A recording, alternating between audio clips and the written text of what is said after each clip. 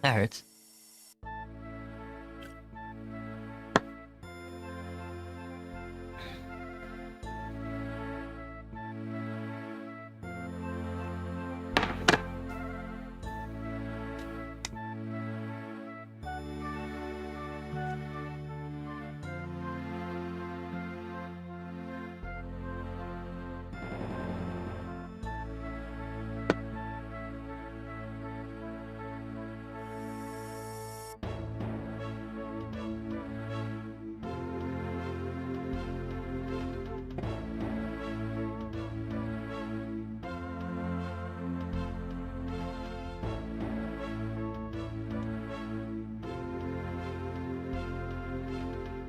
Oh shit! Hello. Oh, I wasn't muted. Okay, my bad.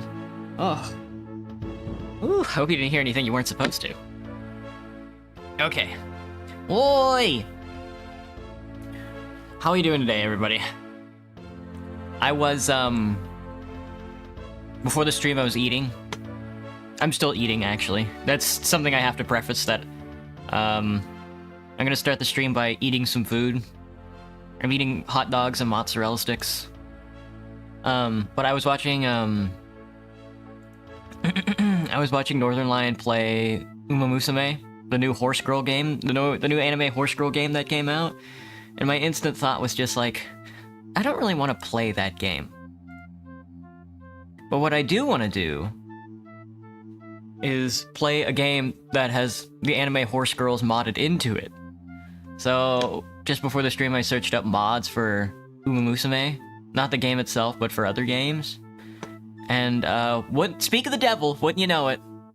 One of the biggest modding scenes for the anime Horse Girls is fucking Resident Evil 4. So, I'm not gonna play that on stream. I'm not gonna make a video. I might make a small video about it, but I'm probably just gonna make a bunch of TikToks where the horse girls are getting eaten by zombies and shooting at other horse girls. Something like that. I thought it'd be funny. Hello, Birdie. Hello, Armor. Hello, Jenny. Hello, Graham. What's cracking? What's up? I'm waiting for the notification. I'm waiting for hours for you to start the stream. I'm very late, apparently. Wow. Hello, Sonata. What's up? What's up? So, bear with me a second. I'm going to... I have too much food on my plate right now, so I'm gonna eat one more hot dog, because I made 3. Because you know when you're, like, making stuff, and then there's just, like... You have, like, one thing left in the package, and you're like, well, I don't really want to leave one thing left in the package to make a separate meal, so I just cooked it. And I'll probably just end up tossing it in the fridge and then microwaving it tomorrow or whatever, so I'm just gonna eat, like, another hot dog, and then another mozzarella stick, and then... Today we're playing some New Arc Line. If you don't know anything about it, neither do I. But I guess it's a new CRPG that is incomplete. I don't know if the main story is complete or not, but I just really feel like cracking into some CRPGs right now. Playing through Enderall, and I'm like, this is fun. The story is mediocre. Divinity 2 is good so far. I wish I were paying a little more attention to the story, but like Divinity 2's story so far is just like, oh, okay, sure. You got like a collar on your neck. That's cool. So we'll see if New Arc Line can stimulate my desire to roleplay out Right Bastard.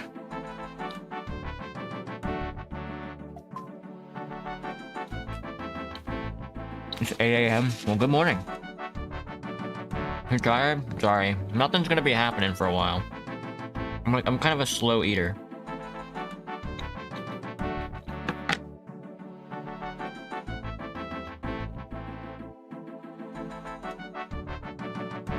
Have you guys played any of that Horse Girl anime game? I saw a little bit of it, and I'm like, this kind of looks boring as hell. I get why people play it, but I'm like, nah, that's not for me. Those weenies, for sure. I'm eating a hot dog. I didn't know what to cook for lunch today, but I was just like, or dinner. I guess this is my dinner. But it's just like, oh, it's almost July 4th. I bought like, the Subway Surfers gameplay. Which game am I playing? Am I playing Minecraft? Am I playing Subway Surfers? Maybe I'm not playing a game at all. Maybe I'm eating a hot dog right now. Who knows?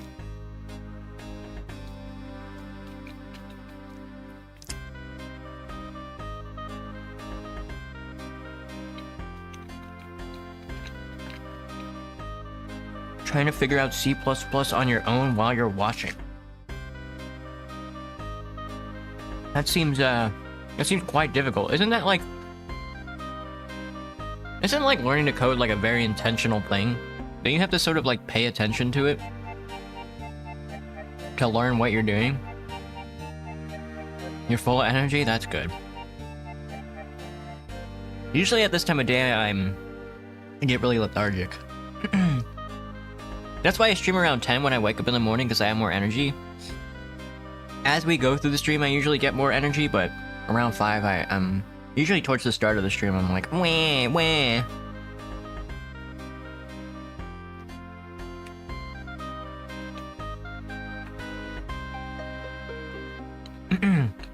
Who's singing and playing guitar while watching? Dang.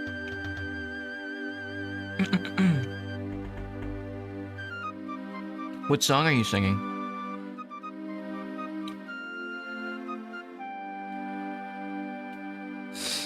I started learning piano when I was a lot younger. I don't know if I told you guys this already, but... Oh, and by a lot younger, I mean like 5 years ago. Because my dad had like an M80 synthesizer, like an M80 Yamaha in his attic, and I was like, you know what, maybe I'll try playing this. And I did learn a couple of songs. I was never good at like music notation or music theory or anything like that, but You can go onto YouTube now and just learn the fingerings of the keys, so... So I learned a couple of songs. I don't remember them now, because I haven't played since then, and I don't have like an instrument anymore, but...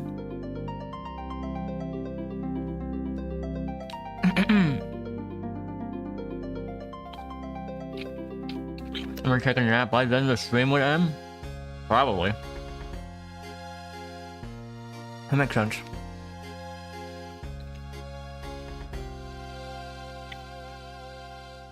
Pictures of you by The Cure. The hurdy-gurdy. That's an instrument? I'm more of a... You know, if I'm learning an instrument, I'm more of like an Aztec death whistle kind of guy.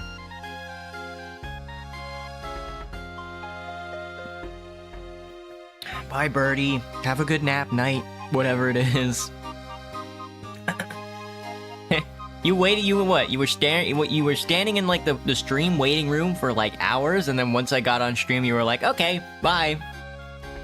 That's honestly kind of funny. Honestly kind of based.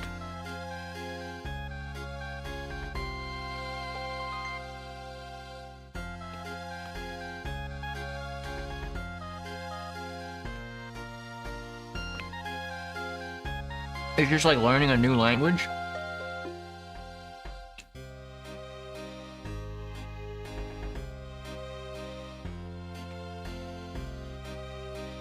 I don't think so. Well, programming languages are very very direct and concise. You tell the computer what to do and it does it pretty much exactly to the letter that you tell it to do it, in the most literal form. Pretty much all languages on the planet are not concise. There's a distinct... The thing with, like, actual, like, human languages is that they kind of... There's, like, a distinct lack of precision in the speaking. You look cool. Thank you, Chromatic Castle. That's a... I mean, you got a cool name, man. Your guys' names is, like, really good. I've always been terrible at names. Like, I've been, you know, I was scrapbooking this fucking Theodore Andromeda name for, like, ever. It took me, like, a full year and a half to think about it. Because I was like, oh, I'm, like, a scientist that goes on space adventures. What, you know, I can't use, like, a... But I'm also, like, the captain of a ship. And I was just like, oh, you know, retro, like, atomic age sci-fi captain name. But, you know, my immediate thought was just like, oh, like, Max Heathrow. You know, captain of the Starliner, or some shit like that. Luke Skywalker.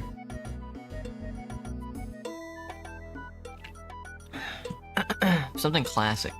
A femboy scientist? I'm not actually a STEM nerd. I didn't actually go to college. I got out of high school and then I became a maid.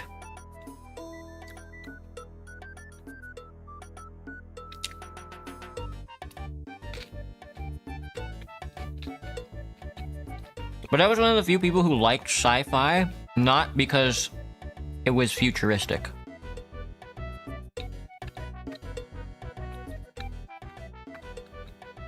I think I still am, to be honest. I like Star Wars because of its political associations and the interesting characters that partake in the universe. Not so much the space lasers and the space swords, and the ships and the grand risk strategy battle game, which I guess makes me a rare character.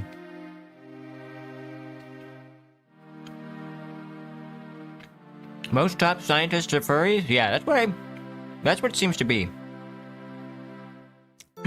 Which makes sense, you know? It's a bunch of fucking nerds,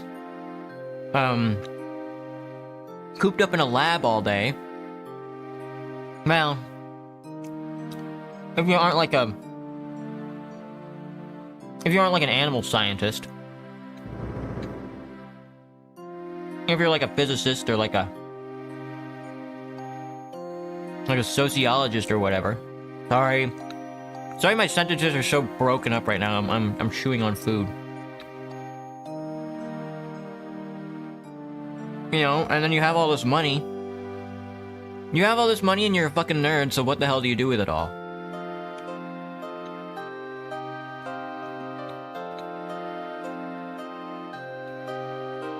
You buy like a fursuit.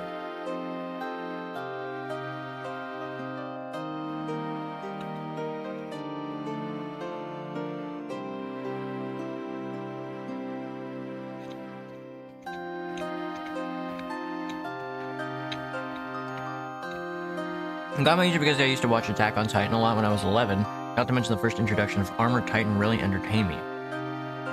I see.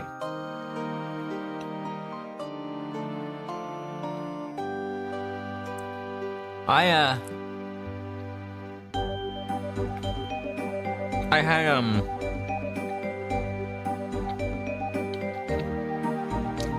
I was like, I want like a cute VTuber. Well, what's a good name for a cute male VTuber? Oh, Theodore. That's a pretty cute name.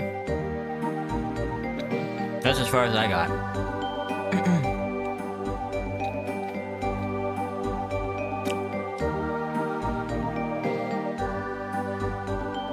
It was gonna be Theodore Gemini. Because I'm a Gemini.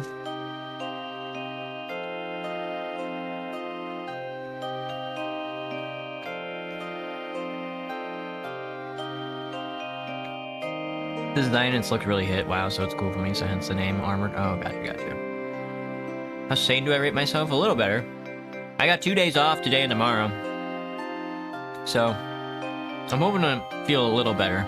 Because July 4th is on Friday, and I close that day. Yay! And then, for the next couple of weekends, I'm gonna be closing. I have like all night shifts. I have like all 7.5-hour night shifts. From like 3 to 10:30, it sucks. Cause they brought in a bunch of new people because one of the Whole Foods in Seattle closed down, so a bunch of their workers came to us, but their store closed down a lot earlier and opened a lot later, so they're not to get them used to the store, they're having them close down later or close down earlier. They're keeping their time, so none of the new people that we get are doing anything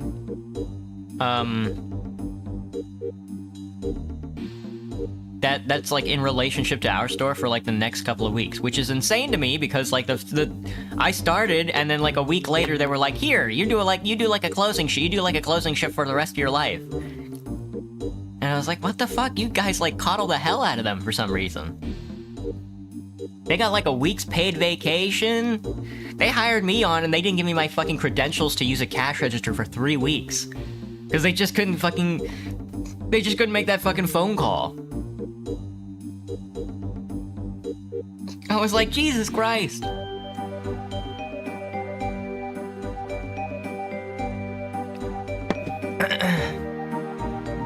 Anyway, that's me complaining about my work. My model is Sickly Cool. Well, Rat Boy is a cool name. Sickly Cool.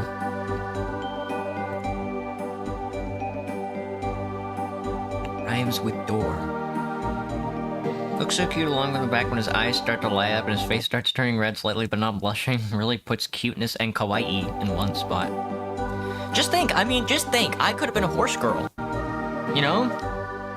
Would you guys prefer this or a horse girl? Male, you mean femboy. 3 weeks? Yeah, that's what I fucking said. I was like, damn, you guys gonna give me like... You guys gonna let me operate a register? Because by that time, I pretty much knew how to operate a register. I just needed somebody else to log in for me. My first introduction to Theo, I was confused because I never watched the Yeah, it seems. I bet you. I'm pretty sure. Like most of the people who stick around on my channel, I think, are probably from me playing TF2. I tell you guys I play TF2 every week, and you're like, yes, I'm excited. I'm excited. I don't know why the video is lagging. Should it be doing that? Subway Surfers is also lagging. My model isn't lagging, it's just the video player is. That's kind of funny. But it's funny because it's like a local... What is happening? He's hacking. Anyway. Benefits of working at home? Oh, I wish I had a home job. Suggested me completely randomly on YouTube. Inside my top 1 favorite and most detailed VTuber models. Oh yeah? You think so? Well, before this, I was a cat wizard. For my stand-in model. Like, back in January. Maybe they're fighting for internet? That's wild to me, because it's literally running off my server right now. Didn't go to work today because it rains heavily, so I just use that as an excuse. I gotcha. Anyway, I got one more hot dog. I'm not gonna eat this fucking thing, because 2 hot dogs is too many. Alright, it's time to play some Vidwagio games. You guys ever play a Vidwagio game before?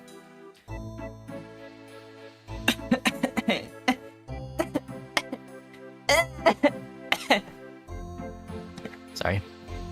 Let me see. Anyway, I linked it in the Discord about, like, that Umamuse mod for... Because you can replace both, your character and Jill with, like, Umamuse horse girls. So, you eat, like, 5 to 6 hot dogs in one sitting, Seth? Jesus. I could never. I ate 1 hot dog, and I was like, okay, well, maybe this might be a little too much for me.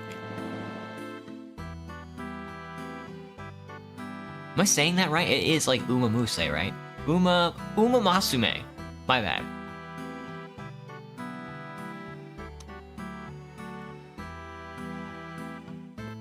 And then you can replace... Leon. You can replace Leon with some of the horse girls, and then you can replace Ashley with some of the horse girls. Yeah. You can also replace all the mercenaries, but that's in a different game mode. Modified 4 versions, Leon, Ashley, Ada, and Wesker. You can replace Wesker with one of the horse girls? Okay. Shit, I might have to play the whole game then.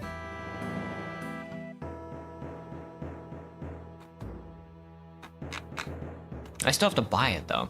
I've bought games just for jokes. So many, like so much now. I bought so many games just as like one-off jokes. This is like Dark Souls 3, I bought Dark Souls 1 Remastered so we can stream it like next week when I get all the mods installed. That might just be a one-off stream. And it's gonna look like shit. And it was like a $20 game. I was like, fuck. All this for one little joke? Sugar apple in stock? Interesting. Oh shit, it's Megumin. I loved you in your maid dress, by the way. The background music's so chill. Me when I play RuneScape. Wow, this music is really good. Oh, I see what's happening. My Steam was downloading updates and stuff. What are we playing? Where am I? New Arc Line. It's another CRPG. Sorry, lads. I hope you like it when I hope you like it when we're looking from God's view. And I'm clicking on my little models, and I'm playing with my little dolls on the screen. I hope you're okay with that. Delayed stream was oddly convenient now, just finishing off some tea. What do you mean delayed stream? Like 2 minutes? Oh no, eating. I see. I see, Graham. I see what you're saying. One must commit to the bit in order to make the joke worth it. That's true. In a way. Anyway, I forgot how long... I don't know. I was not expecting... So far, Enderal has been a very long game. I was not expecting it to be this long. It's like, we're like, I don't know. Why do... It's just a little mod! It's just a mod! Why is it so long? Why do new games have to be so long, man? I just kind of want to play a game and make like a little video and stick all my funny jokes in it and then move on. I get really bored doing like one thing over and over again. I hate it. I hate how bored I get. Womp, womp, womp. Maybe I make a video and then come back later. I don't know. I'd like to finish. See, I have like a short attention span, but then I like to finish stuff. It's like, it's bad. Hello, Fran. What's up? Yeah, Grandma's Brazilian. You remember walking on your cousin Kamari dancing in a short anime maid dress in 2020, recording himself in a video. I have that memory stuck in my brain. Wow. Wow. One of my coworkers, One of my coworkers is leaving back to Russia. They're Russian, and they came over to America. Not sure why, but they're going back to Russia because rent here is expensive. They finally worked up the guts to tell me their opinion on my, Oh my god, that might be kind of loud. Oh, that's loud in my ear.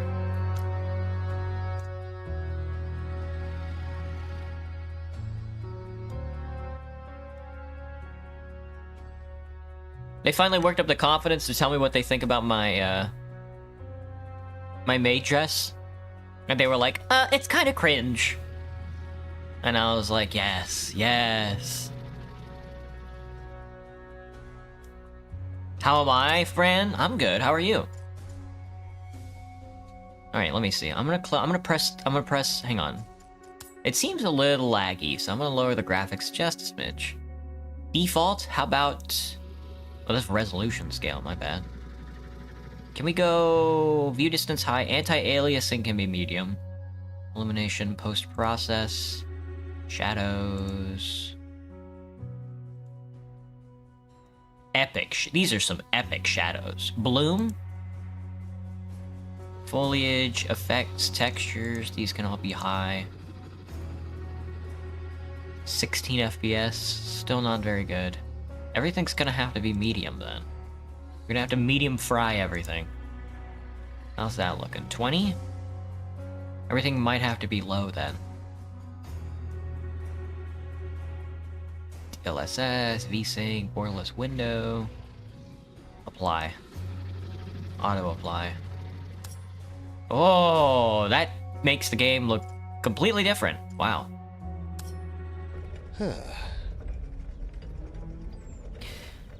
Pretty bored, just finished culinary class. Made French food today because today's country was France. Tomorrow is Ecuador. Oh. You're bored because you're cooking French food, or you're bored because you're not cooking French food? Both of those have extreme connotations. My favorite animal? You. Rat boy, you. It's you.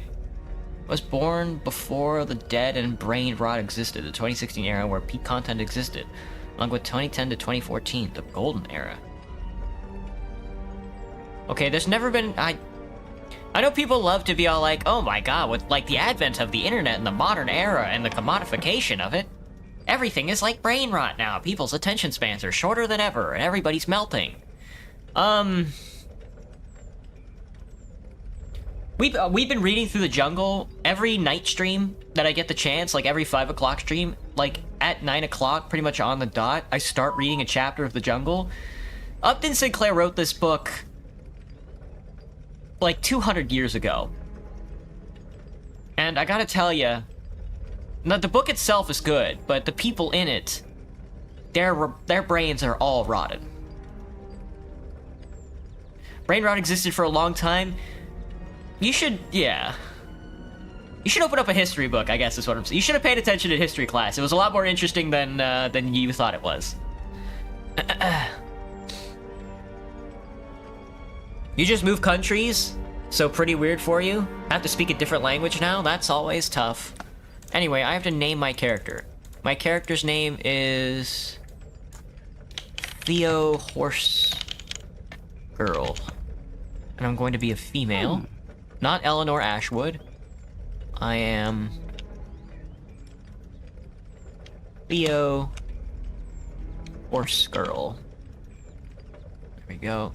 Indeed, big man. Indeed, big man. We need to finish this before he recovers his strength. Damn. Bam. What a voice. What a voice. Meow. I don't feel too good, sadly. Have skipped stream. Gotcha, boring person. Well, get better. Have a good night. Back then it was actually more funny. I don't know. I see what you're saying. Am I on Twitch? I am. I'm on Twitch and YouTube, Fran. Well, that's interesting. Back then it was more funny, I guess. You know, reading... I mean, I guess if you read, like... I haven't read Minima Moralia, but I think if you read Minima Moralia, I think that would be, like, the essence of it, is that all the brain rot in the past would be a little more funny. We could be a human, or we could be an elf. We're definitely elf-coded. They have more dex, less strength. Humans have flat stats. This game is an early access. I'm not sure how early access it is, but it feels very early access right now, seeing as how there's only 2 species, and I think there's only like 3 classes or some shit like that. Now that's British. Hello, Jeb. Alright, my friends, I'ma heff out. I'ma cook dinner. I hope your stream goes well. Gotcha, Fran. Have a good rest of your night.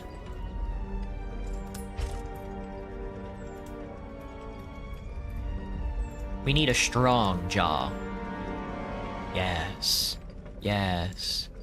Pale white skin. Bye, Fran. Dude, yes, it's the MILF. I want one of these. I'm growing out my hair to have one of these MILF braids. Where you tie it off in the back and then... where you tie it off at the bottom and then you throw it around your shoulder. So we have to do that. So that's what we're gonna use. Why wouldn't we? Hair color, of course, is going to be dark. Lip color, of course, is going to be blue. Just kidding. Dude, low graphics looks like garbage. Eye color... green? Light green? Tattoo. Dang! Dude, yeah! Cyan lightning bolts? You can barely see it. In green lightning bolts? Perfect. We really are an elf. I'm elf posting. No scars, that's Krungo. I need a portrait. Perfect. Last time. I hate this autocorrect.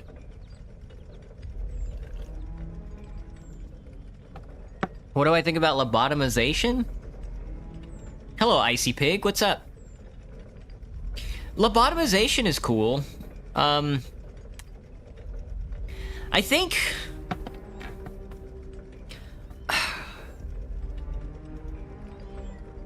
I think the system we live in always tries to sort of move in that direction because, like, a lobotomized subject sort of makes for like a good worker, you know?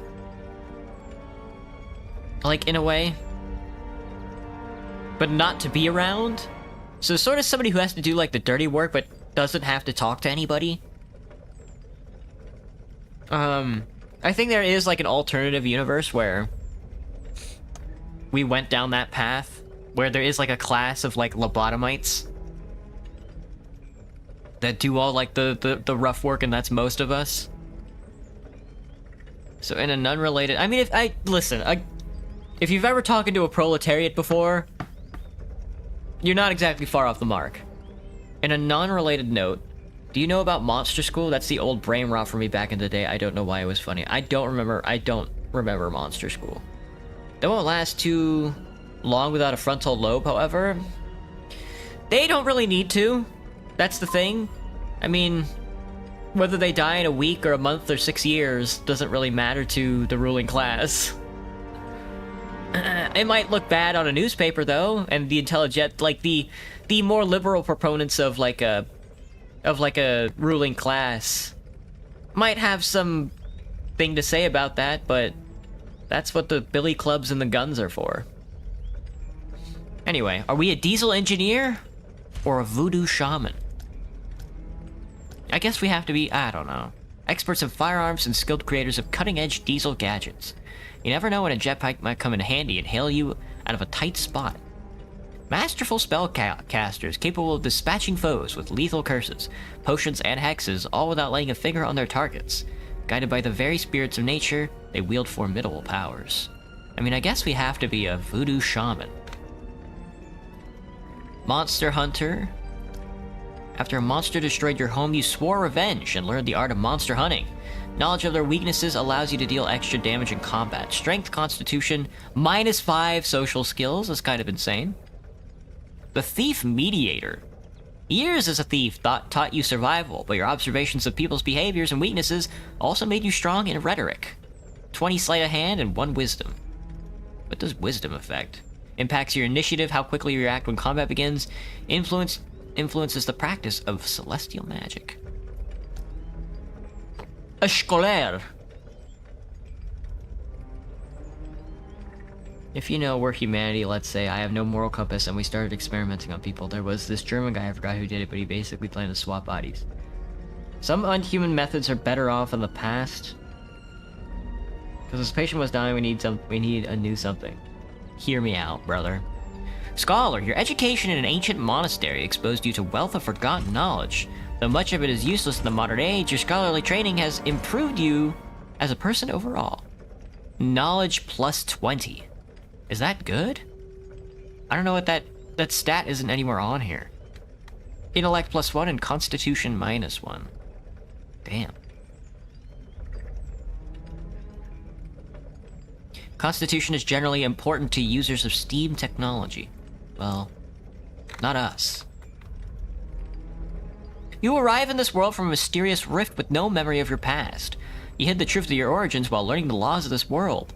Your magic is stronger and you get more magical cards from portals, but your debt in this world grows faster. Debt? What do you mean debt? Do we start with like a loan?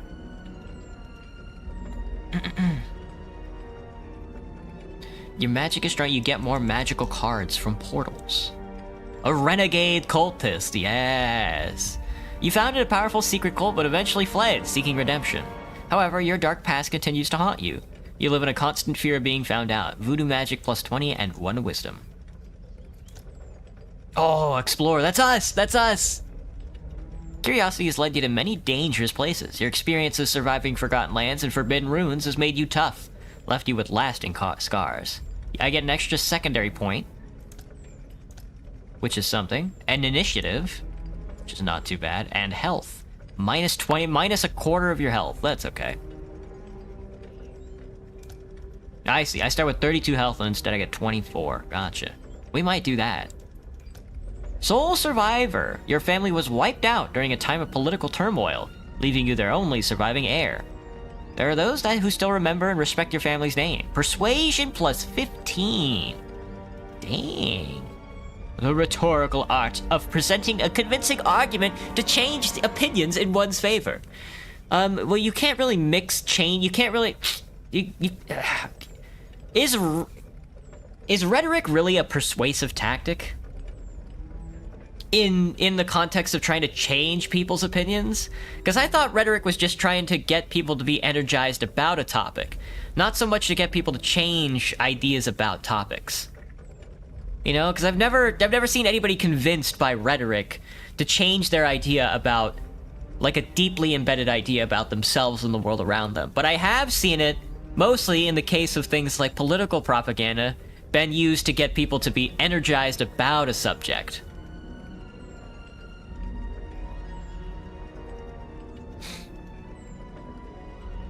Now, charm, charming somebody's a bit of a different one, yeah.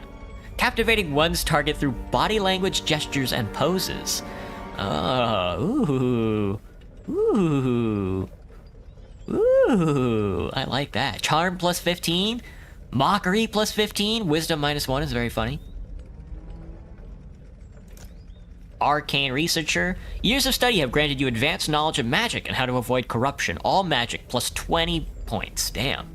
However, so much time spent alone has left you with poor communication skills. Persuasion minus 10 down to 5. And then we're back to... I'm gonna go Explorer. Yeah.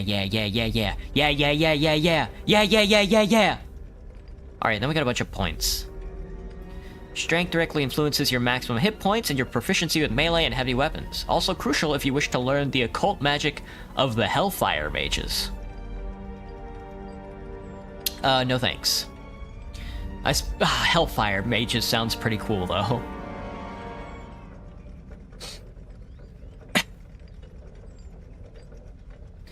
Hi, have I watched Dan the Dan?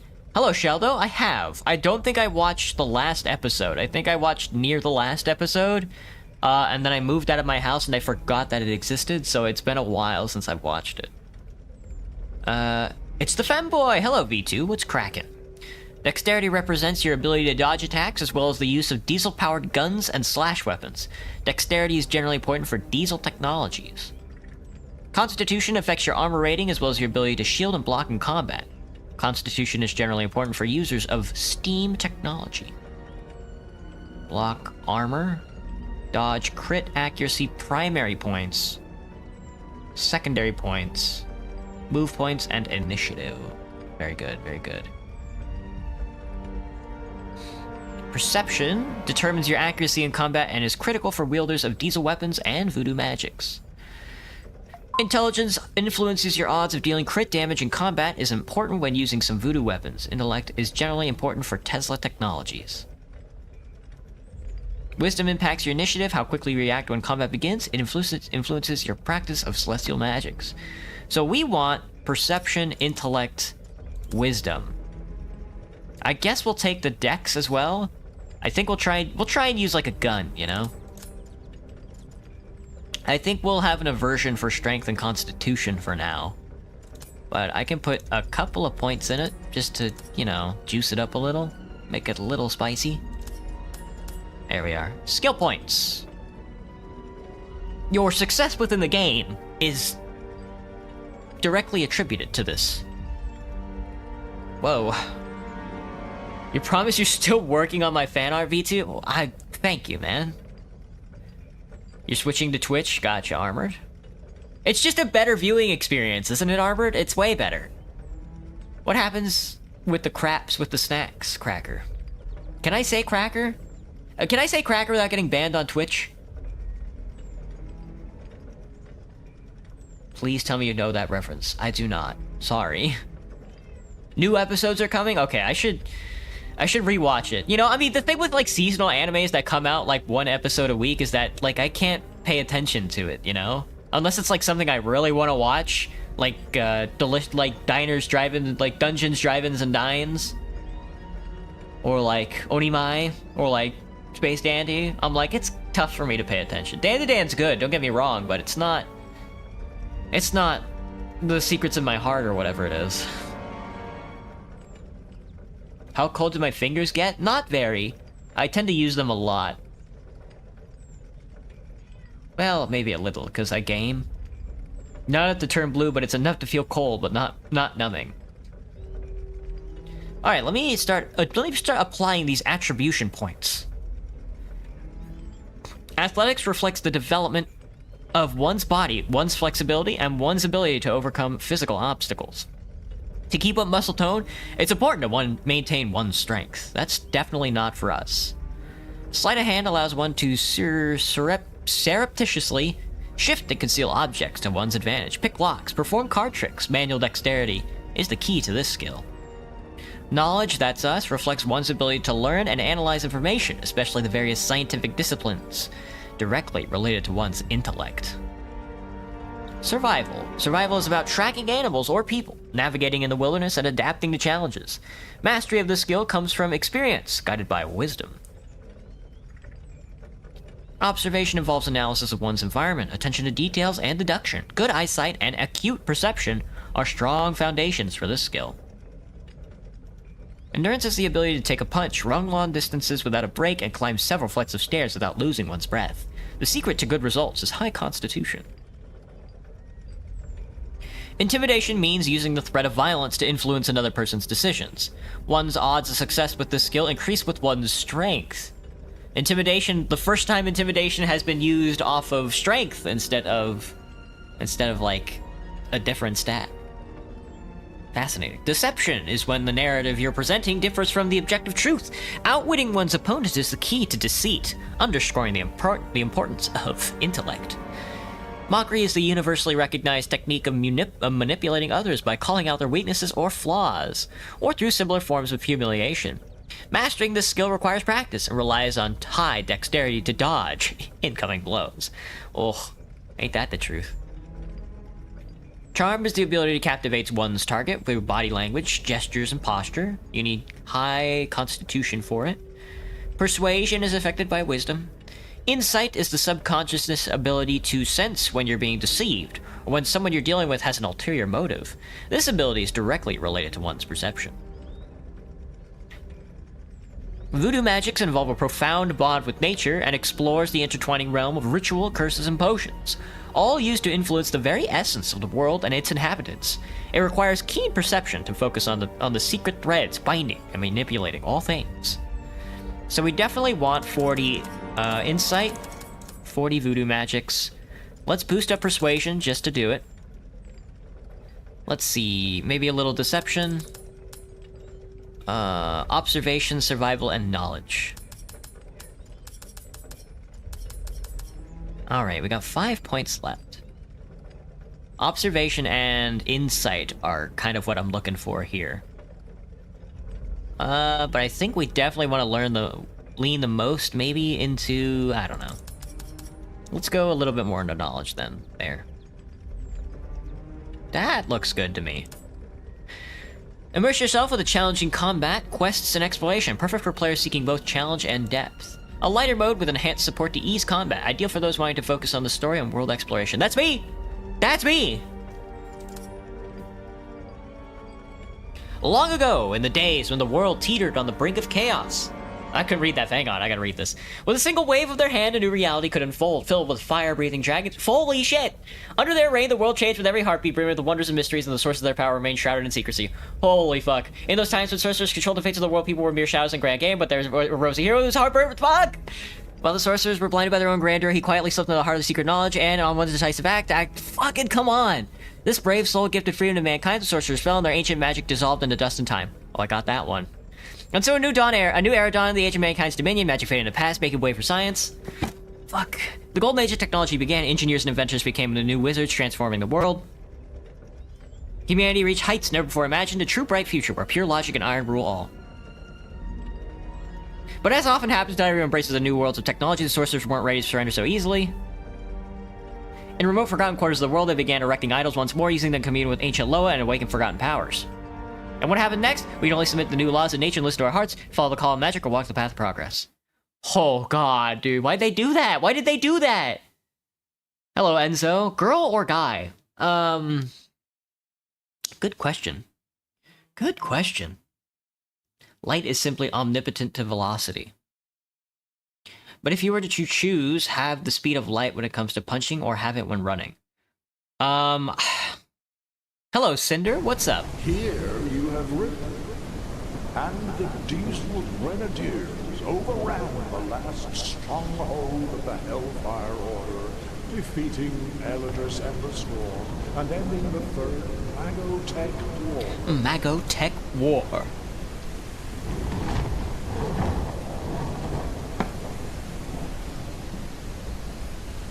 Here we are, half naked. Here we are, half naked, once again. Classic, that's a classic start. Alright, here we go. Welcome to New Arc Line, where the quest updated, where it ends. Yes, we're finally at the end of the game. Alright, use left mouse button to move your character. Gotcha. Enter to read. Oh. I see. Does the Alt key reveal all items? It does, very good. The world is crumbling. There's a strong flow of steam blocking the way. Maybe this inconspicuous red valve can fix the issue. So I guess that's where we need to go, so we don't want to go that way. Use this. Well, whoa. Okay, so camera is locked to your character. Good to know. Find a way to get to the other side. Pick up my things. I do need my things. Oh, and by things you mean this bucket? Are you talking about this bucket when you say my things? Fuck. Family ring and big rock. 80 credits, 2 credits, 5 pounds. You can feel the initials. I can feel the initials. Put your ring on, girl. I can't equip this? No. Can I equip the rock? I cannot equip the rock. Oh my god, this game is so unoptimized. It's so laggy. I'm getting 20 FPS. I might have to go all the way down then. But I might be all the way down. Nope. We can go even lower.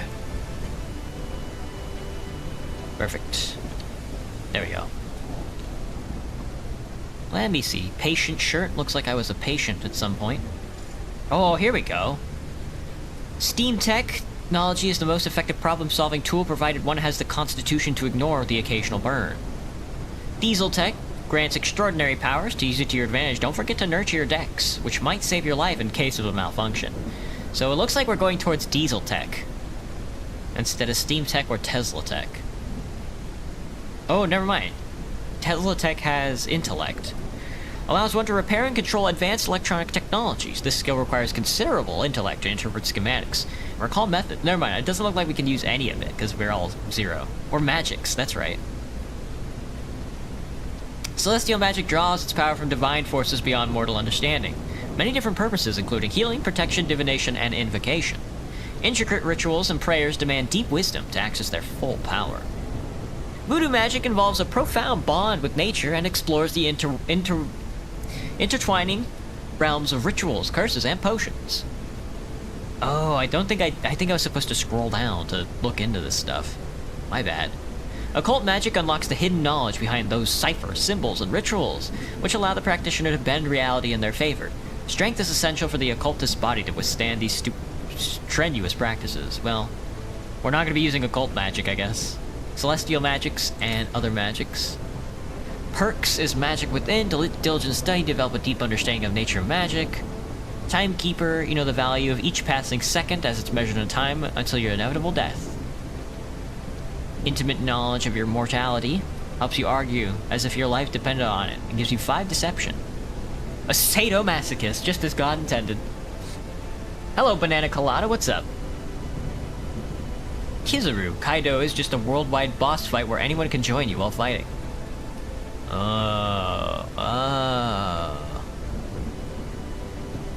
Would not want another A-Train incident.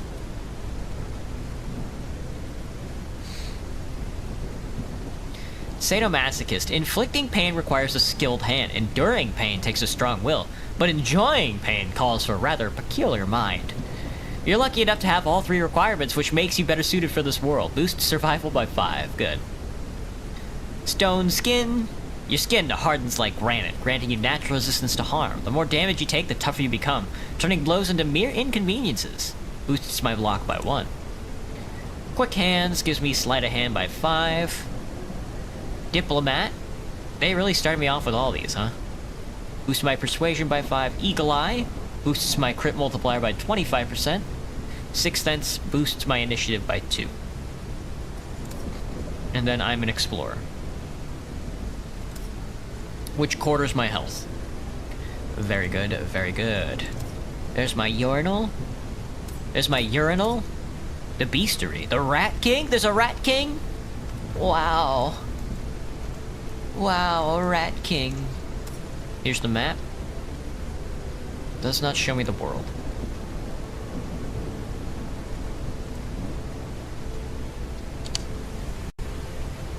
Hello, Mr. Survivor. Oh, a pipe. What does the pipe do? Girl? Oh. Select highlighted objects with the left click. Wire. Pickpocket, sprint, punch, that's me. Opportunity attack, and finger of death. Instantly kills the selected target. Why do I have a insta-kill button? I can punch this guy. The man is rummaging through a pile of debris. He's plainly distressed and is frenzied, digging up his left of his hand's bloody. Whatever. It must be here. Oh, please, it has to be. Can I help you? What are you looking for? My ring. After what happened to my wife, it's all I have left of her. Oh, please, it must be here somewhere. Please, please. He redoubles his effort. You see one of his fingernails snap off before you look away. He didn't even flinch. I did find his ring, but I don't want to give it to him. Can I help you?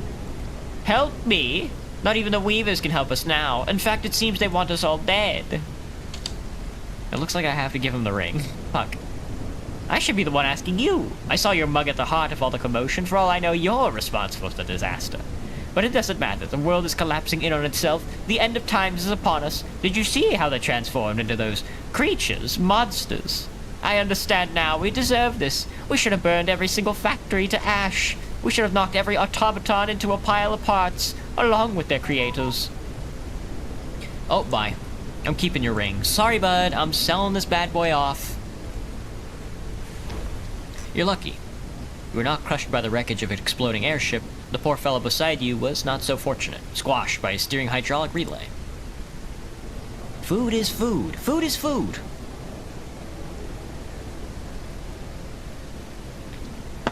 Amazing voice acting. Thank you, Banana Colada. You need to move before anything else falls on you from the crumbling sky. Step by step, you have stopped this madness. You can still do it. Move, try to free the guy from the relay.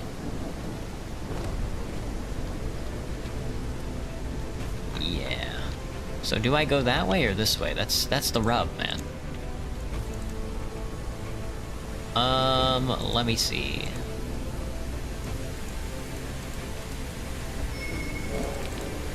Oh, so what a successful observation. You succeeded in test of your skills.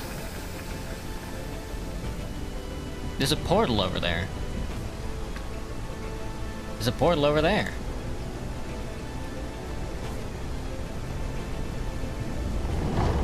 The world is crumbling.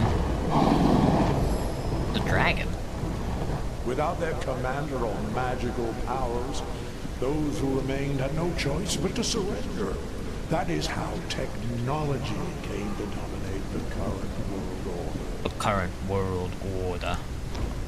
A badly wounded man is crying out in pain. A huge metal rod protrudes from his leg. The pool of blood he lies in is only getting larger. It may already be too late to help him. Every second counts. Am I hallucinating? It seems as though the world itself was coming apart. Then that damn dragon appeared out of nowhere. Are you real? A living person in all this chaos? Please help me. That thing in my leg is killing me. I don't have time for this. If I happen upon someone, I'll send them to help you. What happened here? Oh, I have no clue. There was a bright flash, then something hit me hard. When I came to my senses, this damn metal was already stuck in my leg. Who did this to you? Who fucking cares? I'm bleeding out and I can't move my cursed leg. Please help me. Damn. I don't have time for this. I beg you, don't forget about me. That damn thing hurts like you wouldn't believe. Buddy, I'm gonna forget about you. Oh, she's praying. He's praying. Oh, please, Weaver, save us. We were wrong. We were so wrong. I'll do better. Oh, this guy. Precious little strength remains in the dwarf's trembling arms. He could drop at any moment. His surprised look is quickly replaced by a silent plea for aid. Oh, it's an athletic roll. Roll less or equal to 5. Athletics 15, this person is anxious, minus 10. The dice determines success or failure. Roll 2 10-sided dice to get a number from 1 to 100. Whoa, 1 to 100? Roll your skill test rating or lower to succeed. Rolling higher means failure. I have to roll less or equal to a 5 on a 50-sided dice, on 2 50-sided dice. Holy shit. Alright, buddy. 24. I reach over the handrail, grab onto the dwarf's forearm, and pull with all my might. But I'm not strong enough. The dwarf slips from my grasp. And down he goes.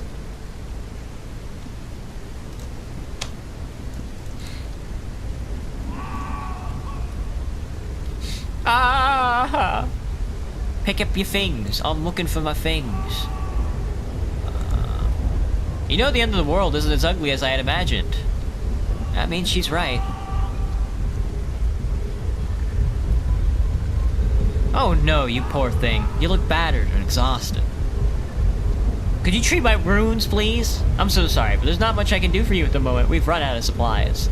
I can tell I'm not thinking straight, and you can see my hands are trembling. Clear signs of shock. I'm in no state to care for anybody.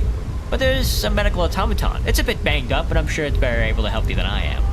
Did you see what happened? Nope, everything was perfectly normal. Then chaos started raining down on us as if the very sky had split open. With all my years of experience, I could do nothing to help those poor souls. No amount of training could prepare you for whatever this horror is. I must leave now. Good, take care! Even steel guys can't hold it. Nice.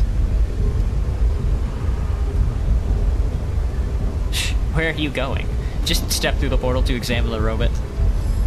Damn, he dead, for real. Environmental skill check. While exploring, you may pee yourself. A broken and worn out medical automaton. It's amazing if it still works. Used for basic medical care.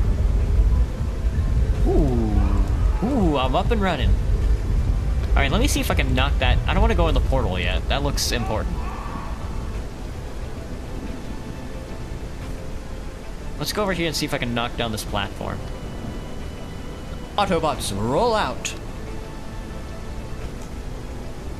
One might be deceived by the apparent weightlessness of this platform, which suggests mobility. But closer scrutiny reveals that it is in fact a section of an airship's deck, fashioned from fortified steel, a load that even the giants could not budge. Okay, well, you've convinced me. Anyway, I'm keeping that guy's ring.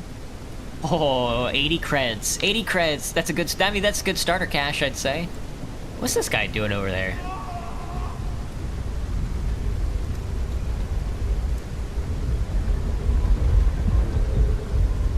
Portal time. All sources of magical power were driven from our world, banished beyond an impenetrable barrier. Now everyone may enjoy a just and untroubled world, Free from magical rulers and their spells. So if I go that way, I think I have to go that way. That looks like where the main quest is. It is kind of a little loud, isn't it?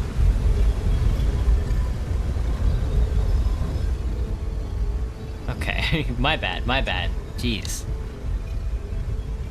What do I like about the Game Boy Advance? The light button, of course. The light button, of course.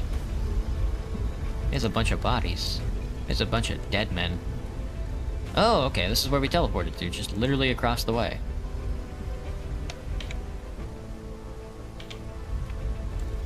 I'm looting. Oh, feather? Brass, saltpeter, delicious. A hallucinogenic mushroom, and a small spring. Even the steel guys can't hold it.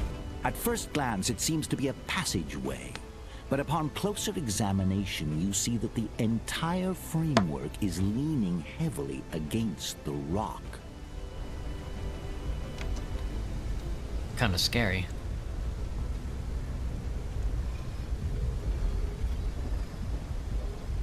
Can you use this? My good ma'am? Can you read this sign? Can you read? The New Ark City, cradle of new civilization, home of endless possibilities, temple of uncompromising progress. Welcome to New Donk City. The people in front of you are bent over and coughing hoarsely. A wisp of smoke here and there tells you some of their clothes are still smoldering. Once you're able to catch their breath, they look dazedly around at their surroundings. Out of the frying pan and into the fire. Your chat's doubled? Skill issue. What happened here? No idea, but I'd bet my left arm it's something to do with the cursed wall. Those damn mages keep on coming back like roaches. The technologists can't seem to finish them off. We reap what we sow. The years and years of spilled blood are now raining down on us. What caused the fire? Who knows? A lot of things in Harrington's lab can go boom. The fire spread like an iron plague. We fought hard to escape. Poor Bill. He wasn't quite quick enough. Well, we survived the fire, but now I feel like going back and the world would be a swifter road than the same end. Take care. Take care, you stupid idiot. You dumb motherfucker. You piss baby. Oh no, oh no. They turned. They all turned. It's that dragon. That guy's dead. That guy's cowering. Skill check and dialogue. Aggressive stranger. It's you, you sick bastard. You couldn't just let us live our lives, could you? Now everyone's dead thanks to you. Stephen, Mary, even little Joe. He was such a bright lad. The least I can do in their memory is cut your throat so you can't harm anyone else. Wasn't my intention to hurt anyone. Go ahead and attack me. See what it gets you.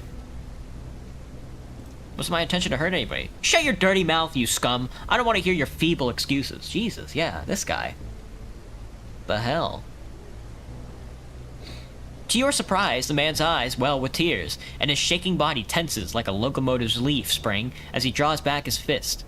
But his jab is awkward and achingly slow. He isn't much of a fighter. Let him hit you? Counter the attack? Fuck. I mean, yeah, let's beat this motherfucker.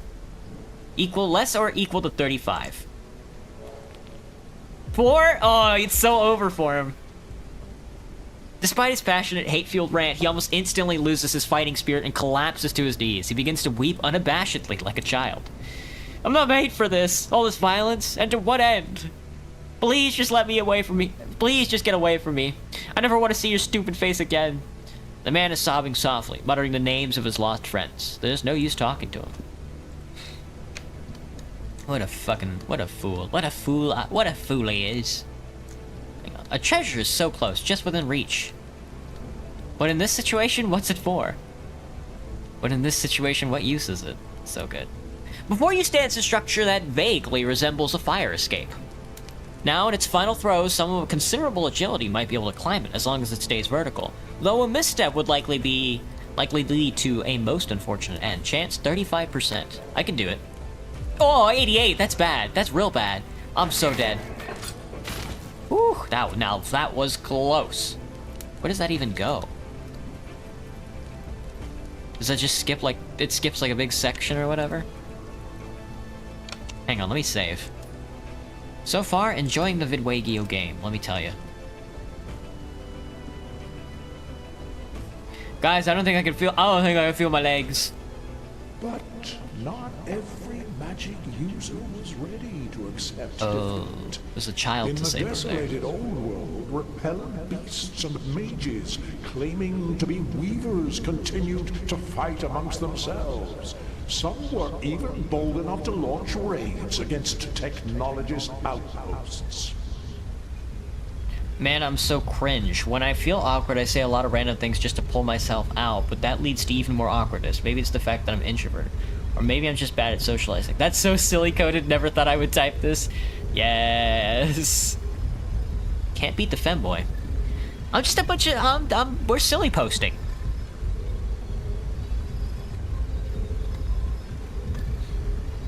I'm silly string posting. Whatever got to them wasn't here to eat, but to mutilate. Oh, we got a murder. We got a murder amongst us. At the end of the world, we got a murderer amongst us. Loot. Steel bars, 1 pound. A bolt, 0 pounds. Classic. Welcome to New Donk City. A medical car. Excuse me, stranger. The pale person on the ground doesn't respond to his brother's calls. He's in dire straits. It seems his time's running out. Please help my little Timmy. He still has so many years ahead of him. Examine the wound. Let me take a look. A fractured bone is sticking out of a torn leg. It seems the bone has damaged a blood vessel because the blood is gashing out in quantities incompatible with life. The victim is in deep shock and ignores everything around him. Every time I see Theo Horse Girl, I'm like, that's me. 55 survival plus 20 joint efforts raise the odds. I'll try to stop the bleeding. 15 easy. You tear a piece of cloth from your attire and apply a secure makeshift bandage around his leg. The bleeding stops and color slowly returns to the man's face. Thank you so much. I'll tell Timmy what you did for him when he recovers. We'll get through this, Tim. Don't worry, Timaeus, we can do it. Oh, see, okay, so you don't have to go all the way over to the portal. You can just climb up this ladder. I don't know why you would want to, but, like, okay. The vehicle's brakes are completely seized. Otherwise, it would have rolled on and crashed long ago. The ignition key is conspicuously absent. Interest. Sorry, what was it? Endurance. Push the car by force. I have a 0% chance of doing that. Or steel bars. Check the brake cylinder. You have steel bars in my inventory. Alright, girl. Let's do it. And away it goes. Good thing I know how cars work. And away it goes. The ongoing clash between mages and technologists was the source of that terrifying disease, the Iron Plague. People began to rust from the outside in, transforming into hideous, decaying iron statues of themselves. Interesting. From here, it all looks beautiful, almost peaceful. So sorry, my dear. I just can't go with you. I'm scared. The corpse of a well-dressed man lies on the cold stone. Got a bullet in the head. For some reigning chaos is an opportunity. Search the corpse. Only a drug prescription for Jerome Glassdoor. All the money was taken. I'm sure some of these details are going to be relevant. When we go back in time, I'm sure some of these details are going to be very relevant.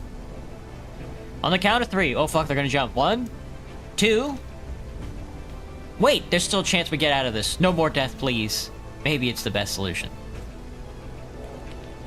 Oh, they're so dead.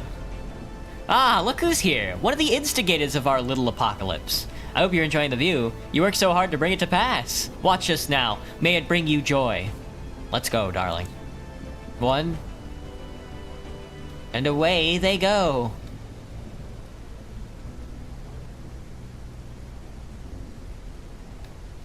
Jeez. Jesus.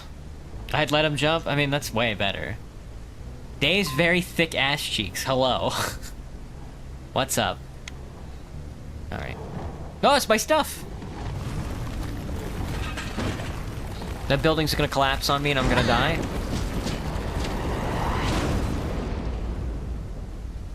And here we are, back in time. Amogus. Just seconds before this happened.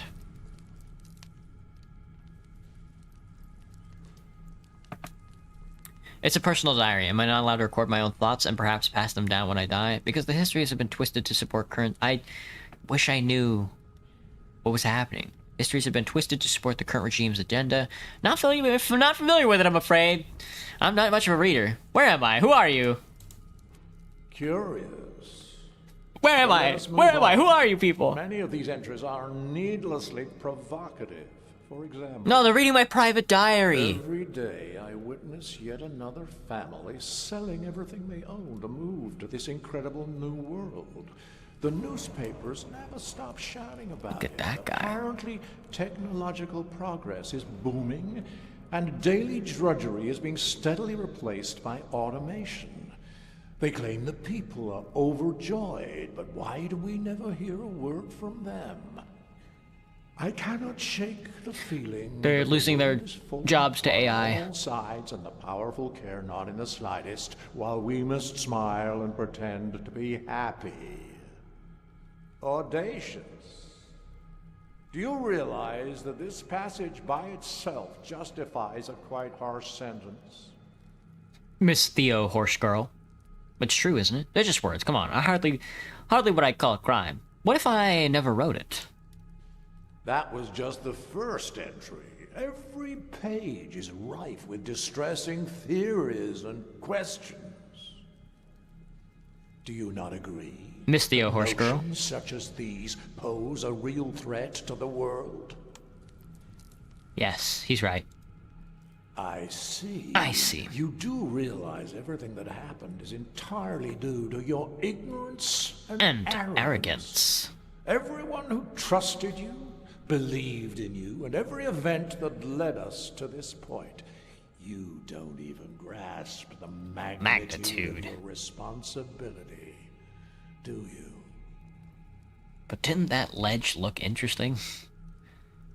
I can still fix everything. Wait, this is all misunderstanding. I do, and I wouldn't have done things any other way. I can still fix everything. Each one of these notes perfectly illustrates your insistence on meddling in matters which do not concern you. Let's read another one, shall we? Right here. Something weird is happening over there. I can feel it. Everyone's talking about folks going missing, and what of that deranged dwarf who was shouting about experiments? Even if a word of it is true, I shudder to think what's become of those people. My people. My people. Oh, fuck. However distasteful I find this, we must proceed. Here is some of the reasoning, if Such a word, even applies. behind your conclusions. Interesting. Stop. Let me speak. Who the hell are you? Stick your nose in my personal papers. Let me speak. The human let me be clear. mind functions in curious ways. If a problem doesn't directly affect us, we tend to think ourselves immune. But as I see the Iron Plague continue to spread all around me, it feels like a noose tightening around my neck. Chill, girl. Helen, my first love, died a few weeks ago. I don't know what to make of that. Her parents will not visit her grave. They're that afraid of getting infected. Uncle Victor hasn't spoken in over a week. His skin has turned to a flaky, oxidized crust, and his breathing is labored. I don't know how long he'll last. I hope for a miracle, but they seem increasingly rare these days. Even now, I can hear the metallic rattle of Aunt Hilda's joints. She keeps on smiling, even as the Iron Plague devours her without respite or mercy. All I can do is pray the disease doesn't take them all. Jesus. If there's any chance to save them from this awful death, I'll take it, no matter the cost. They raised me, after all. I can't stand by and do nothing. I can't stand by and do nothing. I had to at least do something. Hey, I want my notes back. Hey, give me my notes back. Silence! Oh, what about this one?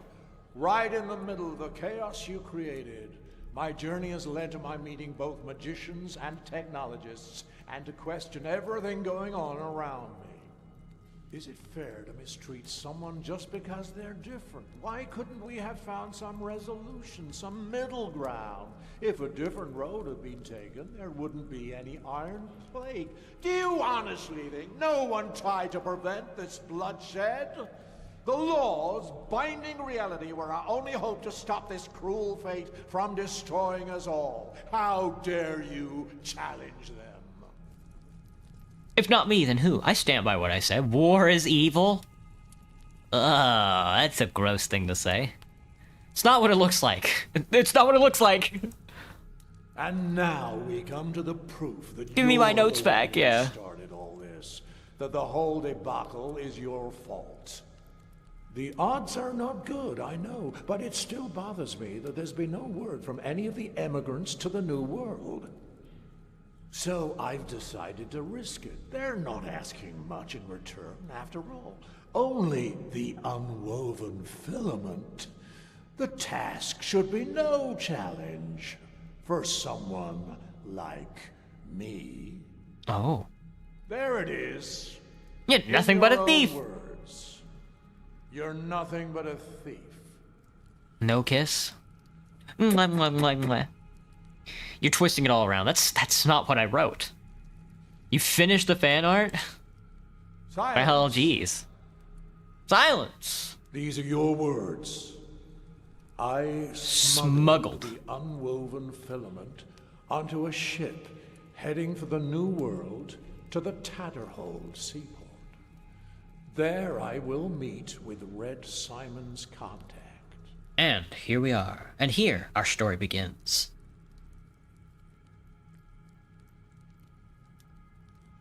Oh. What game crashed? You'll post it on YouTube and tag me. I see. What should we do, guys? The game crashed. Just kidding.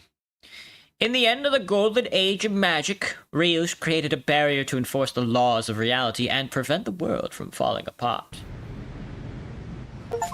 A few months earlier, prologue complete. Road full of serious challenges is still ahead. Oh. The interminable voyage from the old world is finally over, and the relentless seasickness has at last slackened its grip.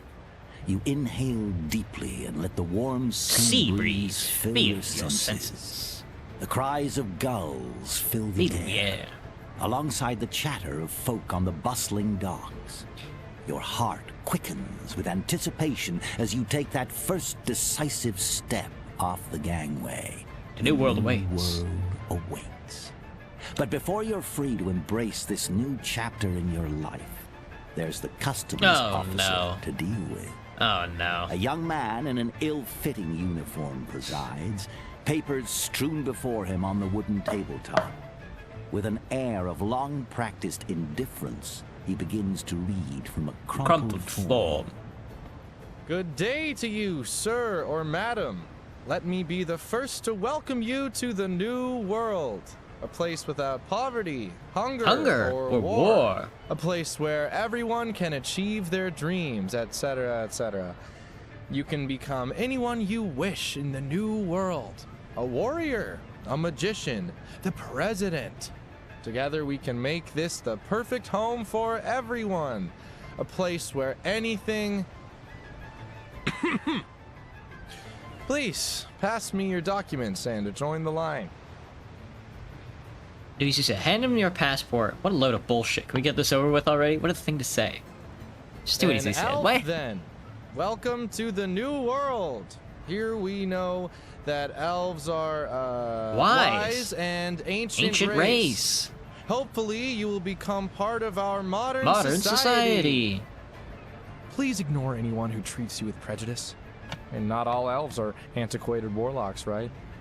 I am. Please step forward for a customs check. We need to make sure you're not carrying anything illegal. Oh, hang on.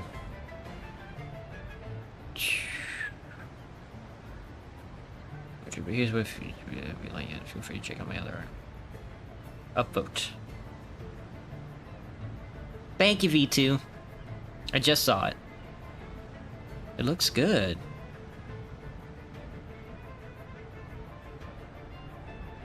Adorbs. I gotta get another drink. Be right back. I didn't know I was gonna be speaking so much.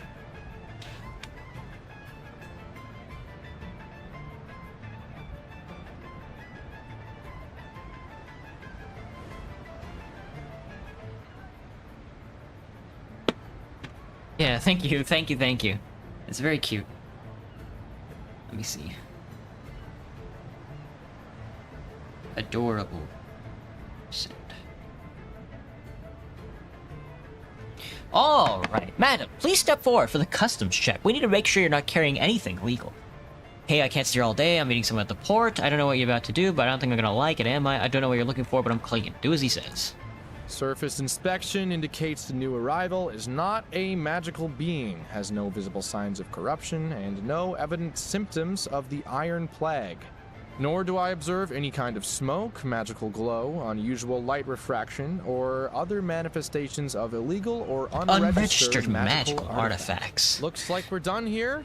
Head on through, and good luck in the new world. Don't break the law and don't join any magical terrorist organizations. Have a good day. That's my immediate thought. Seeing this place, my immediate thought was just like, oh, we should explode this new world. We should be destroying it. You know?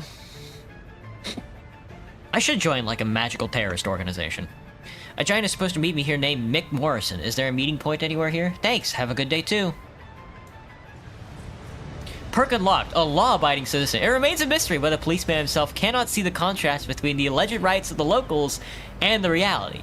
The urge to laugh at what you have heard puts you in a playful mood. Your mockery increases by 5. Very good, very good. Here we are in the new world. Welcome to the new world. I've got. They gave me the fucking Harry Dubois. They gave me the Harry Dubois W Freighter outfit. I got $30. So they are just dollars. That's very funny. Traveler's View. I have 0 corruption. Mage corruption. Mage can gain corruption points when casting spells in combat or using a magic skill check. When the corruption reaches a certain mark, the mage enters corruption tier and chooses the corruption feature of the stage. Corruption points can be healed by items. Corruption tiers are healed through unique interactions. The cost of the spell is determined at the time of the cast. If the cost is higher than the current level of mana in the region, the mage will receive a point of corruption. The mage does not gain corruption points if he uses a spell of a lower level than his current corruption tier. If the player uses a card within the cost higher than the current level of mana in the region, the mage will receive a corruption point. Alright, so first I have to figure out what corruption actually does, but apparently it's something we definitely want to do.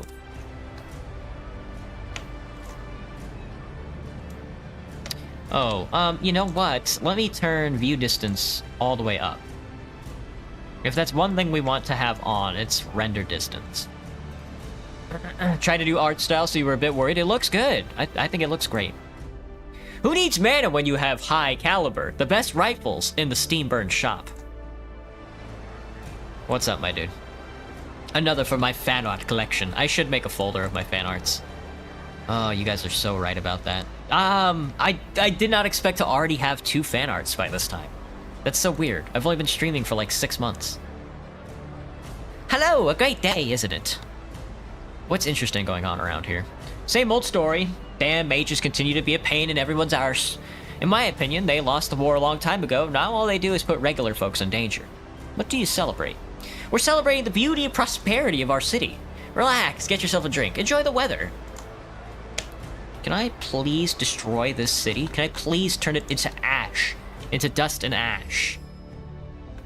The current task and objective in the mini-map in the top right corner of the screen. Press M to open the map. Me, my party member, quests, NPCs, and shops. No world map, huh? Gotcha. Talk, loot. I like the looting part rather than the talk. We're looting people's suitcases. Yes. Would I create a plague? You bet your sweet ass I would. I mean, if you put me in like a Chinese wet market or like an American like American corporate like biological facility, I'm creating the plague. Like as fast as I can. I don't know anything about biology, I don't know anything about that, but if you put me in that scenario, I'm making the plague. A generous amount of breadcrumbs are scattered on the pier, and a fish is peeking out of the water. It reminds you of a cat hovering around a man cutting fish in his kitchen. Throw it some bread. Of course we throw the fish the breadcrumbs, right? Of course. As you're about to throw a handful of breadcrumbs, the fish leaps out of the water and snatches the food from your hand in an exquisite pirouette. Throw more. Try to catch the fish? No, keep throwing food. Again, the fish jumps up to gobble the breadcrumbs. Did it wave at you with one small fin, or was it a trick of the light? In any case, this looks like the beginning of a wonderful friendship. Yes. Hello, Toga. What's up? The fish shows itself once more. Its scales glint prettily into the light. Again and again. You could do this all day. And again. I'm not catching. It's strange. This is strange. I better leave. As you turn to leave, you spy something fly up from the water and directly at you. By reflex, you catch the mysterious item. You open your fist and discover a pearl. Yes, dude. 50 coupons for a pearl? Oh, 25 for a rough one, but 50 for a regular one. Ooh, I can't wait to see. Oh, I hope that I hope that fish makes a comeback.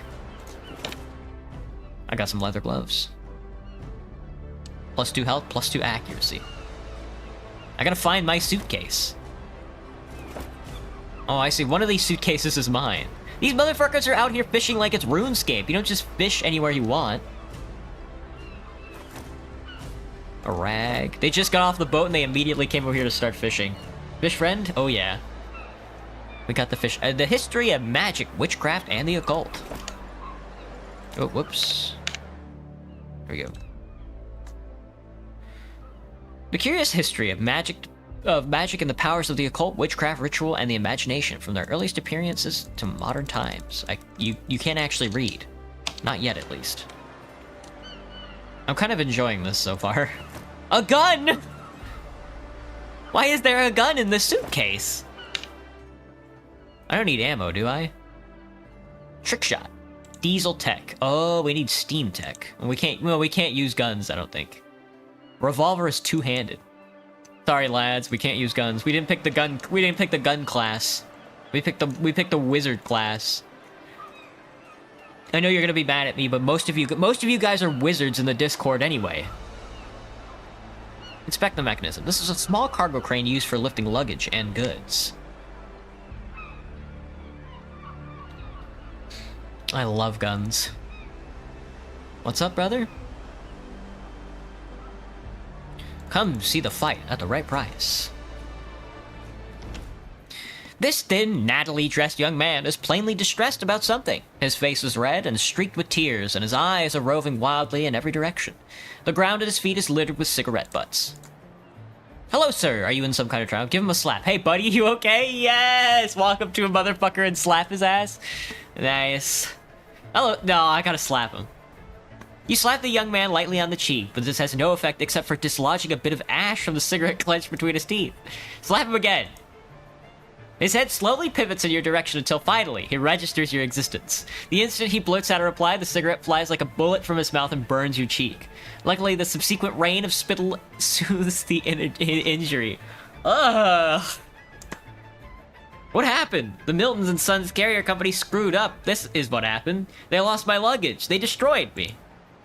I carried that fucking suitcase 8,000 kilometers to claim my goddamn inheritance. To get my money, I had to present a family heirloom as proof of my identity. And it was in that way, it was in that very same fucking suitcase. But of course, you can't bring it down the gangway yourself. Why not? Because it could hit another passenger. Now they're telling me the fucking insurance company will reimburse me. Morons. Damn, they swear like a sailor in this game, man. They swear like I do. Ooh, observation, that's us. If this thing is so important to you, why didn't you get a hold of your hands instead of using a suitcase? I failed. The veins in his neck and forehead visibly swell, and his already loud voice burgeons into a hysterical shriek. Because I didn't think those assholes would lose it. Anyway, how was I going to carry it with my hands for 8,000 fucking kilometers? Can you describe the heirloom? Perhaps I can find it for you. After a quick look around, he gazes past your shoulder rather than meet your eyes. When he answers you, his voice drops to a whisper. I have absolutely zero interest in the circumstances under which you might find it, but if you do, I promise I'll reward you. It's an ornately engraved piece of wood. Okay, gotcha. From the very beginning. Find Michael Morenstein, find your suitcase. Where it ends. It's not a secondary quest. Buddy, if I find your suitcase, I'm gonna open it up. Have you seen a giant by the name of I'm sorry, I haven't seen any giants. Have you seen a giant by the name of Cocksucker? I need to speak with him. Have you seen it? Shh, shush, shush, shush, shush, shush. Shush, shush, shush. Visit Newark, the capital city and the technological pearl of the Free States.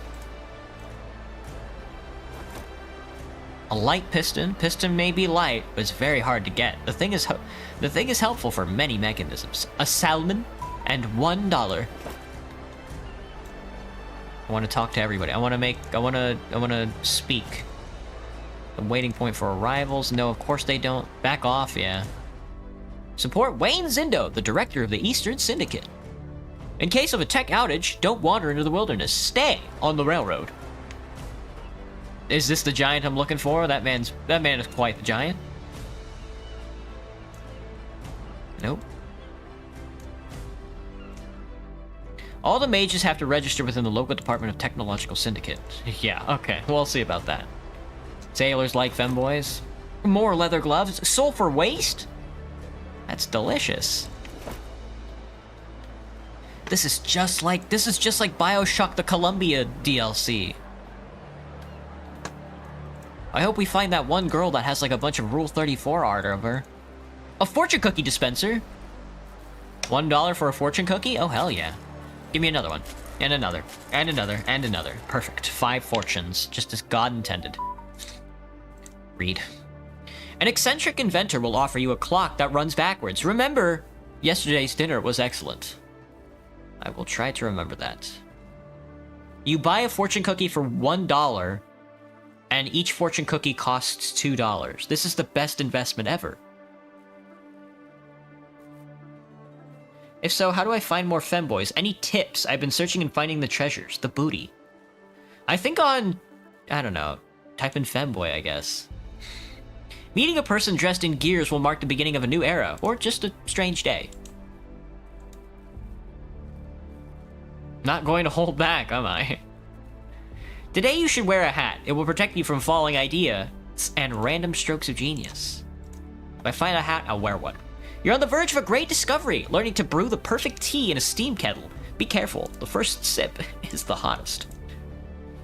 Don't think you can find the meaning of life in mechanical devices, but if you do, don't forget to patent it. If you do, don't forget to shit your pants. Fuck, they only let me buy like... They gave me $1 back? Bastards. You can only buy, 4, 5, 6, 7... You can only buy 8 fortune cookies. Learn to appreciate the rust on your mechanisms. It's just a sign of wisdom and experience and a bit of laziness. Leave out a Monster energy drink, mainly white, and IKEA shark, and they'll start appearing. Your Gibster gets it. Time is illusion. Time is an illusion, especially when your clock is broken. I'm a fanboy and I don't drink. I neither drink Monster, nor do I own very many plushies. I have a Sarah Hoishikawa second generation puppet. And hello Fran, welcome back. And I have 2 spy crabs. Don't forget that every screw and gear in your life plays its role, even if sometimes they whistle and creak. I mean, the theory still holds up though, even though I'm just an exception. An empty bottle of booze? It's so over. Have you seen a giant that goes by the name Stupid Butt? The Newark Lines. We create bridges through the wilderness. Let's keep the new world connected. Let's keep America connected. The Newark Lines, also known as Amtrak. All the majors yeah, sorry, we read that one. I need to talk to this tiny boy. The Newark Lines! Fuck, of course it is. Unveiling tomorrow, insights and innovation shaping our world. The daily newspaper. Buddy, that's easy money. The recent rapid growth in the production of automatons has provoked a decrease in the shortage of resources. This provoked massive layoffs, but according to the syndicate's assurances, the surplus of goods is now available to anyone for a penny. Make your capital today. Food still cooking? Wait, I'm from Newark? No, sorry. I'm from San Antonio. Here I am struggling. I'm a fool for not knowing this sooner. Yeah. The doctor turned out to be a butcher. Short hot news. Me too. I'm kind of like a short hot news. You're from Newark? Newark is in Jersey, right? You moved countries though? Oh. The medical community is in shock. A doctor who claimed to have a remedy for the Iron Plague took out extra organs during surgeries and sold them on the black market. The illicit network has been uncovered with arrests and investigations in progress. The licensing institution of the doctor will be examined for any involvement. You speak a whole different language now. Where are you originally from, Fran? Mass poisoning by faulty alcohol. Breaking news! The number of cases of poisoning with low-quality alcohol is growing in the capital. The production source is still unknown. The fight against illegal production is gaining relevance, and the people are sounding the alarm. Residents should stay alert and verify the origin of drinks. Watch out for risky forgeries. You're from America, but you're bilingual, like fluent, so you moved to Ecuador. Wow. That's quite the jump. From Newark to Ecuador. First year here. How you like in Ecuador? Would you make a balloon out of a pig's stomach? Oh yeah, I sure would. What kind of question is that? Spanish new. Oh, I see. It's alright. Gotcha. Train stopped running from Tatterhole. The transportation network in Tatterhold is completely paralyzed. Trains do not run from the city. Panic is settling in among the local population and visitors are unable to travel to other cities. The mysteries of the collapse needs to be investigated and Director Zindo has gone in the front lines. The local plant has doubled its production. Good news! A local automation factory has increased production twofold. The items are top-notch, pledging even more groundbreaking features. The demand is rising and the factory is gearing up for an automation revolution. Workers are upset and concerned about their jobs. Me too, man. Me too. Me too. Me too. Oh, another fortune cookie machine? Nope. It's over. Excuse me, good sir. Excuse me, good sir. No, I read that sign already. Talk to that guy. The freshest fish from the cleanest waters. I failed an observation. Fail 3 skill checks in a row, but don't be sad it happens. That's the guy I'm looking for, I think. Feeling lucky, folks? Place your bets on Michael Mortensen. Odds are 5-1 against. You're certain that fellow holding the Crimson Arrow sign just announced the very person you're supposed to meet on the docks? Gambling. Talk to Michael Mortensen. Yeah. What's interesting going on here at the Blue Crabs? Oh, Blue Crabs. As for me, a total vanity fair, but the food is good, and who am I to say no for a free theatrical play to watch? What do you celebrate? Celebration? To me, it all looks like a prime opportunity to catch the Iron Plague. Why have I even come here? Why have I even come here? Or steal? Hang on. This looks convincing.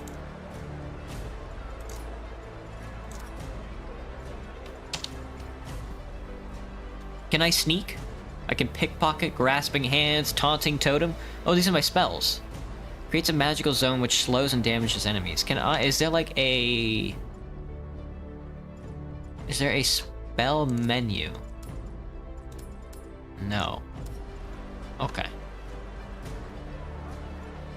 Taunting totem. Summon a totem in the target location. The totem draws enemies its attention. Good. Toxic skull launches a projectile which damages and poisons targets. Punch, sprint, finger somebody to death. How about we just steal this guy's suitcase? I have 52 sleight of hand. My bad. I'll break your fingers if you try touching my suitcase. Whatever.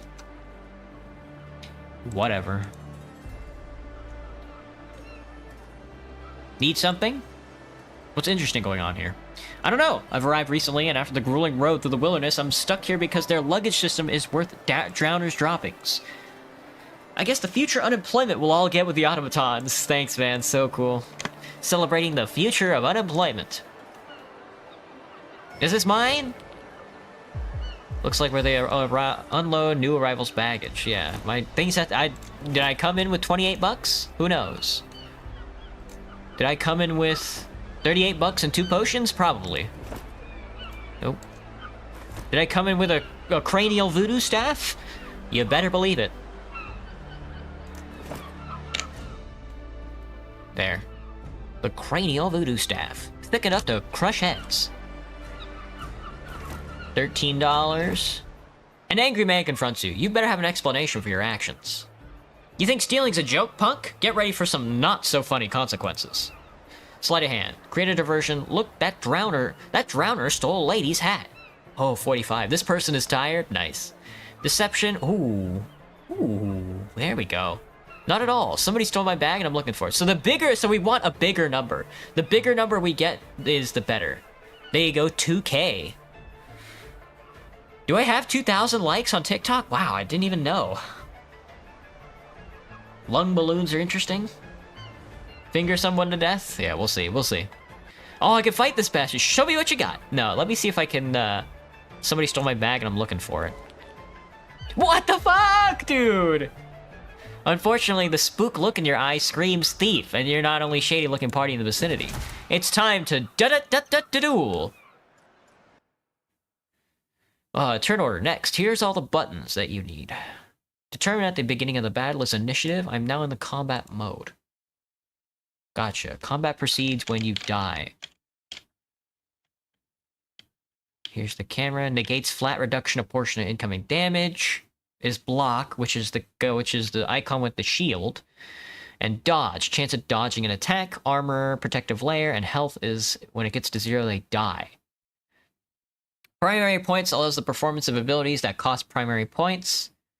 Abilities that allow you to perform a turn or action. Reaction abilities you can perform when special conditions are met. Secondary points allow you to perform abilities that cost secondary points. I have 2 secondary points. I have 2 primary and 2 secondary points. I picked that up by being an explorer. I didn't mean to move there, good sir. Good sir, I did not mean to move there. He's got 2 block and 23 dodge, it seems. Let's see, I got 2 primary points. Grasping hands to slow him down. Totem to draw his attention. Toxic skull. Damages 4 plus 1d6. That's not too bad. How much health does he have? 44? Let's totem up for now. I think that's a good idea. 10 and 1d6. Cast a deadly spell upon the target. Here. Yes, yes, good, good. So I have 2 primary points, so obviously hit him with a voodoo attack. Ooh, no armor skill issue. I'll be right back in a while. Meet, mate, Gil. I'm so sorry, I'm in and out. Really forgive me? No, don't worry about it, Fran. A finger instantly kills the selected target. Why is there a finger of death button? That seems kind of overpowered. Can I just... Why can I just kill a guy like that? That seems... That's... What?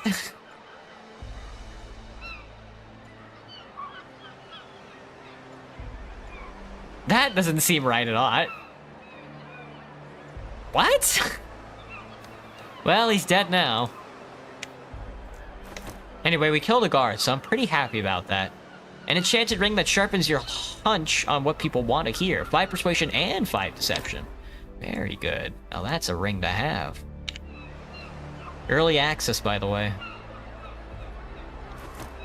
$30? $30 dues? I should be pickpocketing more people. Oh, monkey! Hang on, magic scroll form grants a few magic scroll cards.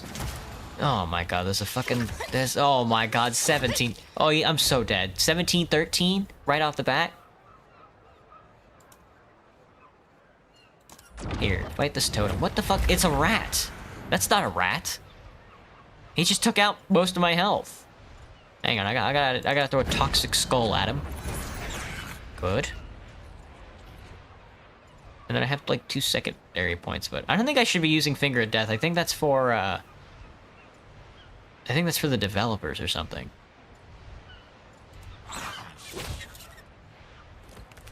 I'll use it if things get more serious. That rat's kind of scary. Hit him again. Rat down. Damn, that hurts. Well, I observed something. I think that might have been my stuff. Is every battle just full health? Early access, by the way. Monkey? Yeah, a monkey rat. 2 bottles of wine and $50. That still wasn't my stuff? I'm never gonna find my stuff, by the way. It's never gonna happen. Grants a few magic cards for spellcrafting. Receive magic cards form. I don't know what that means.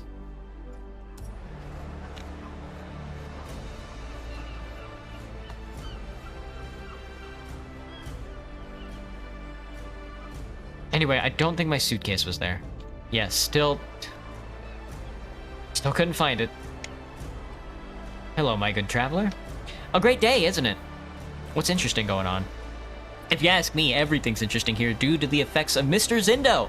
He breathes some new life into Tatterhold with his generous investments. Besides, his automation industry feeds half the city. What do you celebrate? We need a reason? We live in the best period of time. Is that right? 2 self-tapping screws with left-handed threads. Oh my god. Left-handed thread. That sounds about right. That sounds about right. They still won't let me oh, an advertiser.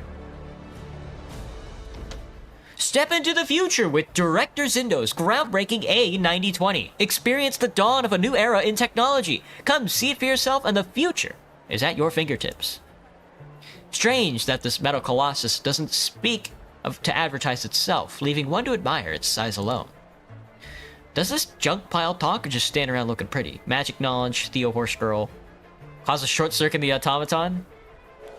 Please, yes, dude. You subtly cantrip. Your subtle cantrip provokes a cascade of hot electrical flashes from the automaton's head to its feet. Shortly thereafter, it reboots. You are the past error. I am the future. I will never error. I am the future and never to die. Never error. The tout's face pales, and he coughs deliberately several times as he surreptitiously tugs a small wire out of place on the A9020. His eyes lock onto yours, recognizing your close scrutiny. Hey, my friend, I've got a little treat for you. A special discount at my store in the capital. Nothing but the top-of-the-line gadgets, tried and true. But let's you and me keep this a little glitch our secret. He discreetly slips a coupon, folded around several bills, into your pocket. Then he turns and kicks the automaton's restart panel with a muffled thud. I got a discount coupon, easy. It's as simple as that. Half off my first purchase. Wowee. If he's selling junk like this, what other amazing treats does he have for me? Good thing I'm a mage. Automatons don't need wages. Get low-maintenance mechanical workers from the Eastern Syndicate. I mean, he's right. What is this? As for me, a total vanity fair, but the food is good. We already talked to that character, but somewhere else. Look at this mechanical monkey. Hello, mechanical monkey. Wayne's Indo's automatons. The automaton fair is here just for you to get your nuts stamped in quarters. Who needs mana when you have high caliber? When he's right, he's right. Yeah? Have you used a fortune cookie teller? It told me I'm gonna be rich soon. The bastard is programmed to lie, I'm telling you, but it's still fun to waste some time. What do you celebrate? It's not a celebration, it's a travesty. We're pretending that everything's fine and dandy while mages continue killing people left and right. All this money could have gone towards our efforts of dealing with the magical scum. Damn.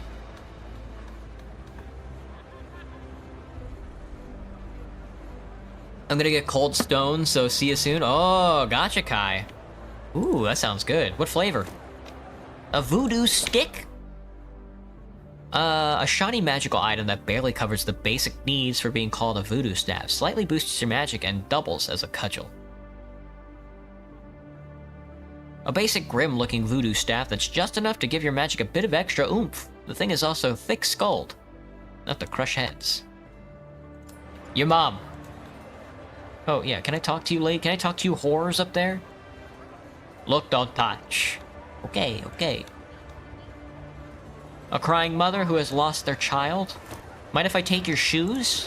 Thank you. Could always go for a good pair of shoes.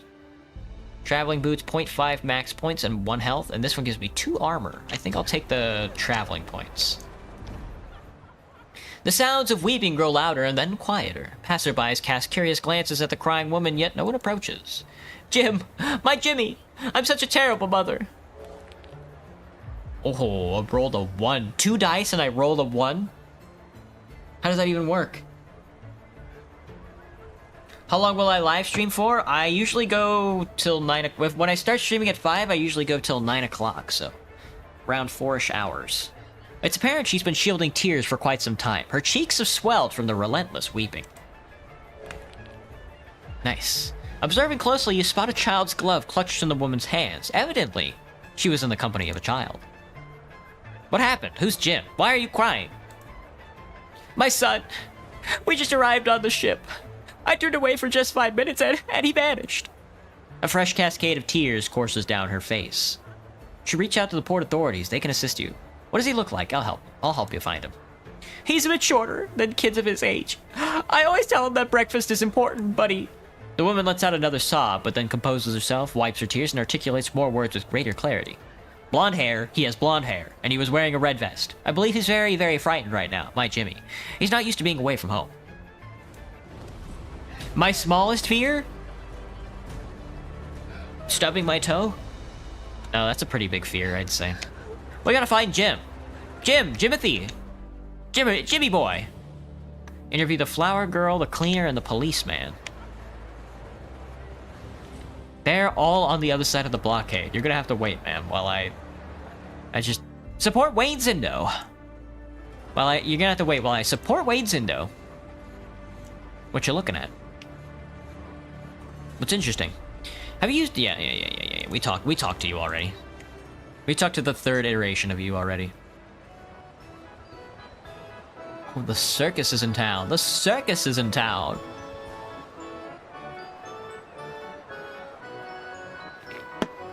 Alright. Visit Newark. Oh, hello, busker. There's an axe. Step right up. Wanderer from afar, you've reached the heart of our magnificent city, as well as the middle of our Grand Fair.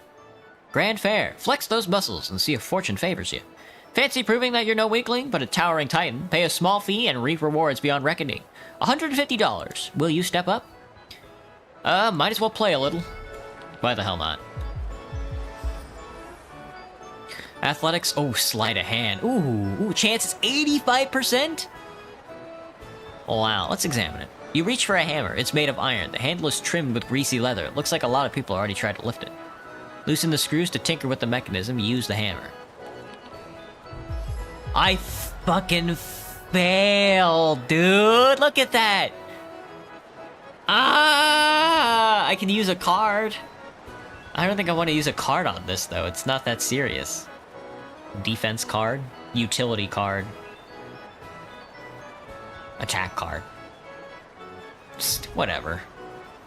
What the hell are you doing? Get out of here before I call the police. You got my ass. I'm just gonna take your hammer, though.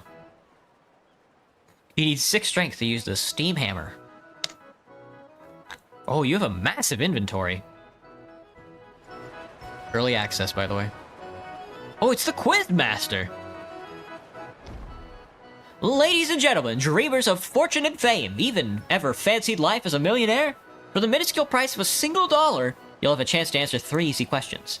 Don't dawdle and don't delay. Riches beyond your wildest dreams are waiting, a whole $150. Now get over here and seize your destiny. Alright, okay. Now, without further ado, let's dive straight into the challenge. For your first test of wit and wisdom, tell me this. What, dear contestant, is the illustrious capital of the Free States? Speak your answer loud and proud. Newark. Knowledge. It's Newark, of course. Okay. Ah! Spot on. Well done, indeed. Now brace yourself for the next tantalizing query awaits just ahead. Onward. And now we delve deep. The next question for your consideration, esteemed contestant. Who, pray tell, holds the reins of power and governs the illustrious Free States? Think well and answer with conviction. The tech syndicate's the president, the king. Intimidation. Are you screwing with me, you scumbag? You better damn well hand over my reward. I'll make you suffer like you never have before. Skill checks are easier in the tutorial, plus 30. Very funny. Knowledge. I've heard it's the tech syndicates, specifically the Eastern Syndicate, which is prominent in this region. And now we tread into the realms of wonder and debate. Tell me, dear contestant, what propels us forward in this age of marvels? Is it the ancient and enigmatic forces of magic? Or is it the gleaming, luring wonders of technology? Speak your mind and make your choice.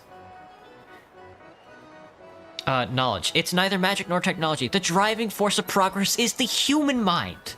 Bingo! Absolutely spot on, dear participant. Rejoice, for victory is yours today. Step forth and claim your hard-earned rewards, a prize for the discerning and the wise. Oh, 100, that's 150 buckos, dude. Ooh, $322.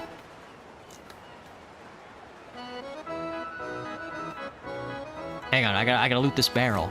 Two more screws. And a fucking hunting rifle? Jesus Christ! 50 bucks for a hunting rifle? That's diesel tech.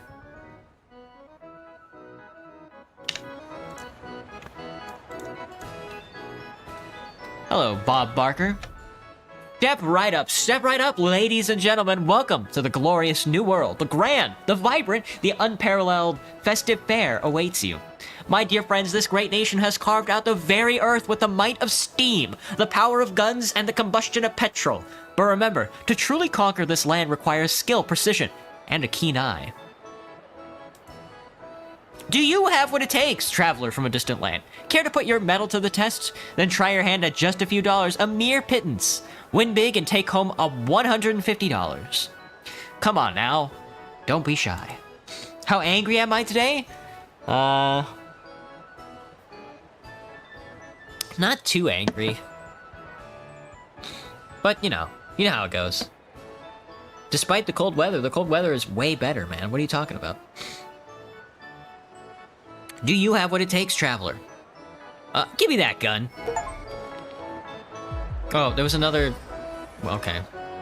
Sleight hand... Whatever. Just shoot the gun. I failed. Skip, whatever. A valiant effort indeed, but alas, Lady Luck didn't favor you this time around, but worry not.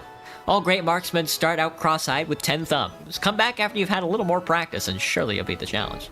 Can I do it again? No. I'm only walking away with the lowest reward. I guess that's better than nothing. Hello, bookmaker. Fancy a little flutter, do ya? We've got a colossal showdown brewing right now. Mighty Mick Rosie Mortensen against none other than our reigning champ, Grotvier the Crusher. I just want to talk to Mick. You'll get your chance once the match is finished. Be there in person to witness the inevitable crushing. That guy? Oh fuck, here we go. This should be good.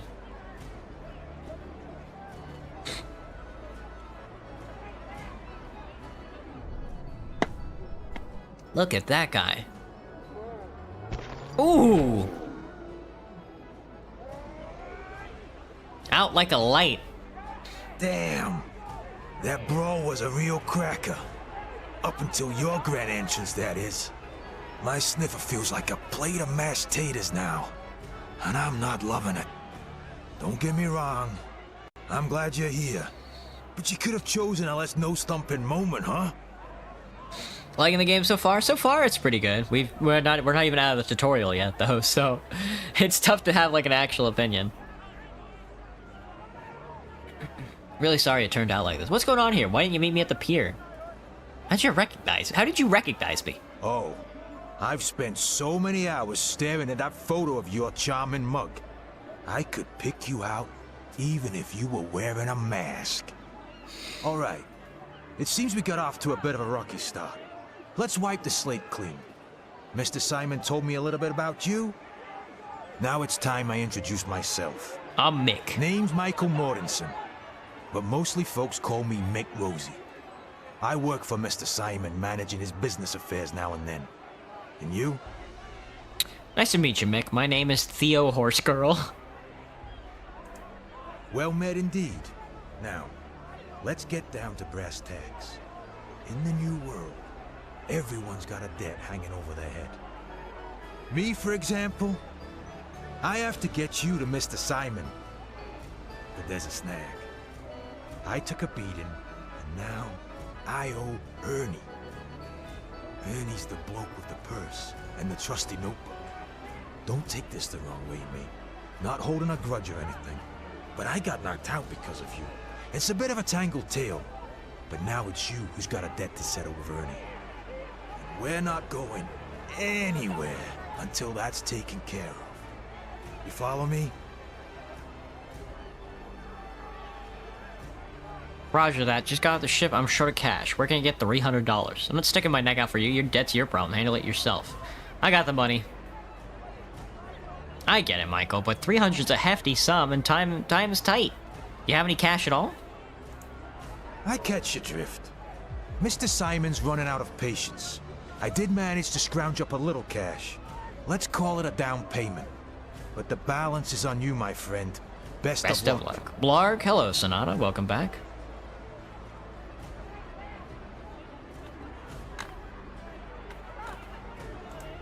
You're in the port, buddy. To make a few dollars, you could try your luck with some portside gamblers, indulge in a bit of pickpocketing, or maybe just rummage through a few bags, the usual routine. If you're feeling adventurous and want to reel in a bigger catch, have a chat with Ernie and consider stepping into the ring with Grotwier the Crusher. But I'll be straight with you. He's a tough nut to crack. Okay. From the very beginning, pay Mick's debt. Is this our boy that we need to be talking to?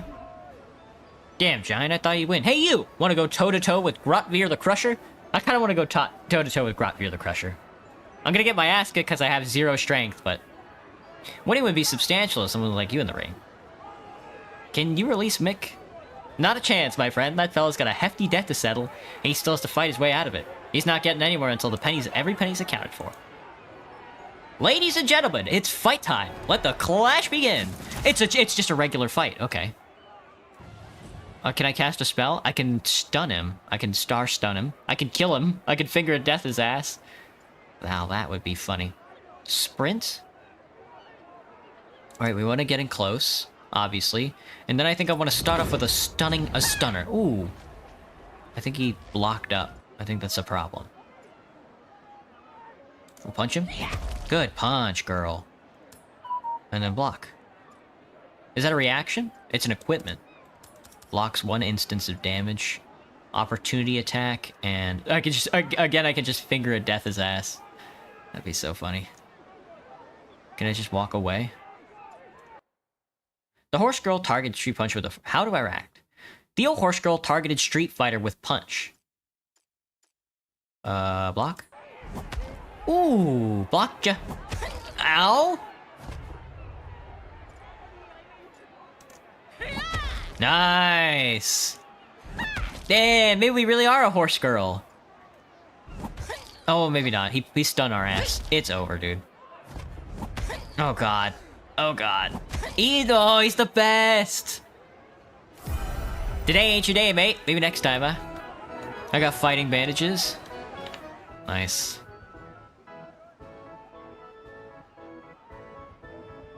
Not in my inventory, apparently. Got my ass kicked, bro. Finger him with the finger. I hit him with the finger! No, how much money do I have? 429? That's most of my money, you fucker, you fat, bald bastard.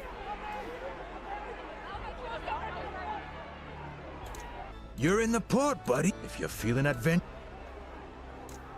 Splendid. Splendid. We can go now.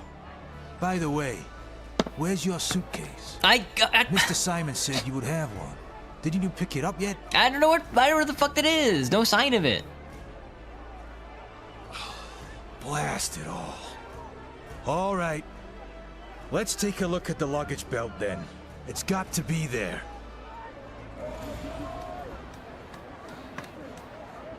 Search for your bag on the luggage belt. Of course, it's up the way.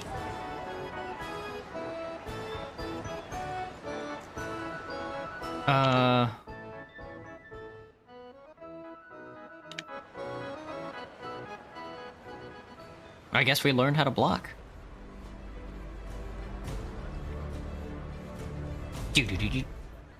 Abruptly, the unmistakable thumping of mixed footsteps fades into silence. The colossal man halts you with a hushed gesture, pressing a finger to his lips, signaling the necessity for quiet. Sorry, my brain all of a sudden melted. Do I remember a kid named Finger? No. Ermintrout? Mick's attention is riveted on a gray-haired man, not yet entirely aged elf, who seems lost in contemplation, gazing towards a nearby ship. Mick promptly rises and stealthily advances in his direction. The elf, without even bothering to face Mick, responds with a sly grin on his face. With your bones creaking in that wheezy breath, Michael Morenston, you'll hardly ever sneak up even on a deaf beggar. Billy, you crusty old coot, time to hang up your hat and pick up knitting, perhaps. Those grandkids of yours must be filching everything not nailed down, not your old ass. Theo Horse Girl, meet Billy Cavanna, the slickest pickpocket on the East Coast and an old pal of mine. He hustles for Mr. Simon, just like me. Nice to meet you, Mr. Carvana. There's someone who doesn't work for Simon? Nice to meet you. Cheers to you. East Coast finest, huh? That's what I like about you, Mick. Your straight-shooting nature, and gotta say, your honesty. There was crusty old Coot, also. Breaking Bad, yeah. Fixing Good, yeah. And you still don't know when to stop, right? But gotta admit, I missed you old drunk. Remember that time we pinched that purse from Widow Marnsworth? It was a hefty one, wasn't it, Mick? Bigger than hers. Yeah. Bill, tell me, why are you here? I'm here, as they say, mentoring the youth, guiding a fresh crop of nimble-fingered pickpockets, so to speak. Eager young lads and lasses who want a piece of easy money pie. I'm showing them the tricks of the trade, and I'm totally unimpressed. They've got the skills down pat, but there's not an ounce of inspiration in them. No spark, you know? Probably because their lives are too cushy. To them, thieving is just about making money, not surviving. Listen, since you and Mick are here, how about helping me teach my apprentices a lesson? Lighten their pockets a bit. Let them feel the heat. Maybe they'll start hustling a little more. Even if they catch you, they won't rat you out to the cops, so it's a win-win. What do you think?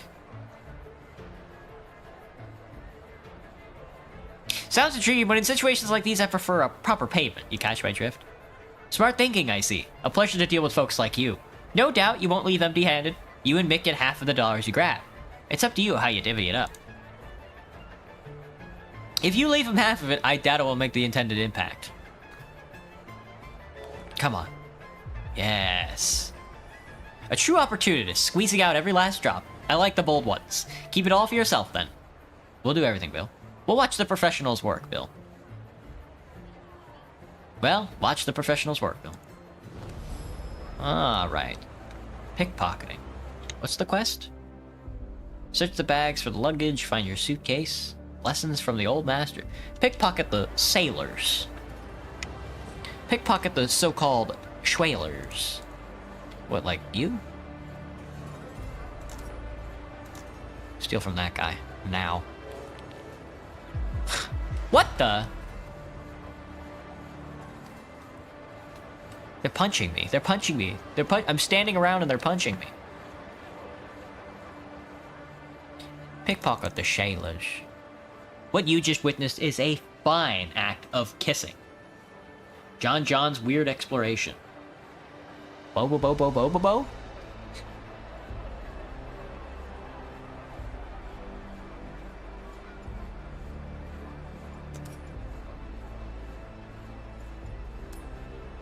Steal from that guy.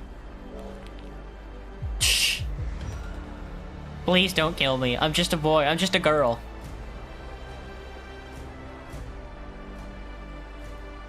Can I steal this guy's suitcase again? Don't touch that or I'll fucking kill you.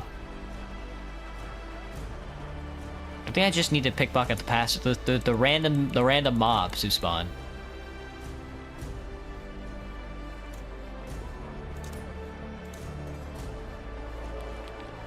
I'm never getting this, man. What are you looking for? What do you think? I have to do 4 of these? There's no way, man. It's gonna take too long.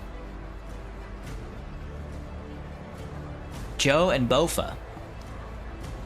Bofa?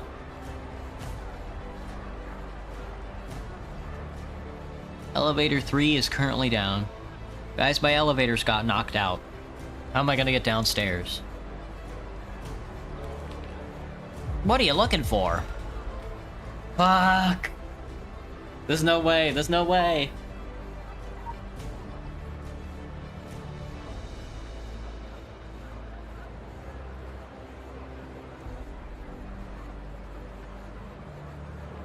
Stealing from everybody? Yeah.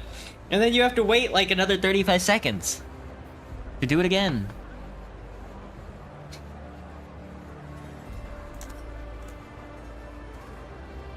Oh.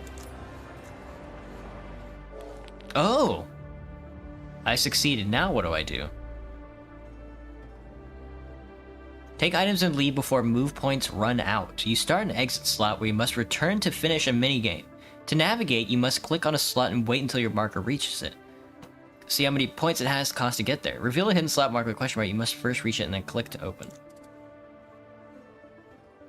15 points. Unknown item. Oh, I see. Watch parts. You need 5 points to exit? Oh, I get it. I got 2 watch parts. That's pretty cool. Apparently I didn't pickpocket a sailor, though. I don't know who the sailors are. Are they the big dudes? Is that guy a sailor?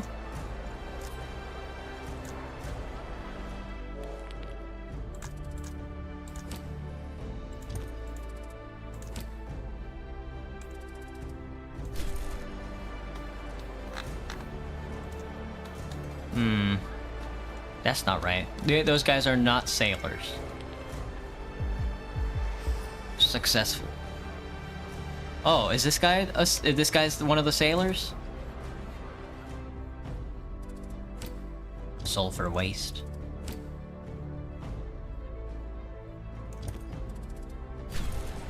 Nope.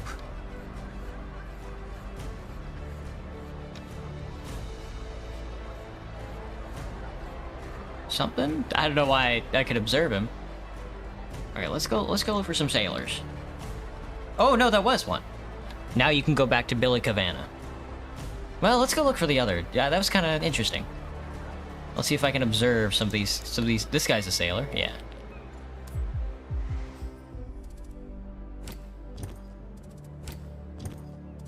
They just have sulfur in their pockets. Your pockets are just covered in sulfur.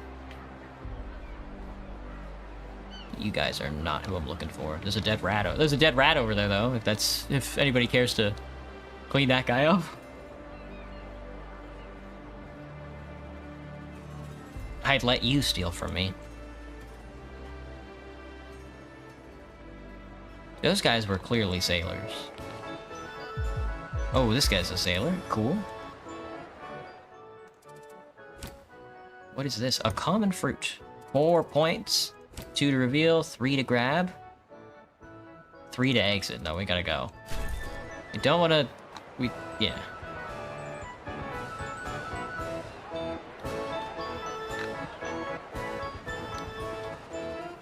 Alright, there's one more somewhere. It's not this guy, right? No, I don't think so. He might be over here.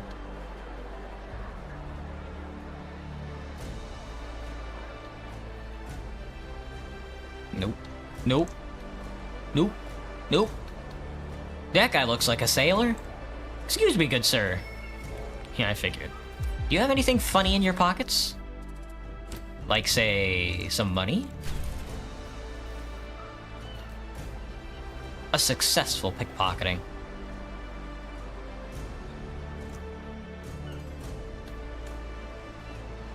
You guys are probably good. Yeah. I don't think this guardsman is keen on us pickpocketing him, so... Probably not over there. This is where we fed that dolphin. The coolest part of the game so far. Other than reaching into everybody's back pockets. You know how it goes.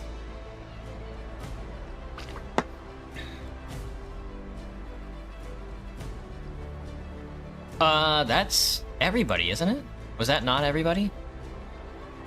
Is there somebody over here that I haven't pickpocketed? Well, 3 out of 4 is good enough for me.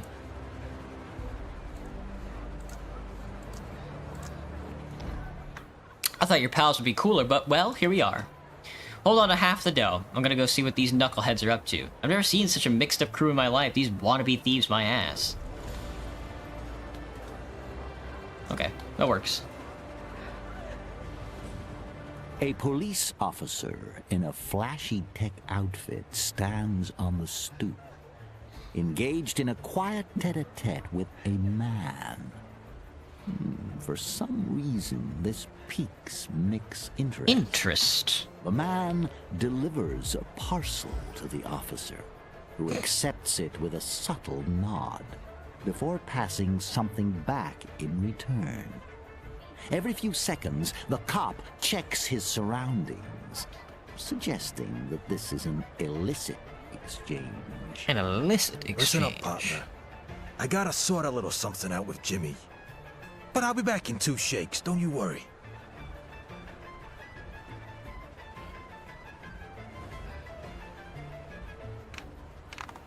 All right, go ahead.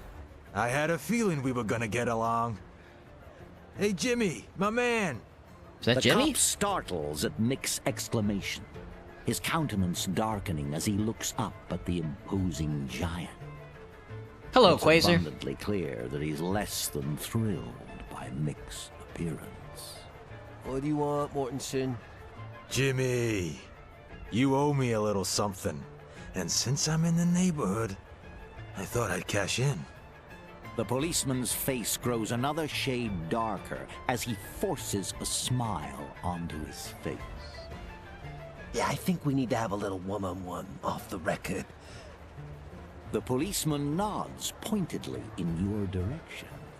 The policeman's eyes are darting about, and he's breathing in harsh gasps.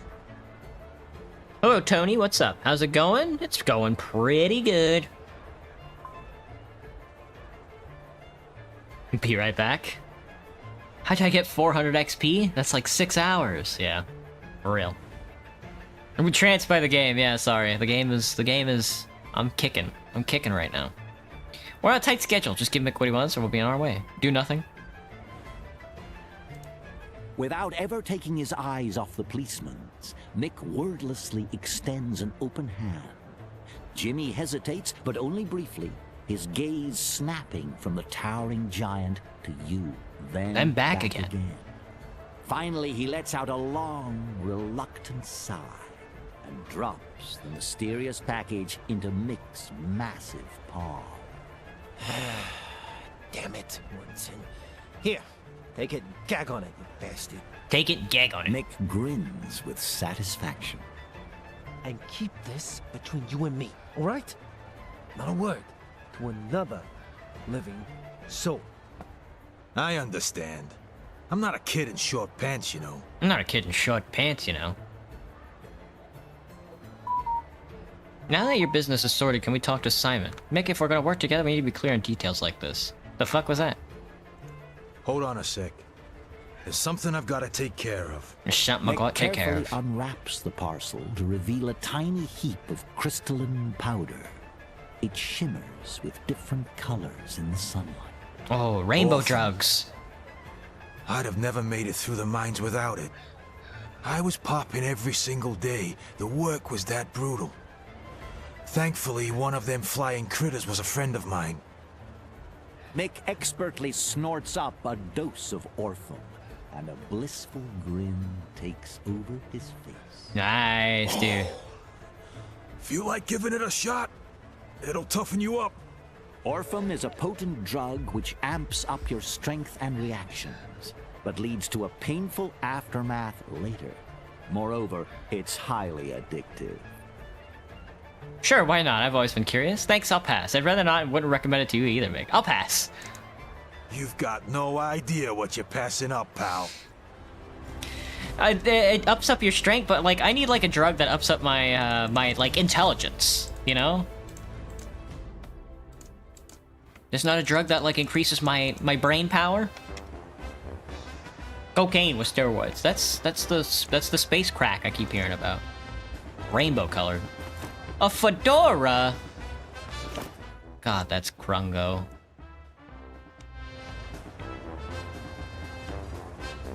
Catch the crow. Mick, catch the crow. Oh, Mick does it. He failed. You're bad. Oh, there he goes. Do it again. Mick, catch the crow. Nice job. I got a bird. The hell do I do with this bird? Give to Mick. No, don't give the bird to Mick. What the hell? I could see his inventory. He's got the fighting bandages. Stunning blow. A stunning punch. Mick's pants, Mick's boots.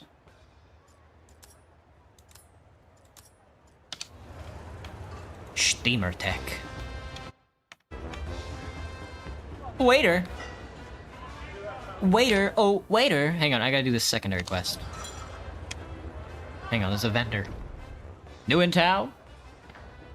What time is it? 7:25? Alright, let me take a break real quick. I'm gonna get, like, a donut. I'll be right back.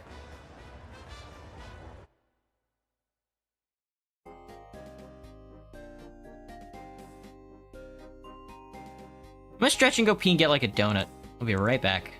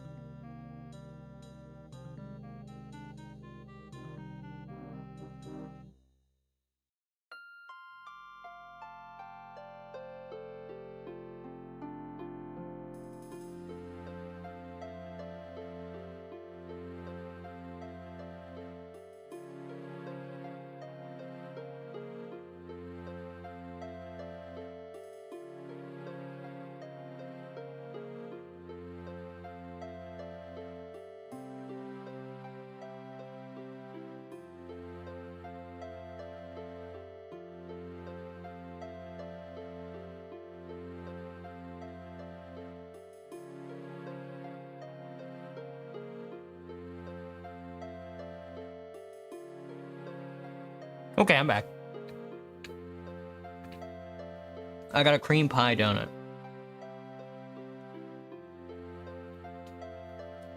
Oh, my mouth. It hurts. Can somebody, like, kill me? I'll get 1,000 XP. What XP are you referencing, Quasar?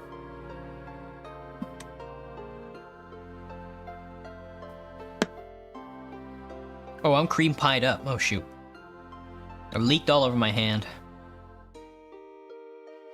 Gross.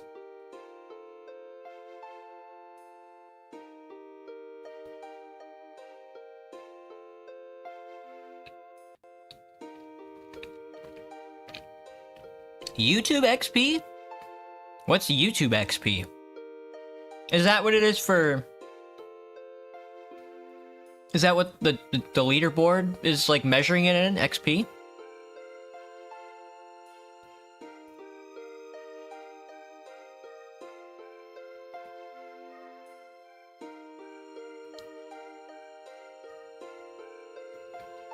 Yeah? Okay.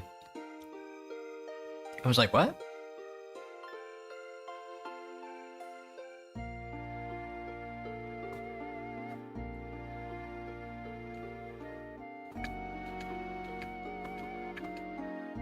You stayed up all night from the stream for some reason, but worth it? Twitch also has a leaderboard too, doesn't it, Banana? I think every live streaming service just has like a leaderboard now. Looks like it's already competitive, yeah. It's like, it's twofold, right? Like, on one hand, it's just like, that's like the evilest thing like a corporation can do. It's just like make a recreational activity competitive. But on the other hand, it's funny, you know?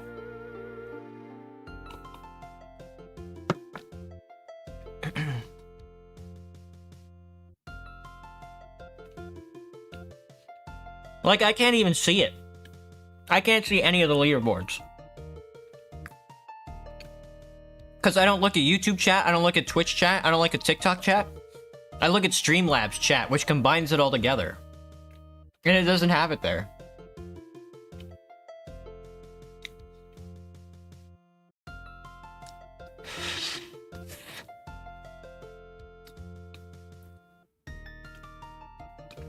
Sorry if you made it competitive. No, you guys should absolutely be cursing each other's names. It's hilarious.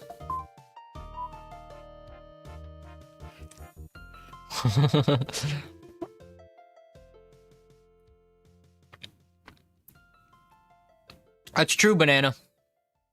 You are ranked #1 in Twitch. It's like some kind of double king.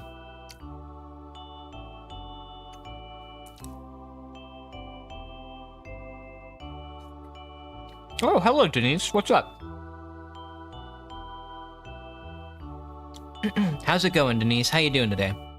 Hello, cool. Am I supposed to be jealous or something? For real. For real.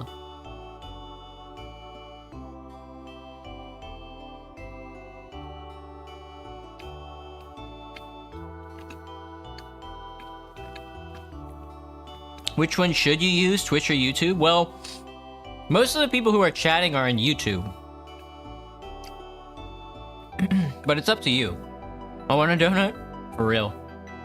I crave donuts all the time.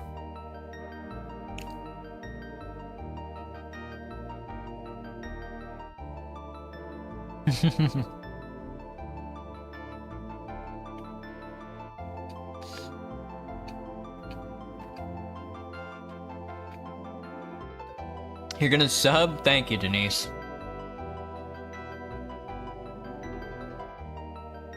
Alright. Sorry, I just really wanted a snack. I don't know why. Usually I don't snack at all, but I thought maybe it might give me a little more energy. Alright, back to the video game.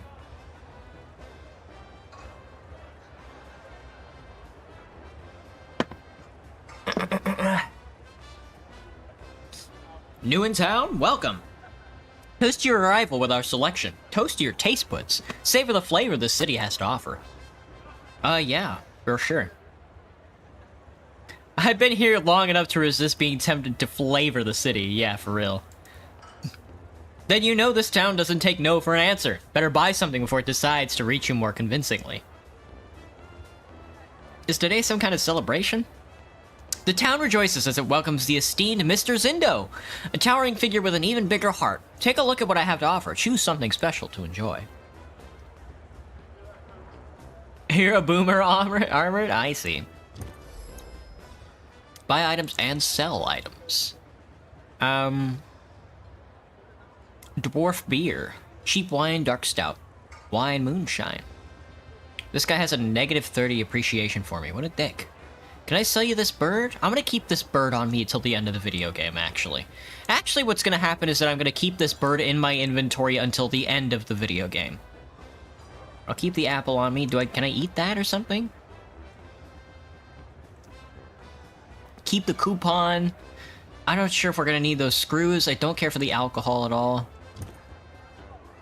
Keep the potions. You can have the booze bottle. Watch parts. Sulfur waste. Oh, I gotta sell these fortune cookies. Is there like a quick switch? No. Oh, there's a double click though. Oh, you double click as a straight sell. Okay. Good to know. And then, let's see, a bolt, steel bars. I'm gonna keep some of this, because some of it just looks like crafting material. You can have these pearls, though. I'm keeping the salmon. Rag. Ooh, $400 dues.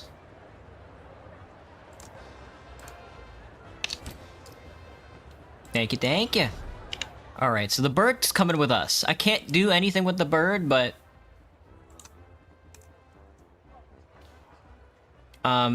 there it will stay. What's this game I'm playing? This is a new Arc Line. It's not brand new, but it's a fairly new, CRPG.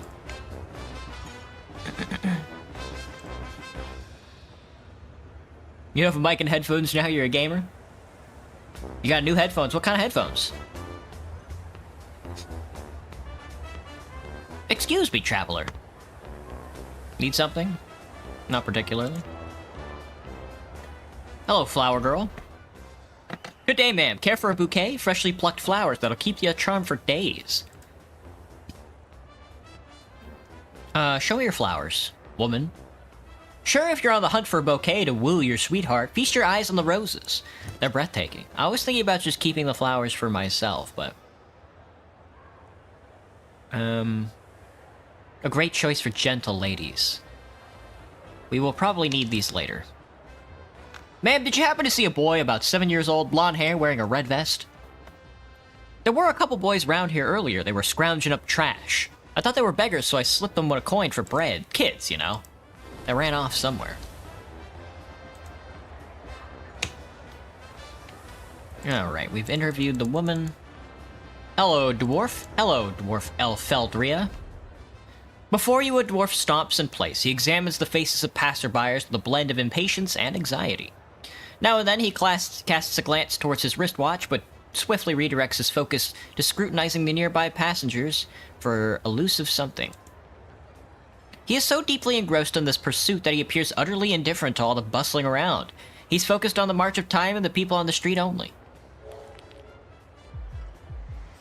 His attire, while not brand new, is impeccably maintained. His beard is carefully trimmed, and a meticulous observer might notice a few errant hairs on his collar. His attention is undivided, singularly fixated on women. With each gaze, his pupils noticeably dilate. However, there's a reoccurring sigh of melancholy, followed by a return to his watch. It appears he's awaiting a lady, although for reasons unknown, she has yet to arrive. This matter clearly weighs heavily on the mind of Mr. Dwarf. Sir, it seems like you're struggling a bit. Everything all right with you? You seem kinda anxious. Need a hand? A few bucks and you'll have it. Pardon me, but are you one of those individuals who offer Orphum for lonely hearts? I must clarify, I'm not in favor of such a thing. Orphum for lonely hearts? That's very funny.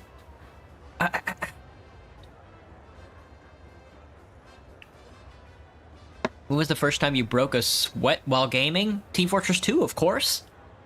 TF2 sniping makes me break a sweat every time. Although perhaps it would be useful right now. Can you just tell me what happened instead of these mumblings? Well, there's nothing to lose, I suppose.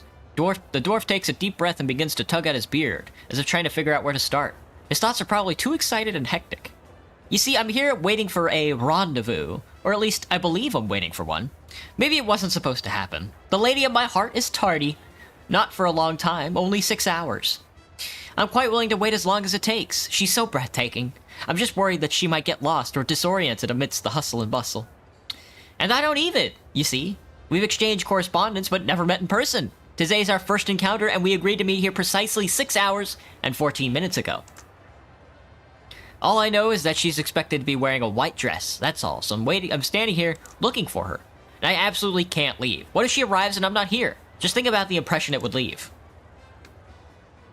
Pal, she just changed her mind. Just forget and move on with your life. Tell me about yourself. Do you want me to help you find her? I would be profoundly grateful if you would. If by some chance you meet her, please tell her I'm here. I'm waiting for her. And I will wait as long as it takes. Jesus, dude. 6 hours is rough.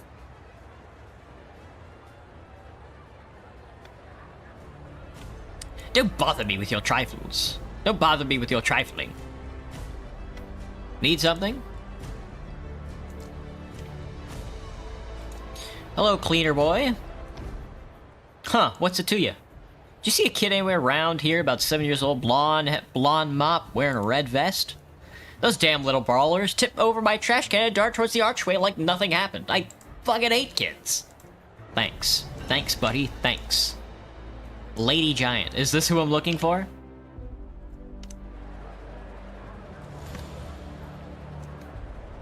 Oh, just somewhere around here? It looks like her.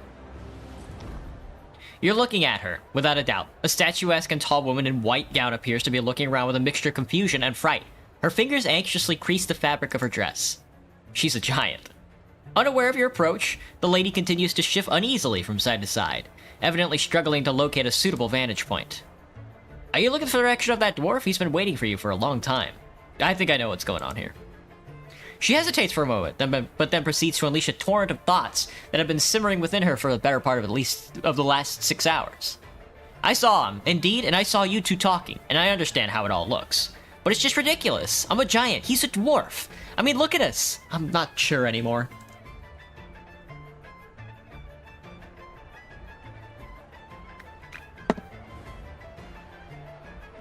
If only they existed. Perhaps. Giants are fiery passion, an unending search. And I'm afraid he won't be able to handle my temperament. I'll just forever yearn for something he cannot provide. What will society say? Imagine all these judgmental glares. I'm even embarrassed to approach him. It's as if the entire city is watching us. It's not that he's a dwarf, he just seems different to me, you know? What if he's not what I anticipated in other aspects? What if he's a bully? I don't know. Man, he's definitely not a bully. You should give him a chance. He's been waiting for you for 6 hours, so much he believes in it. Let's just persuade her. Please work. Thank God. Maybe you're right. After all, he does appear to have feelings for me, doesn't he? Perhaps I simply need more time. I'll go talk to him. I am already here, after all. Yes, yes. Yes, yes, yes, yes, yes, yes.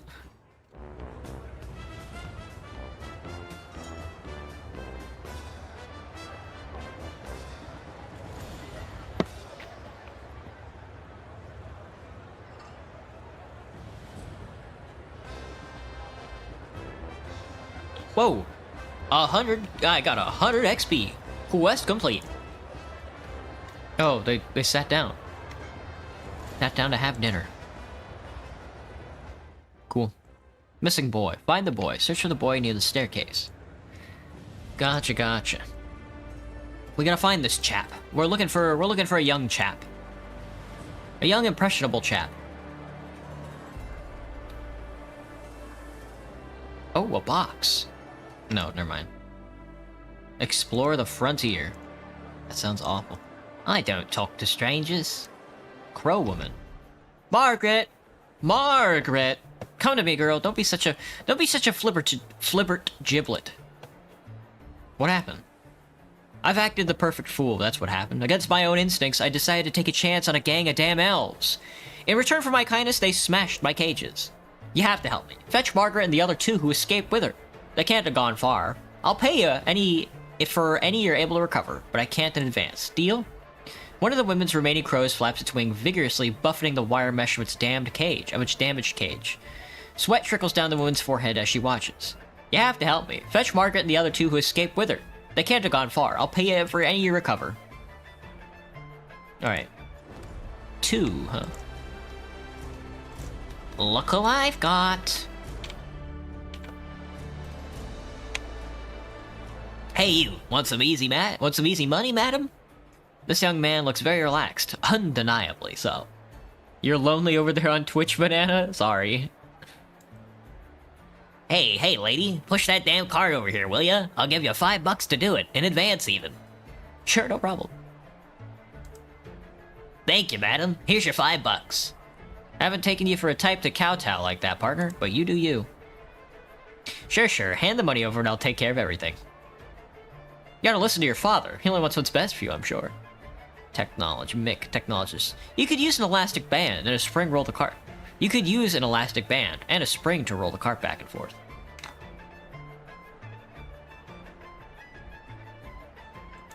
Let's charm him. We did not charm him. Why are you even sticking your nose where it doesn't belong, eh?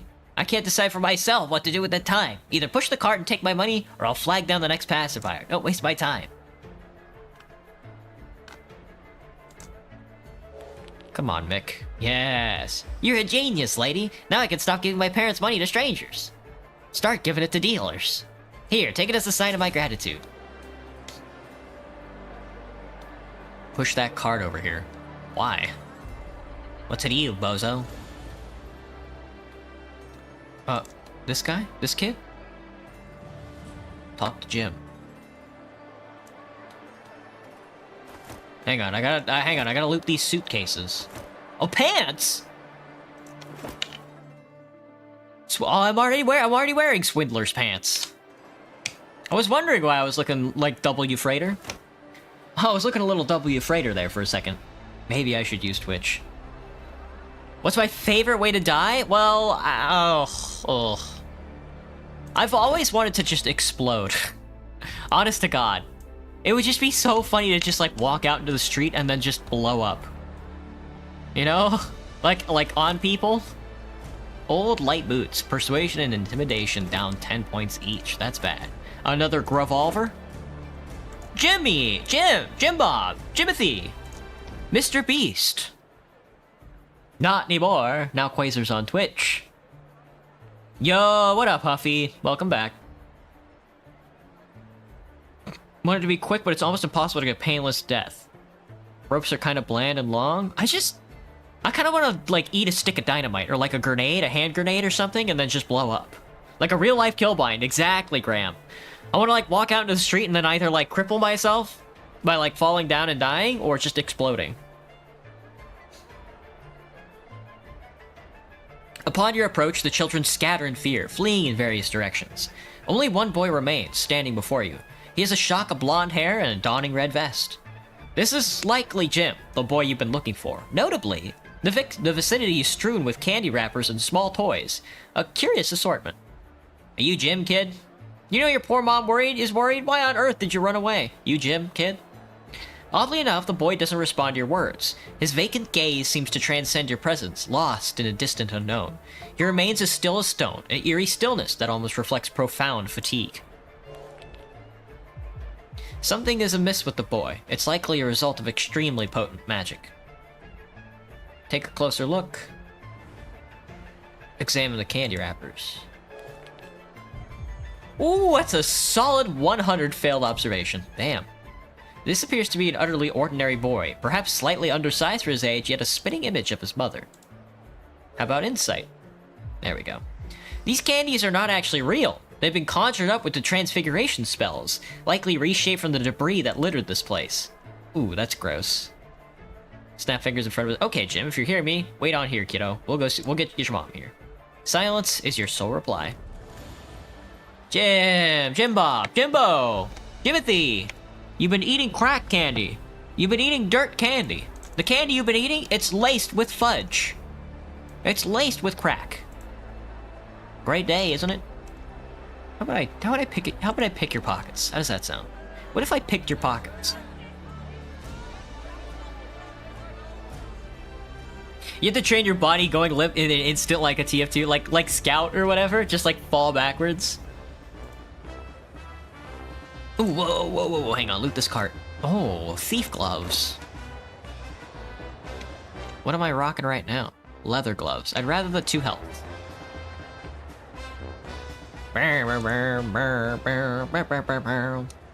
Imagine a guy suddenly yeah, dude, imagine walking out into the street after eating like a stick of like 3 sticks of dynamite, exploding, and then a guy fucking like demo man Shunda Freud's at you. Oh, that's a good one. Before dying from food poisoning. Have you found my little Jimothy? Don't worry, I found Jim Bob. Relief washes over her as she clutches her face with her hands and exhales deeply. Oh, thank goodness. Where is he? Jimmy's safe. He's near the arch. Just go quickly. Something strange is happening to him. Jimmy's okay. He's near the arch, but he's been toying with some dangerous magic. Jimmy's at the arch, but he's becoming an abhorred.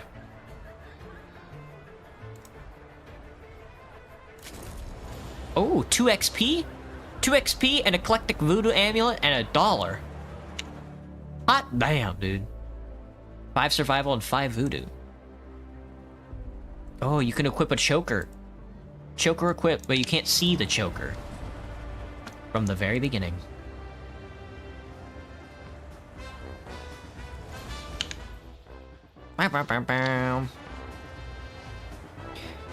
If I can choose my death, I'd wish to walk up to someone and slowly evaporate to ash in front of him.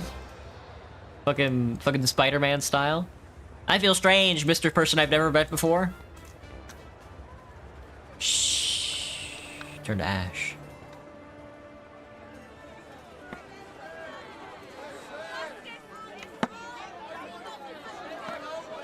Oi! Oi! Oi! Oi! Another suitcase full of clothes, but a shiny object peeking out from inside catches my attention. Let's take an inspection. There's a sizable and oddly shaped object with the outline of which is sticking slightly out of the lid. Oh my god, Mick can barely pick this up. Take the suitcase. Receive the suitcase. Pack. Very expensive suitcase with a large, mysterious shaped voodoo magic. Can I equip this? Fuck. Well, we gotta find some way to crack it open.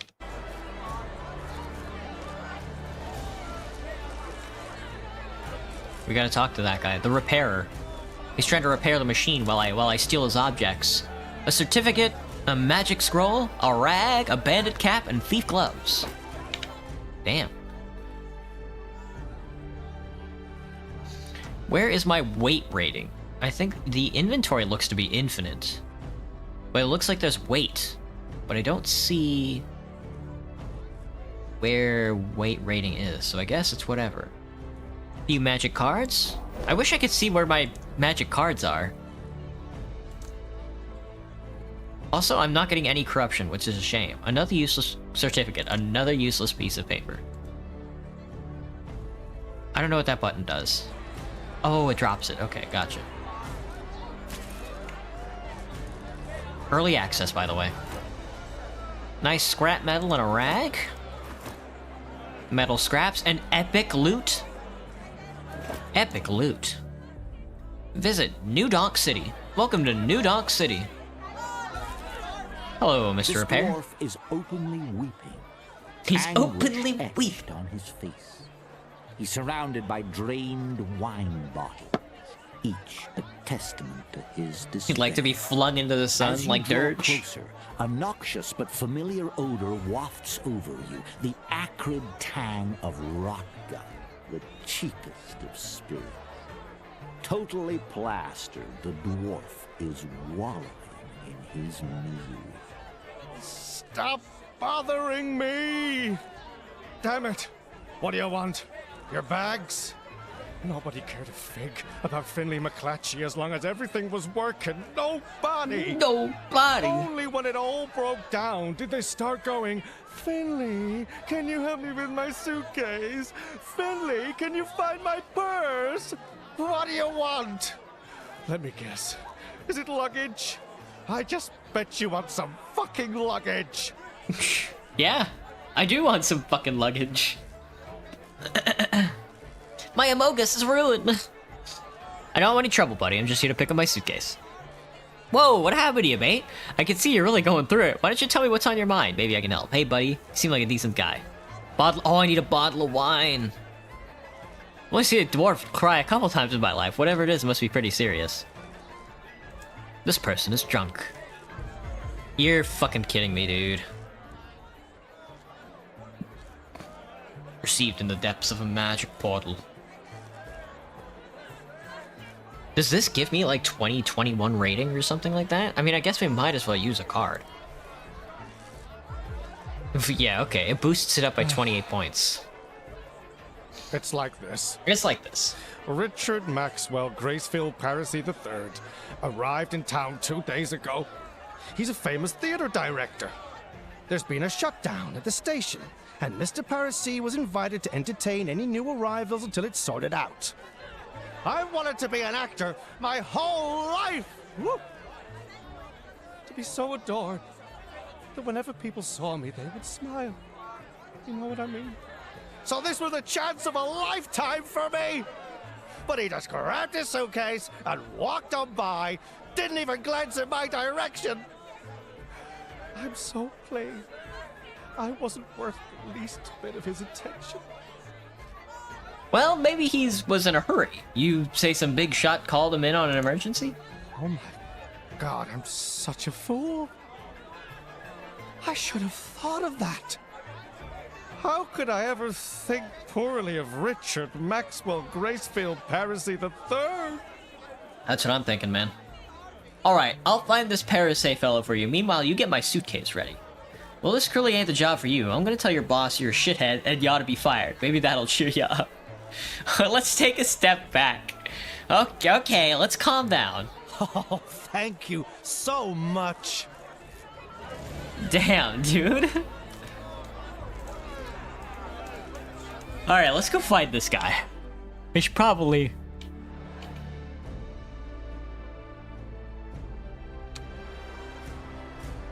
Or, I guess, you haven't even got the suitcase thing working. Is that... Okay, perfect. There's my luggage. Now let's talk about the next issue, but in a quieter place. But in the quiet place, I got 2 suitcases.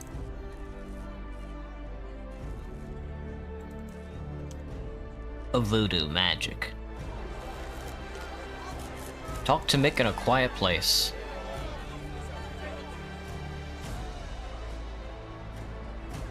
Over there, good heavens. Over there, good heavens.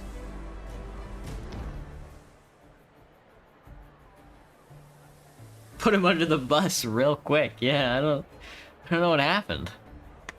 We got your luggage sorted. It's time to move on to the next phase. Because of the recent problems with the train, the city's main gate is under police lockdown. Sneaking your bag through, that ain't gonna fly. That's when Red Simon's genius plan kicks in. You're gonna pose as a part of the theater crew who's been hired to welcome the newcomers. That's our move. I'm not an actor. How exactly is joining a theater troupe going to help us get to the police checkpoint? The troupe can access the Tatterhold port via the staff entrance. No one's gonna give your bag a second glance there. I'm not an actor, though. You don't need to be an actor. You're stepping into the shoes of a director's assistant. Easy. Alright then, what's the plan? We've secured an assistant's badge for you. The theater director will be hanging about the square. Find out what he needs, run a few errands, then saunter right through the gate for workers just like that. Alright, it's time to play the Vidwagio game for real now. Now we're definitely playing the Vidjoigio game. The Vidvingio game. The Vidbingus.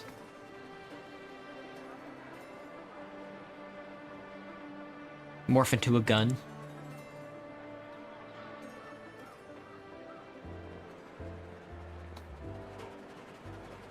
Oh, won't somebody please come talk to me? This disheveled young man is plainly dressed. He's breathing heavily and clutching a bottle of colorless liquid to his chest as if someone might snatch it from his trembling hands at any moment. You must help me. I know how it looks, but I promise this isn't alcohol. In fact, it's my dear friend, John Collar. Yeah, it looks like... what? John recently started dabbling in magic. She didn't show up for her lunch today, which has never happened before. I want to check on her and found this bottle in a steaming pile of clothes. It was so warm. Oh, my poor Jean. We must help her. Some kind of transformation is not unheard of. Let me see what I can do. I am a mage. John's panicked expression relaxes slightly as the weird bottle of gin begins to talk. Don't you dare meddle with perfection, mage. This bottle of fine alcohol still has some aging to do. I knew it. Jean, dear, let us help you. Shall I attempt to transform Jean back into a person? Let me have a tiny sip. All you people are the same. You look at a gorgeous bottle of premium booze and think it'd rather be some nobody from the neighborhood. Please, you're so close-minded it makes me sick. I'm perfectly happy as a liqueur, and a subtle note of caramel and hickory. Leave me be and go back to your stupid jobs and social responsibilities. Change her back into a person. Lady, your current liquid form is clouding your judgment. Let's try reversing the transformation. Who am I to go against the will of a fine booze? Take good care of your friend. Look at that! Someone who actually respects the self-determination of sentient fermented beverages. Yes. Thank you very much. Now let me enjoy my blissful state of silence. That's a good one. Oh god, what am I gonna do? Nothing, dude. They obviously want to be a bottle of alcohol. That's cool as shit.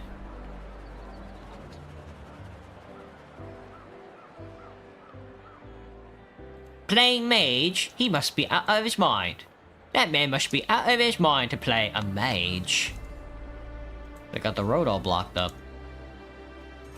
Mind if I take these rags, good children? You mind if I steal some objects from you? Need something?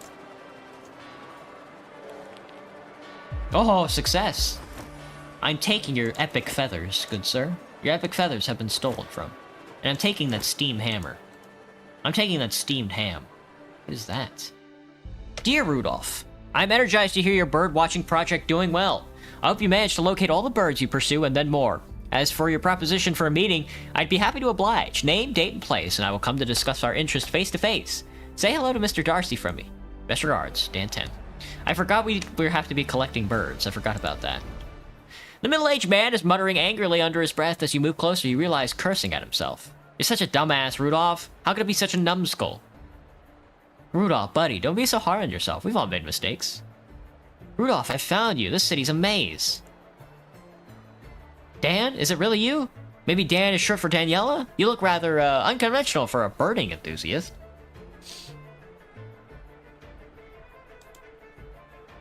Of course it's me, as we both know birds come in all different shapes and sizes. Deceive this motherfucker. Yes, very insightful as always. Sorry if I was being rude, I'm just so excited to finally meet you. Mr. Darcy is doing great, thank you. I brought him a new leash so he can come birding with me. That fluffy misfit spends all day eyeing birds through the front window. He's a true bird watcher in his little heart. Let's go find somewhere comfy to sit down and chat. What do you say? There's so many things I want to ask you. Gotta turn around and leave again. Rudolph, the truth is that all this bird watching and letter writing has worn me out. Let's take a break for a bit. Indefinitely. Oh, you're a busy bluebird, I know. Still, just knowing that you actually exist, that you're a real, honest flesh and blood individual fills me with joy. Before you go, take this little present I made. I keep writing those letters. I've learned so many exciting things recently. Can't wait to share them with you. What do you give me? Oh, also I got another hat. Armor and deception. Or persuasion and health. Persuasion and health. Did he give me a fish? Well, whatever. Hey man, you mind if I pick up these dwarf beers? You mind if I pick up all 4 dwarf beers and then sell them back to you? New in town? Welcome. Toast your arrival with our selection. Let your taste buds savor the flavor the city has to offer.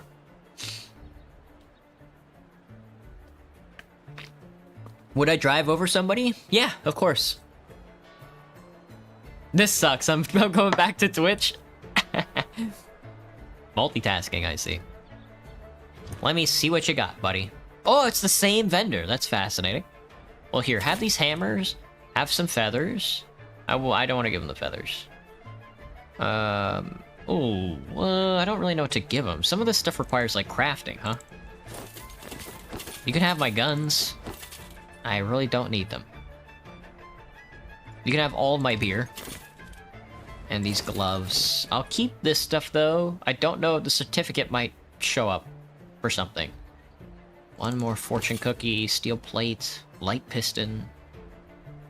I don't know what all this other shit would be for, but I'm sure something. Dude, we're rolling in cash.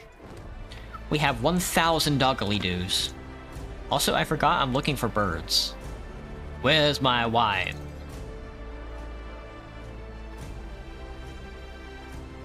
Dwarven key. Use the key to open. You must have a dwarven key to perform.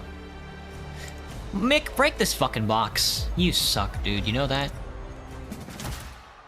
Oh, my bad. Gentlemen, it is my greatest apologies that you saw me trying and breaking open Mr. Farron. Mr. Farron and Street Fighter, it is of my greatest apologies that you saw me do this.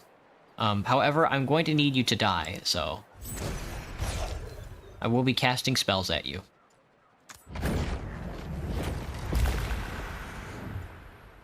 How do I end my turn? Reaction points.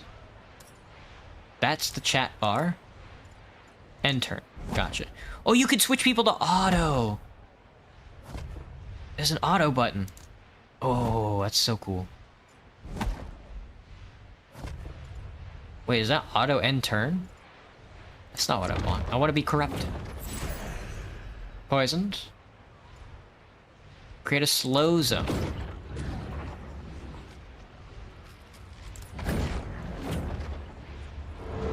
Mage corruption has increased. There we go. Now we're talking. Now that's what I want to see.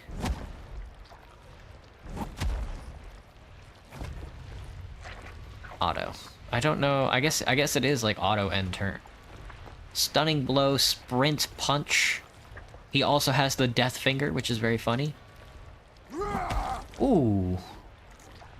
Ooh. Damn, this totem's kind of good. This totem's kind of good. Anyway, we want to increase our corruption as much as possible, so keep casting those spells.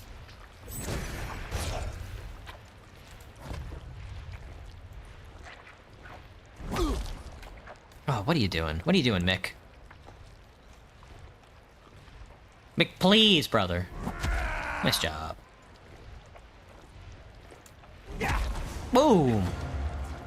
Alright, can I open this box now? Oh, he must have a dwarven key on him. Oh shit, elegant jacket. Health, armor, and persuade? What do I have? I have a swindler's jacket? 6 health and 2 armor. No way, dude. Give me the elegant jacket. Oh yeah. Ooh. Oh, we're looking hot. Just drank a lot of coffee. You're ready to stay up. What time is it for you, Banana? I'm confused. What quest are we doing again? We're beating up dwarves. We're beating up dwarves and taking their keys. We're opening their boxes. With a bunch of birds. That had a bunch of birds in it. And pixie dust.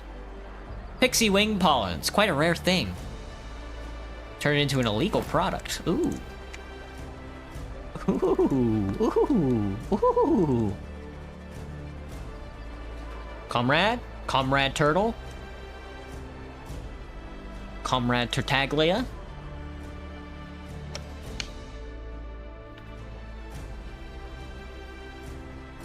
There's a bird. Found one. Gotcha. Mick, catch this fucking bird. Nice job, buddy. Now we have 2 crows. I got 2 crows. One for the plug and one for the load. He fights now. 10 p.m.? Damn.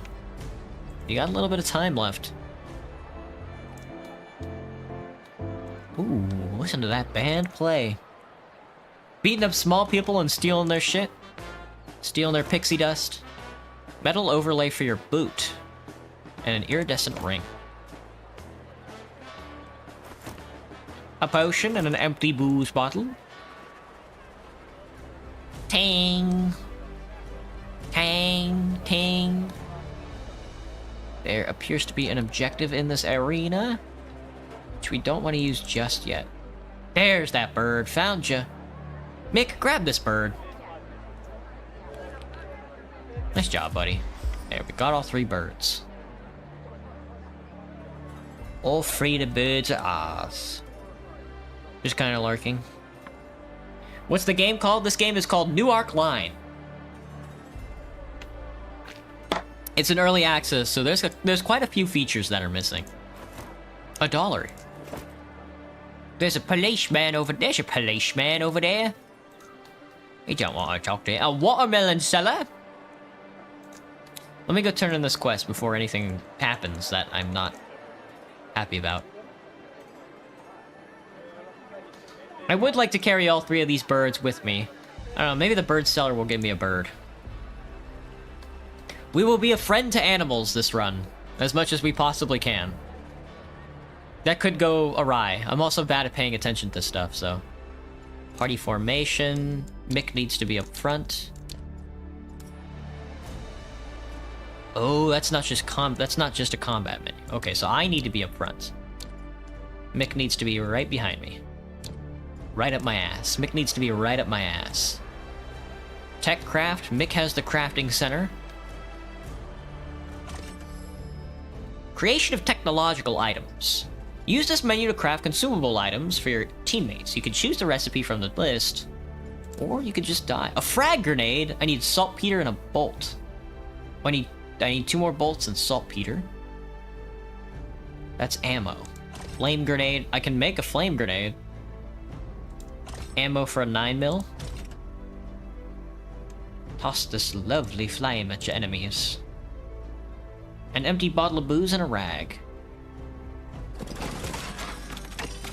Why the hell not? Let's make a Molotov. You got a game called Delta Force and it looks fire? Yeah, I mean, I've played Delta Force before. I think it's free to play. I don't think... Why did you buy it? How much did you buy a free to play game for?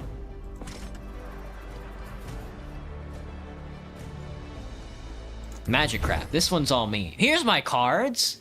Use cards on the right side to craft new spells. Drag them on the left side.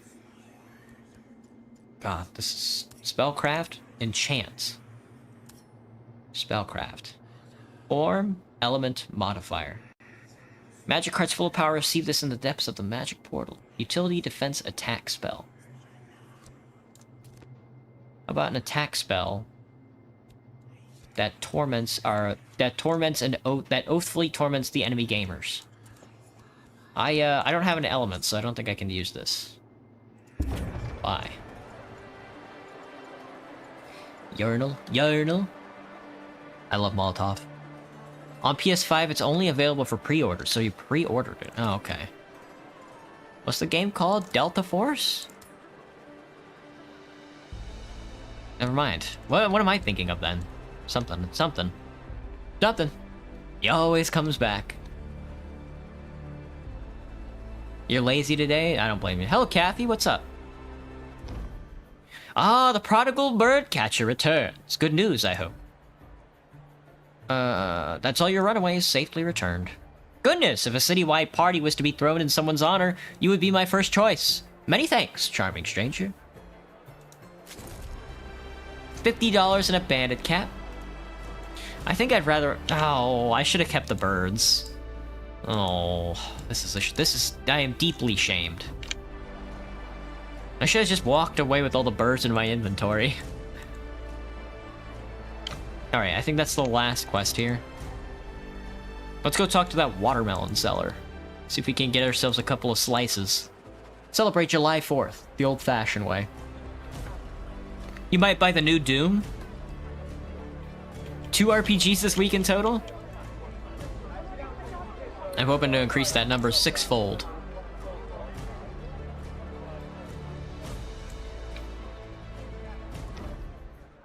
Good day, my lady. In fact, a marvelous day. To purchase a ripe, shiny, green little watermelon for your pleasure, yeah? The watermelon monger throws you a saucy wink. Go ahead and give her a smack, as hard as you'd like. You enjoy this, don't you? Watching folks spank your melons?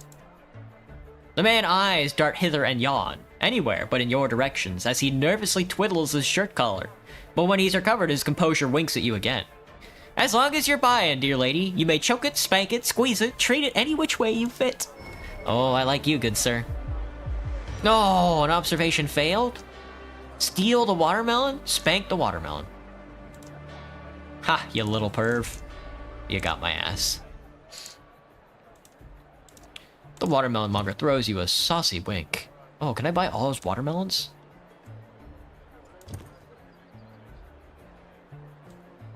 You mind if I buy all of your watermelons?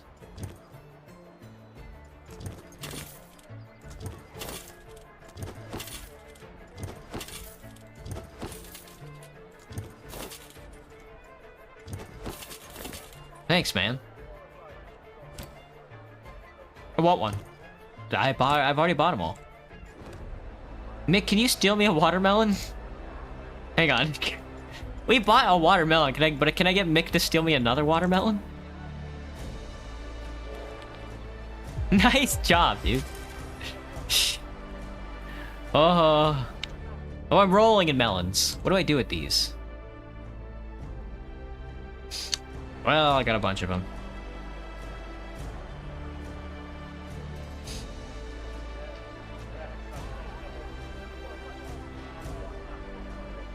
Cause I'm a rich bitch. I need a watermelon. I need to spank a watermelon right now. I need to be spanking a watermelon. Oh, here we go. Catch the sounds of a heated argument in the square. This guy is where not a happy. well-dressed dandy is shouting at a syndicate agent. Looks like things are about to get physical. This is unthinkable! Absolutely not! I'm not going to do it! Your edits are a mockery of the performing arts. Richard, it seems you misunderstood me. Whoa, not so fast. Not so fast, fella. It's Richard Maxwell Gracefield Paracy the Third to you. That's Paracy with an E. Heresy. No, of course. But you're deeply mistaken if you think we're asking your opinion on this. The head of the Eastern Syndicate must see the correct version of this play, the one we know he will enjoy. We've already made all the necessary changes. We hired you to direct this performance, and you will do what we tell you to do. Period. Period. Period. This is positively scandalous. You're making me dizzy. I think I'm gonna faint. That's the end of this conversation. I trust we understand each other now. Oh, my vision is going blurry. And my legs, they're failing me. Oh, I'm going to pass out. Richard Maxwell Gracefield Parazy III closes his eyes and dramatically flops to the ground. The Syndicate envoy bends over and discreetly places a folder full of papers in the director's hands. Then, after spitting disdainfully to one side, he departs, leaving the director to his famed unconsciousness. Are you alright, mister? As you watch, the director's right eye opens the merest crack, followed by the left, each lid rising cautiously.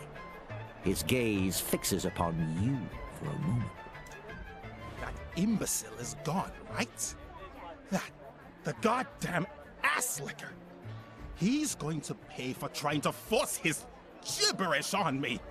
A douchebag who's never even had a manicure. Can you believe it? Believe it? Richard Maxwell Gracefield Parazy III, in his characteristically nonchalant fashion, fans himself with a thick folder, yet his gaze remains locked on Mick. Ah, Mickey, a radiant Rosie. And who's this you've got tagging along? I'm running a smidge low on those little pick-me-ups, like. But give me 2 sunrises and we'll be flying high again. Richard, can't you ever keep your trap shut? Strongest Brit, That's yeah. got nothing to do with our business right now. Got it? Oh, I see. What do you want then? Been looking for an assistant, right? Here I am. What did that man want from you? He's not a man. More like an automaton working for Director Zindo. Yes, a machine in human form. The without a soul, or a heart, or a conscience. One that tarnishes true art with written mutilations. Oh, why did I agree to the Syndicate's offer? Well, they can wipe their asses with their filthy money. Nothing they can offer will make me cater to their whims. My talent is bleeding out because of them. See? My nose is running again. You've been looking for an assistant, right? Well, here I am. I look so gaunt with that face painting. Assistant? I thought the world was going to end before you finally showed up. Where the heck have you been? No, don't answer that. I don't care. The whole place is going to hell. The local branch of the Syndicate wants to make changes to my script to please their big boss, the head of the Eastern Syndicate. My script of my play. They want to murder my entire artistic aesthetic with their propaganda. Moreover, there's no way the actors can learn new lines in such a short time. Especially these actors.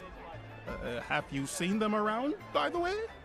Richard Maxwell Gracefield Parisi III wrings his hands nervously. But when his gaze returns to you, his eyes come to a sharp focus. Why are you still standing here? Why aren't you racing around solving my problems and carrying out my orders? Okay, what's wrong with the actors? What am I, your errand boy? Can't you see? They're all They're all drunkards. drunkards. I will never, I repeat, never work with a provincial troupe ever again. It's almost showtime, but I don't see them getting ready backstage. They're probably wandering around someplace in a daze. Find them. Here's a list with all their names. Look, I'm gonna need some cash to cover these expenses. Actors often have last-minute problems that can be only fixed with money. If there's a problem with one of your actors, I've got a great candidate to replace them. Finley McClenty. Oh, yes, dude. Finley McClenty. 85. Bring him here. Okay, that works for me. Also, may I have a couple of dollars? Yes, of course. We don't have a budget for extra expenses, but I'll give you something out of my own pocket. Works for me. Fantastic! Now move, move, move! We're running out of time. Ooh. Alright, yeah, we gotta go tell Finley. Good for him, man. Also, how much money did he give me? 50, oh. But all the money in the world to replace my, What's that? We observed something, I just don't know what. Well, whatever. Oh. Oh no. That guy. Yeah. I wanna go break the news to Finley first. Better than a belt worker, I guess.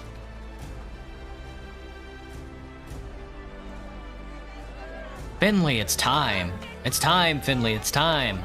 Little has changed since your last visit.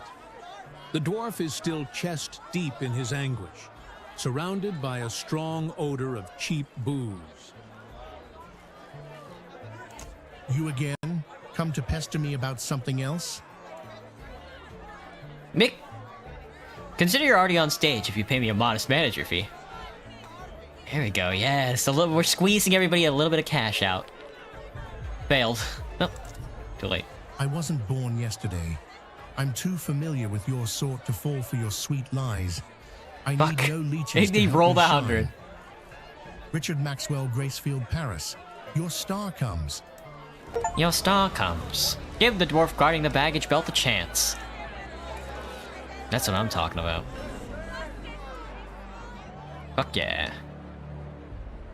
Oh, you get him instead of the guy up front?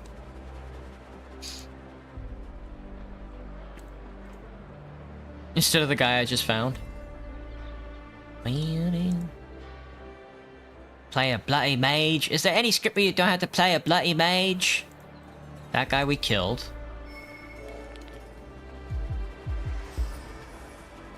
Alan Fenlon. The elf is resting on a bench, squinting contentedly at the sun. The pointed tips of his ears move slightly in time with the music. In his left hand is a glass of bubbly golden wine. Everybody really is a drunkard.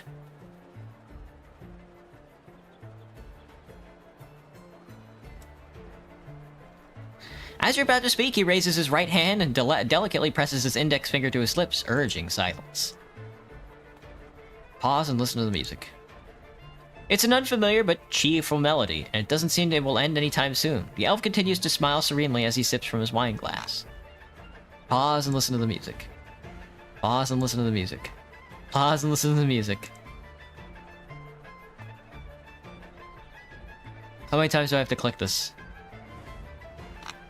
7, 8, 9, 10, 11, 12, 13, 14, 15. Gotcha. Excuse me, are you Alan Fallon? The director of theater needs to speak with you. As should be abundantly evident, my dear, I am engaging in matters of high importance. At this very moment, I am immersed in the ethereal harmonies of my people's ancient music. Disturb me not. The elf raises the glass to his mouth again, however, only a few drops remain.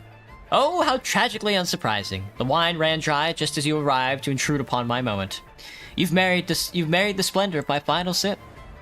Indeed, I am Elaine, in flesh and glory. But let it be known, my transcendent talents shall be denied to Mr. Gracefield Paris, until he adheres to every nuance of my exquisitively detailed writer. Such is the price of excellence. Elaine gestures emphatically at the empty wine glass.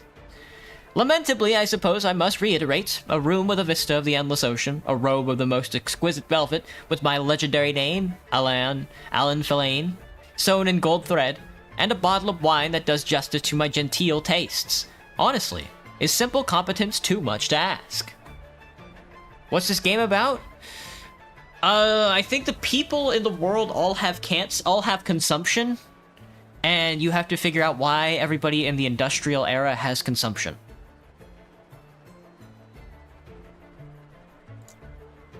Lo and behold, I see a room and a robe, but where, pray tell, is the wine? I shan't speak a single line nor strike a dazzling pose without it. There's clearly an aisle if you just swallowed it. I'll think about what I can do.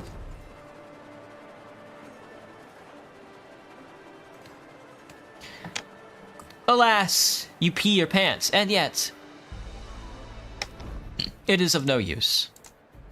Do you still have a bottle of wine? Wine moonshine?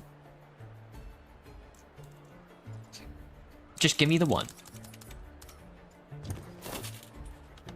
Thank you, kind sir.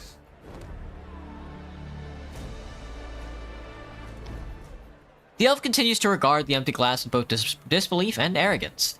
As I've already made resoundingly clear, I shan't grace the stage until the stipulations of my writer are fulfilled to the letter. Is this an RPG or a point-and-click adventure? I'm telling you, man. It's a mystery. It's a mystery science theater game where you have to figure out where everybody has consumption in an age of coal-powered automata. Have a moonshine. The elf is less than thrilled with this development, but he accepts the moonshine. At least it's strong stuff, and I can find some cucumber to go with it backstage. Very well, I agree to your compromise. Hark my illustrious debut calls to me, until the curtains rise. Adieu. Not too bad, not too bad.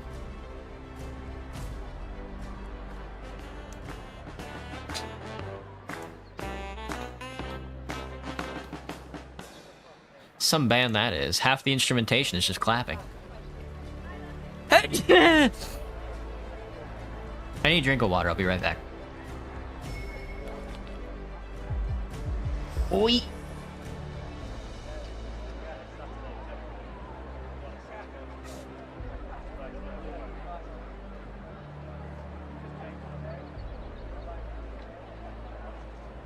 Alright, I also have to stretch.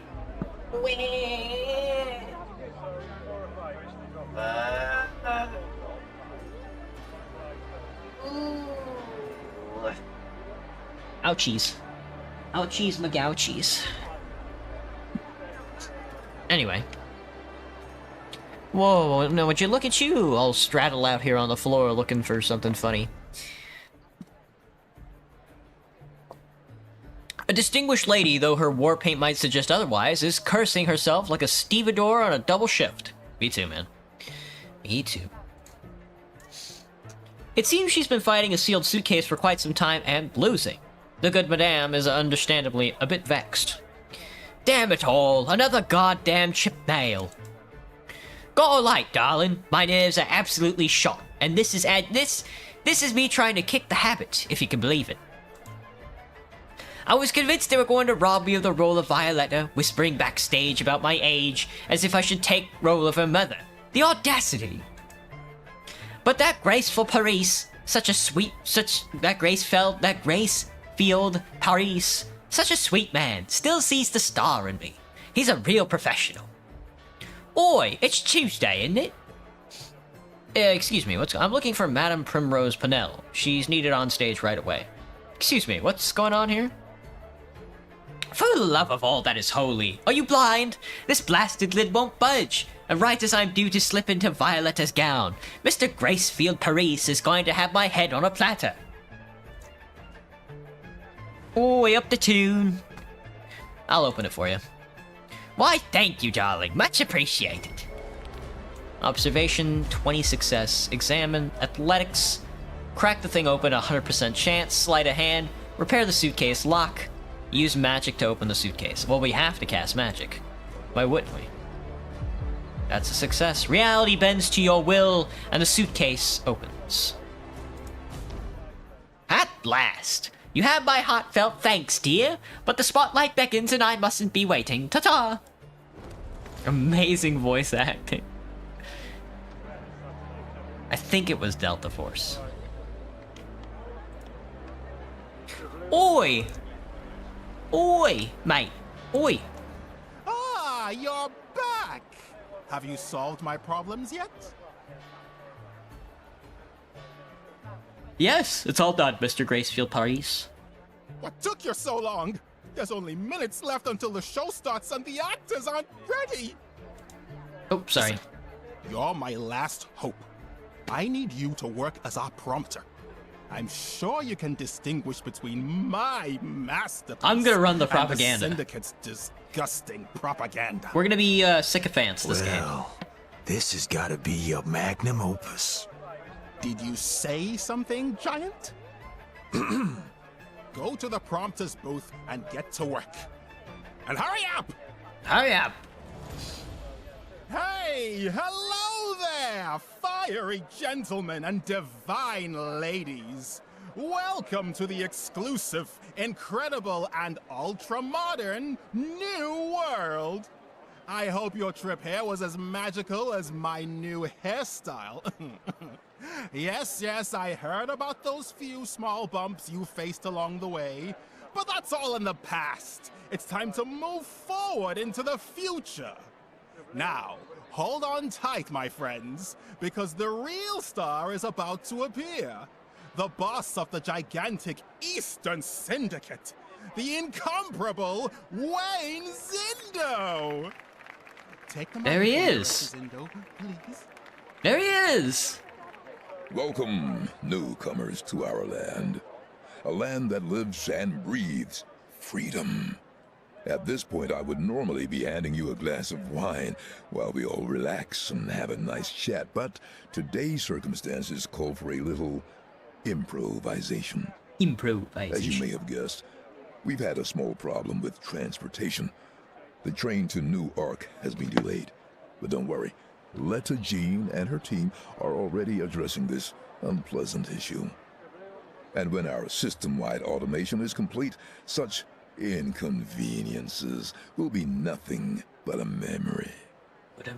You'll reach New Ark eventually, and I guarantee it will be all the more thrilling for the wait. In the interim, the Syndicate has prepared a special gift for you. A drama arranged by New Ark's acclaimed stage director, Richard Maxwell Gracefield Paris III. Mr. Gracefield Parisi and his troop will put on a performance of The Broken Heart of the Enchanted Beast. I hope you enjoy it as much as I know I will. Much as I know I will. You've got the play's script in hand, though not a single line has managed to evade the conspicuous scrawl Of a red pen. Really? Zindo's underlings have revised the entire text, transforming the director's We're gonna vision go into an extended series of advertisements. Worse, the actors haven't had time to commit these revisions to memory. Now you must step into the spotlight and guide everyone through the tsunami of altered text. But first, you must decide whether to stick to the original script or navigate the Syndicate's adaptation. Today, you will witness a love story unfold, and a vicious trap sprung, all in a sea of blood.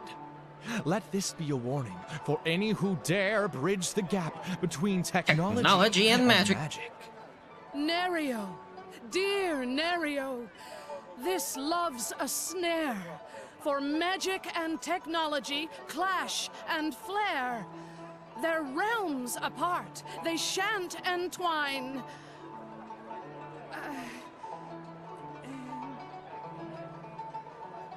My turn.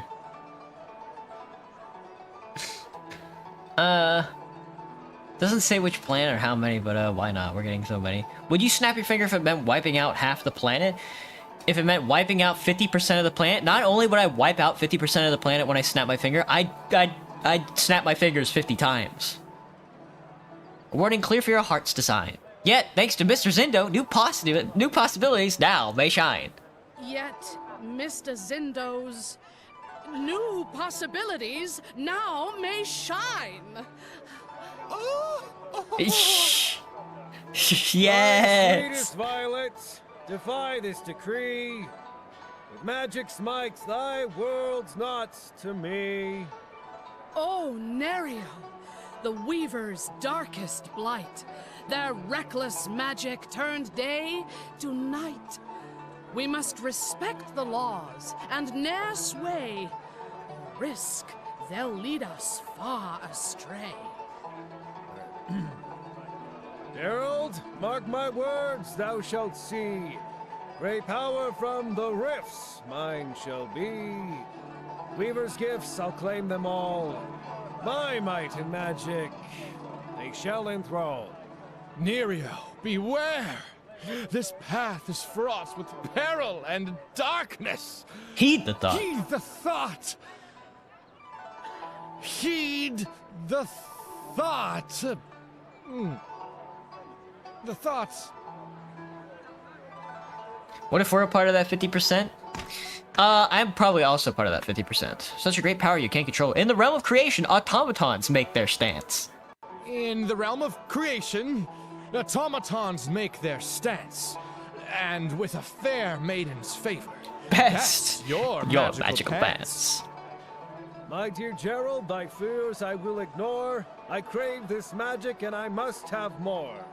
And Violet's my heart's desire. Her love and power shall all conspire. Violet! Fair Violet! I know her well. Her heart is in science, not some spell. To woo her with magic would be a ruse, and such dark intentions she must refuse. Young hearts entangled in this perilous strife. A clash of realms portends doom in life. They're getting into it. And then he immediately forgets his line.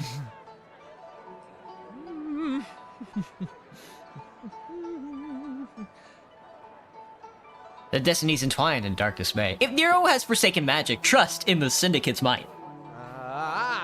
If Nerio has forsaken magic, trust in the Syndicate's might. Zindo could have saved his mind amidst this perilous fight. Nerio, dear Nerio, we must now part ways. For magic's darkness obscures your gaze. Imagine if one of them trips for no reason. They're just standing still and they fall over. All drunk. They're all drunk, man.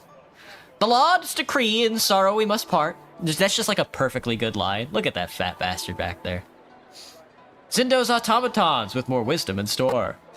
Zindo's automatons hold more wisdom in store than any mage. So here we part forevermore. No, Violet. You can't break free, it's clear. My soul is bound to dark magic. My dear. Oh, Nerio! Your transformation's too extreme. An abhorred mage. A nightmarish gleam. We can't bridge the gap betwixt realms so vast. Nerio sounds dead, yeah. Allied can't last. Beware of magic. Upright and fair. It tempts and beguiles, but can't truly care. Love or friendship with a mage are bare. In the blink of an eye, mage turns nightmare. Would I let you eat my hand? Of course, Graham, of course. A complete failure. The balance of magic and technology has changed in the Reach. A higher magic level provides advantages to your mages in combat and exploration, while a higher technology level benefits your tech characters. That's very funny. I didn't think you were the type to flip-flop just to fit in with the administration. As long as Zindo's people keep watch the entrance and exits, we're stuck with a one-way ticket to Harbor Slums. If your new friend catches us with the artifact in our suitcase, there's no one to save us but the Lawbringer himself. So if we go to the Harbor Slums, we won't come back here. Go to Tatterhold Gate. Your mom, bro. I just wanted to have some fun. I just wanted to have some fun. Okay. So I guess the big question is, should we go full mage and side with the mages? Or should we go... I'm a law-abiding citizen, I am.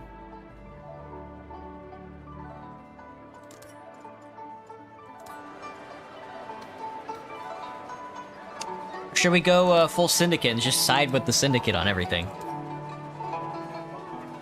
Would you also let me eat your hand? Yeah. It would probably taste nice. Probably taste like soap. Anyway, we have 1 corruption now, which is nice. We need to fill this corruption bar, though. Go to the Tatterhold Gate.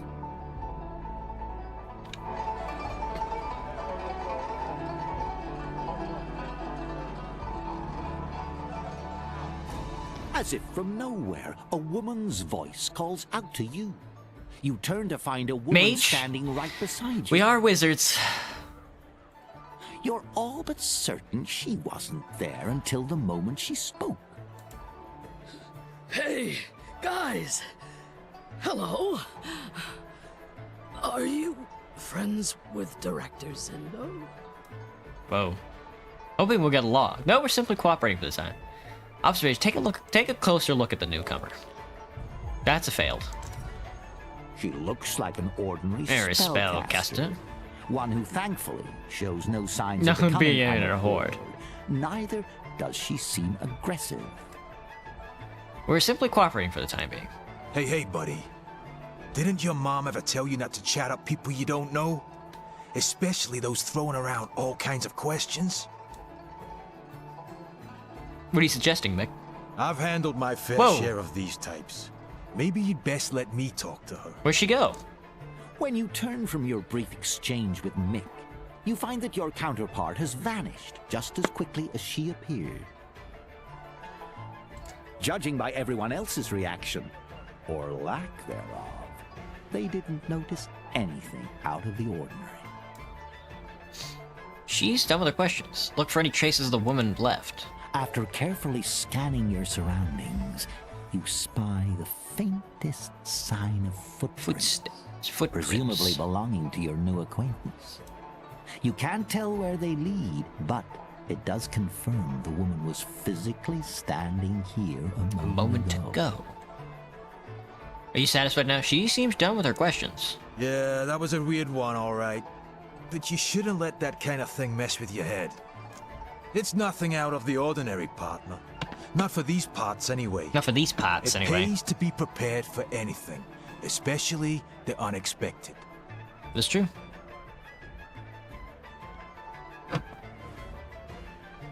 Welcome to the Tatterhold Old slums. slums. Once a pirate haven. Back door to the new world.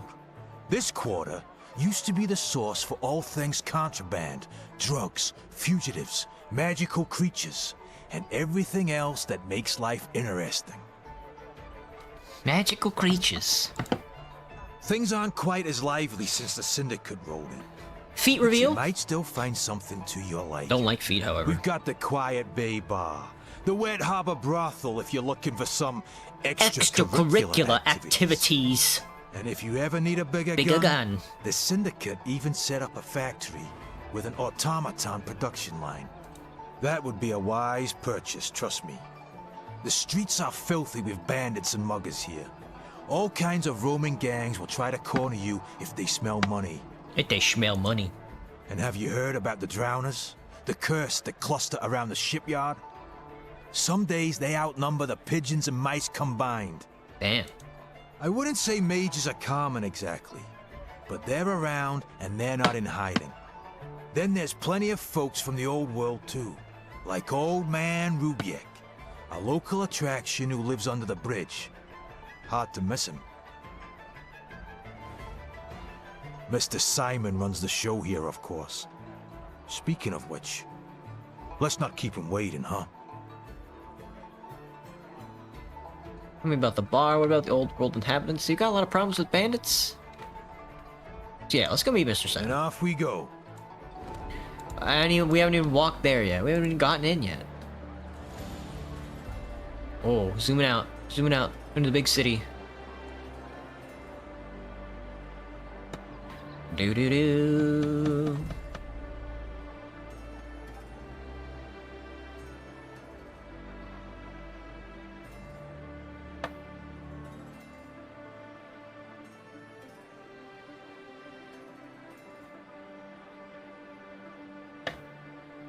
Do do do. I think the game crashed. Well, maybe it's not. I don't know. We'll see. I should have saved. Fuck. I keep forgetting to save. I keep forgetting I'm playing an RPG.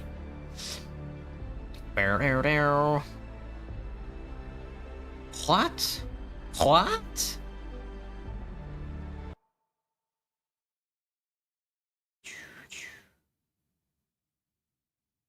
There was no barrier in the Golden Age of magic and everything was possible, yet the uncontrolled miracles of Truth Weavers nearly destroyed reality. Got that little dude walking around down here. Just a little guy. He's just a little guy. Walking from the left side of the screen to the right side of the screen. I think if I were a little guy on your computer, I think I would also walk from the left side of the screen to the right side of the screen. Would you guys be cool with that? Maybe not. I don't know. That seems kind of tough. Silly little guy?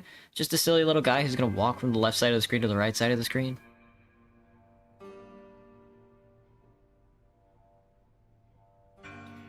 Do do do do do do do do do do do do. Fairview and Harriston. Where is this? Blue Witches. Hang on. Whoa! I gotta hang on. I'm looking up a restaurant. Blue Witches.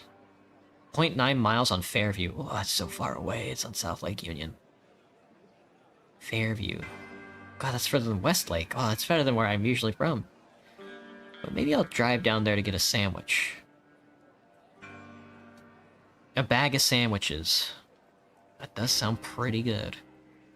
How much? $5 for a bag of sandwiches?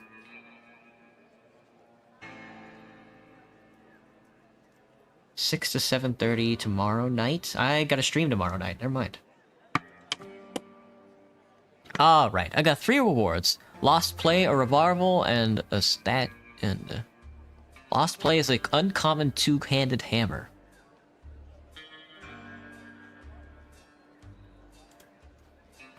Understood. Alright. Alrighty then. What we need is a store. Cranial voodoo staff. Cranial voodoo staff. We're gonna go crazy with magic. The book vendor.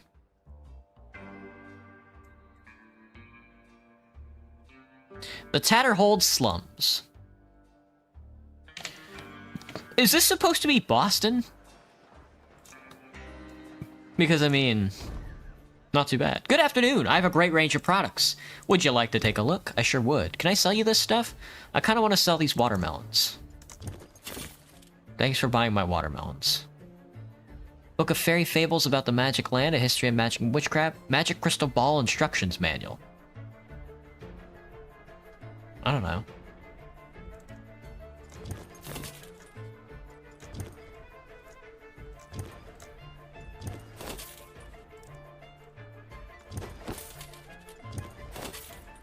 I'll keep a stack of watermelons on me, but I don't need this many watermelons. Molotov is a classic weapon. Diesel Tech, Steam Mech, and Tesla Scientist. Well, you can have it. You can have it, I guess. Iridescent Ring. Oh my god, that's a lot of money.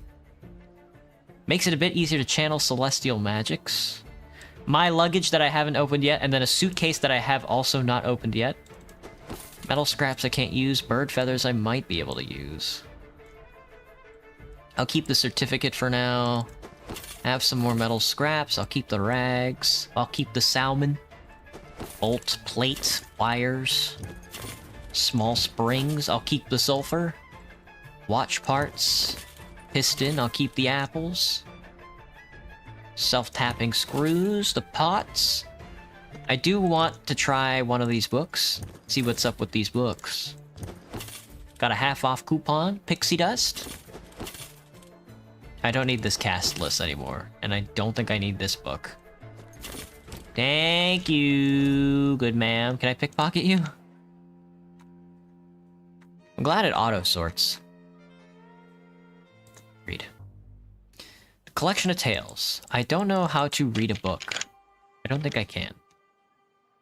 But I think I'll keep it on me, just in case. Crystal Ball instruction manuals from ancient times. If you read this book, you'll get cancer. Talk to Simone! I need to talk to Liz Simone. What is that? Iron ore. Delicious. A slum local. Excuse me, good sir. What's interesting going on around here? The wet bay, mate. Best drinks and the best drinks to get in your body. Whoa, there's a Tesla show going on. I don't think I can get here. I can't. That's for thuggers. Hey, Eddie. What the fuck? You heard anything about a circus rolling into town? Nah, I haven't caught wind of it. Goodbye, watermelons. Damn, Sorry. Look at that guy. I kept some, Is that I a think. face or what? Just like my mother-in-law when me and Lizzie were marrying, right? Hey. The policemen start laughing, apparently blocking the way for the strange crowd led by the dwarf. Everyone but him appears utterly devoid of comprehension. In a bizarre reaction to the jest, the dwarf begins gesticulating with an air of near hysteria. What the Let fuck? us in! Let us in! I must speak to Director Zindo immediately. The horrors, pure horrors, I tell you. I've got secrets to tell, dreadful secrets. I've seen the... I have proof. People vanishing, poof, without a trace. Leslie, it's a nightmare. What seemed like a great mind is but a sham. Awful, awful deeds. He's actually a fake. Little ones, old ones, entire families. Do you need a hand, officers? Looks like you're a little outnumbered. Come on, buddy, spill the beans. Tell about these horrible things and I'll help you if I can. Try to decipher something about these odd creatures. Magic knowledge. Minus 20. Magic is critically unstable. I could take a chance at it. Yeah, I figured. Oh, but I could card it. Nah, might not be worth it. Well, I kind of want to try crafting new spells later. Eyes closed, you strive to concentrate. But distractions abound. The factories. You'd wear cat mechanical ears for clatter, 20 cents for city free? Pipes, steam. The sound of repairman's tools fixing a house's drainage system. All of it creates an insurmountable barrier for your magics. Need a hand out? Come on, buddy, spill the beans. What a shit show. Sorry, officers, I can't miss this. Dwarf, mate, tell me what's going on. I'm all ears. The policemen exchange glances, succumbing to laughter. Well, this is a democracy, Jeffrey. Who are we to deny the public a freak show?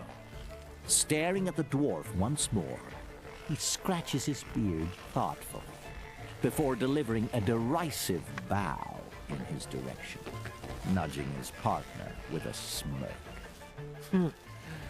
Go ahead. Let's hear this mysterious truth of yours, pal. Jeffrey will take notes, and we can write. He's up insane an with a official passion. Letter of complaint. Now, where were we? Ah, yes. Dreadful things. The dwarf begins to almost drown in the incoherent flow of words. There's no time for that. No time at all. They cloned everyone. Director Zinto, his assistant. I must inform him at once. He needs to know everything. Leslie Harrington, that's a crime. They're dabbling in horrors, twisting ordinary folk into monsters. They must be exposed. What the horror?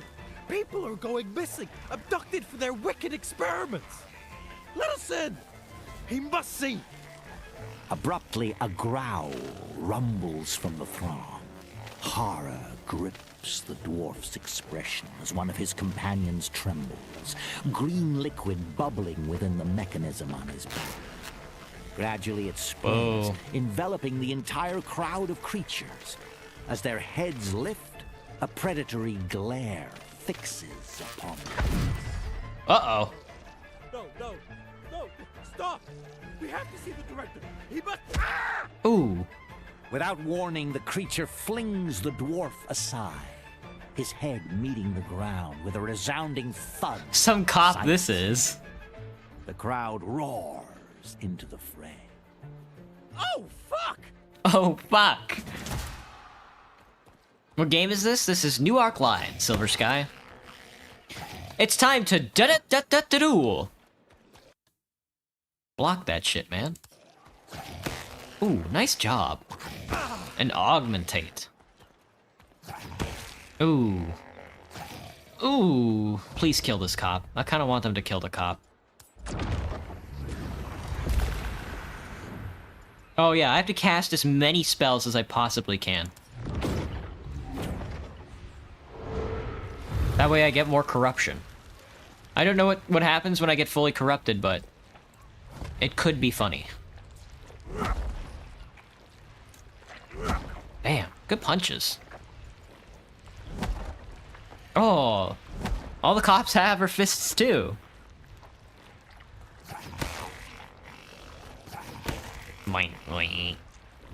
Ooh. Ooh.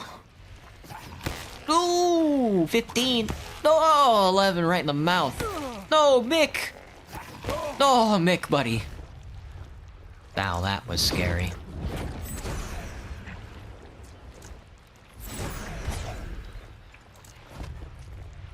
Get the asses. Nice, good swing, man. Ooh, he's the best. That's a victory. The policemen pause for a couple minutes to catch their breath. Well, then one of them speaks to the other, but too softly for you to hear. The one you assume must be Ed nods in response and turns in your direction as Jeffrey approaches you. These city weirdos, am I right? Thanks for your help, miss. We'll handle it from here. I have a few questions, officer. Go ahead, just don't take all day about it. You sure he's just a weirdo? He said something about experiments. The dwarf mentioned Leslie Harrington. Who's that? What will happen to them now? I don't care. Well, have a good day then. Yeah, my bad. I just need to loot their bodies. 3 metal scraps. I can't loot the dwarf? This is so sad. Anyway, it looks like I leveled up. Looks like I leveled up. I need knowledge, survival, and observation. I don't really care about anything else. How many points do I get? 5? Wow. In everything? Shoot. Okay. Persuasion. 1, 2, 3, 4, 5, maybe? God, that sucks. And as for you, athletics, endurance, intimidation, charm, steam tech. That works. Shoot. Corruption 2. Alright, we're getting there. We need to do more battles and cast more magics. Damn, that guy was just out in the street, huh? That's pretty funny. You had a feeling. I had a feeling you'd win that fight. Bestiary updated augmentate. Lyman says, "Talk to Simone. I need to talk to Dr. Simone."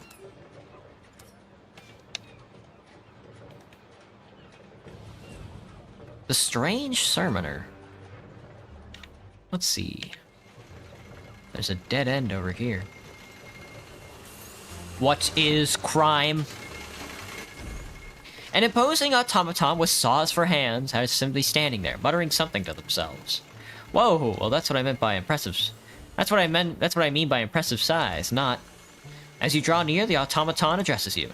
Good day, madam. I apologize for the interruption, but could you lend me a hand, please? The automaton speaks slowly, pausing frequently. In sync with these gaps, a viscous liquid trickles out of a hole in its side, forming a puddle on the ground. Check the oil splatter on the ground. Crouching down, you see the machine left an oily trail on its way here. You might learn more if you traced it to its origin. What's wrong? I am tasked with committing a crime. However, I have forgotten what nature of crime it was. I feel like a fool.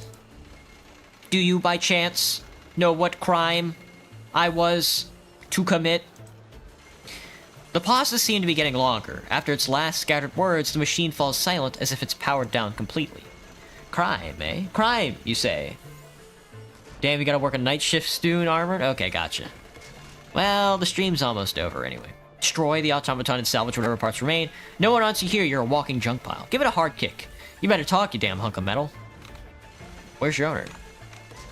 I'm gonna destroy it and then loot it. Madam, please, stop. You rapidly invoke a series of destructive spells and the metal giant falls apart. It must have been in even worse condition than you supposed. Sell the murderous automaton to a merchant. Oh yeah, the balance of magic technology. How do I see where the balance is?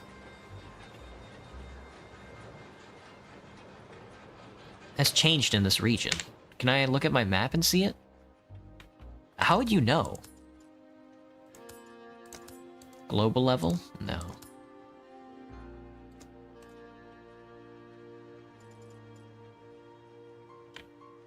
Well, whatever. I guess it's a discrete one. Mine now. I've received the parts of an automaton. Please, madam, you do not understand. I am trying to pee myself.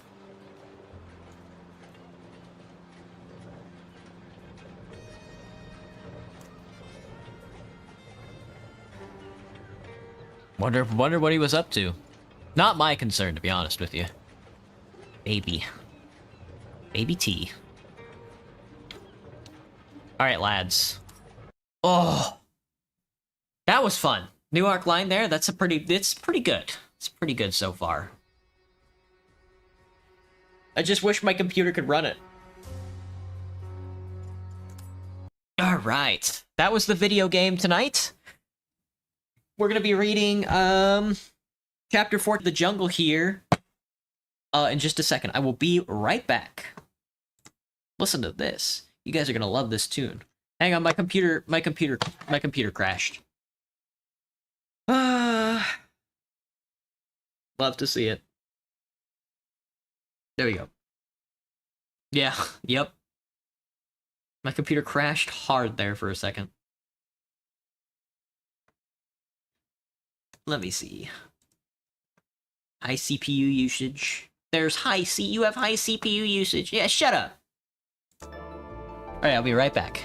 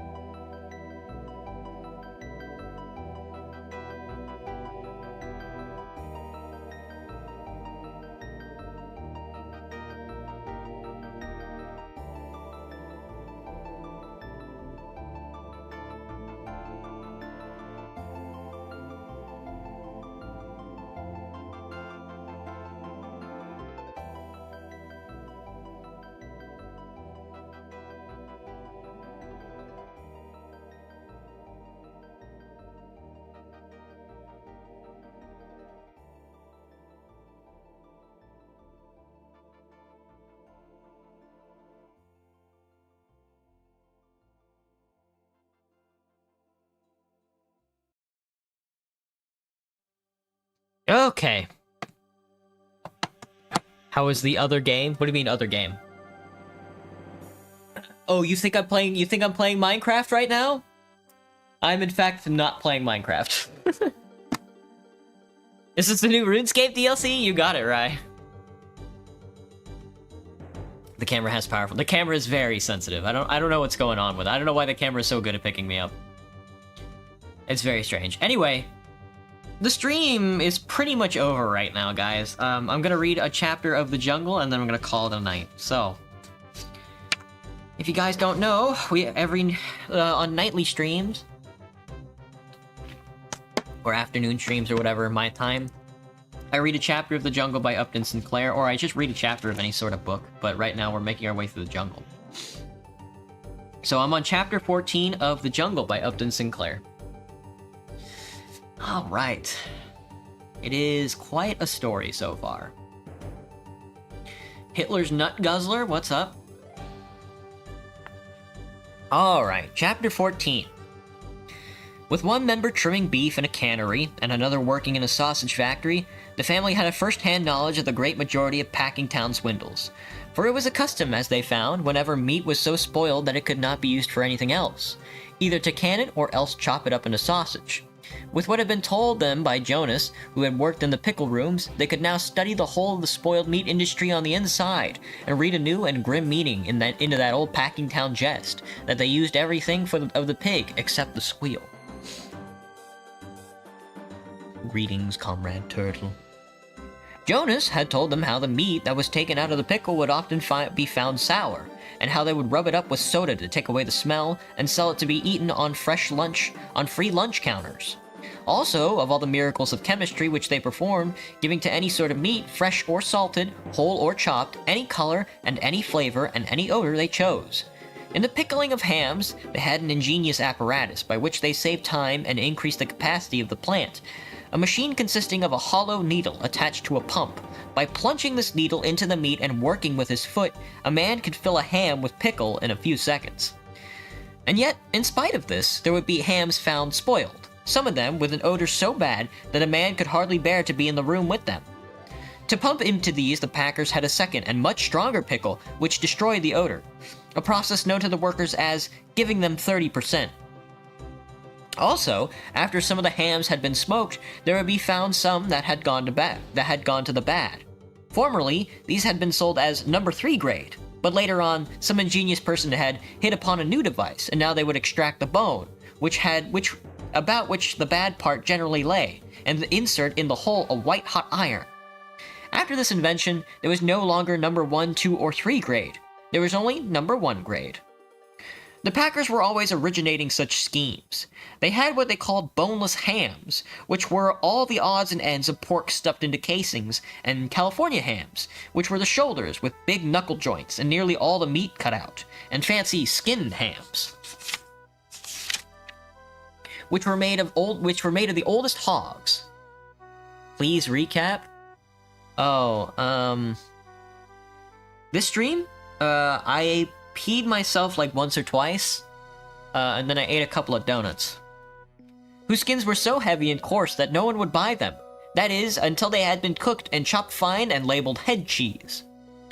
It was only when the whole ham was spoiled that it came into the department of Elzbieta, cut up by 2,000 revolutions a minute flyers, and mixed with half a ton of other meat. No odor that ever was in a ham could make any difference. There was never the least attention paid to what was cut up for sausage. There would come all the way back from Europe old sausage, and that had been rejected, and that was moldy and white. It would be dosed with borax and glycerin and dumped into the hoppers and made over again, for home consumption. There would be meat that had tumbled out onto the floor, in the dirt and sawdust, where the workers had trampled and spit uncounted billions of consumption germs. There would be meat stored in great piles in rooms, and water from leaky roofs would drip over it. Thousands of rats would race about on it. It was too dark in these storage places to see well, but a man could run his hand over these piles of meat and sweep off handfuls of dried dung of rats. These rats were nuisances, and the packers would put poisoned bread out for them. They would die, and then rats, bread, and meat would go into the hoppers together.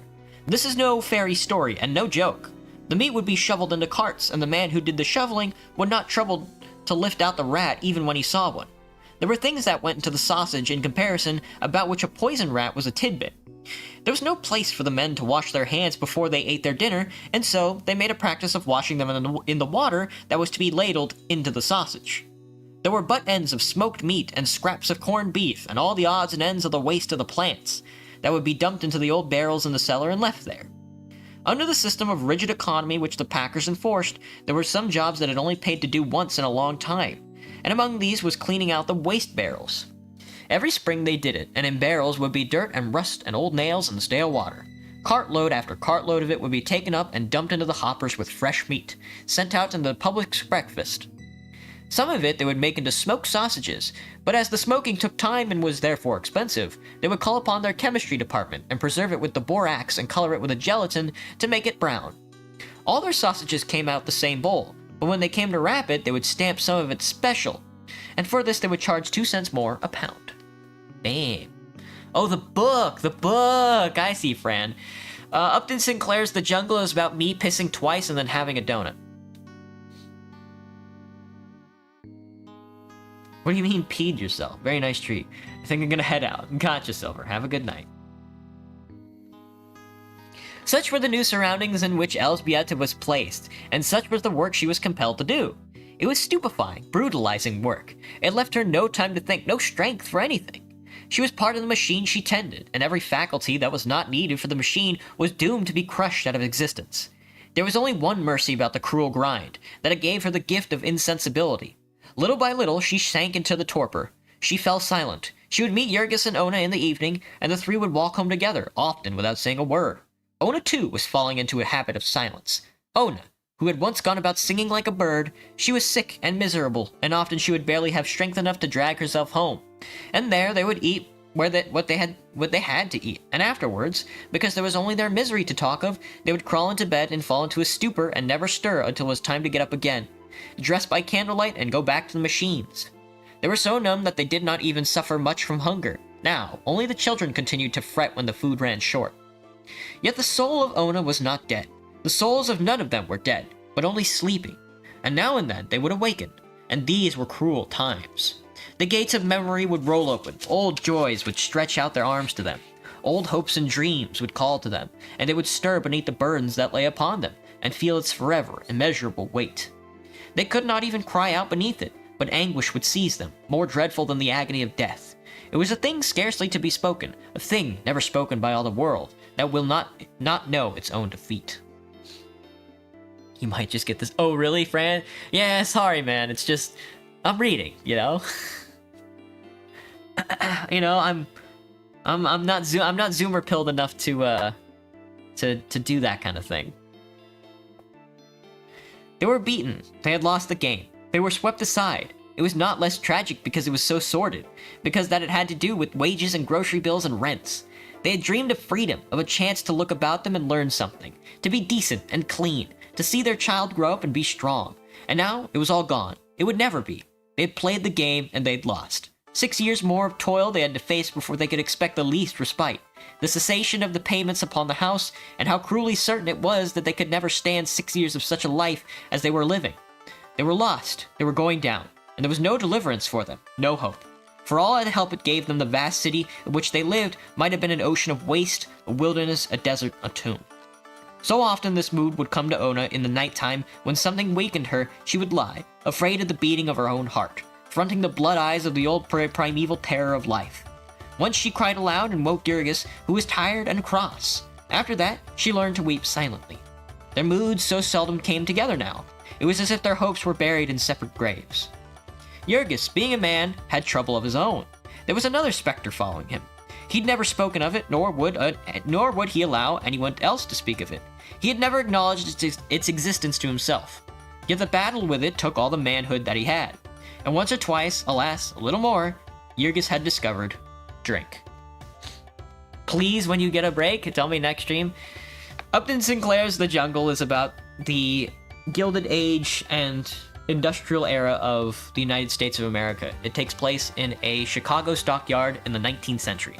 In the 19th and 20th century. The stockyards of Chicago in the 19th and 20th century. It follows our cast of characters, a Lithuanian family who become workers in these stockyards at Durham's, the largest meatpacking facility in America at the time. And it outlines the unnatural horrors that humans had to live through during this era. The purpose of this book in the modern era is to really reflect on, not necessarily tell you how bad things were back then, but really to tell you how bad things are now. There's your summation.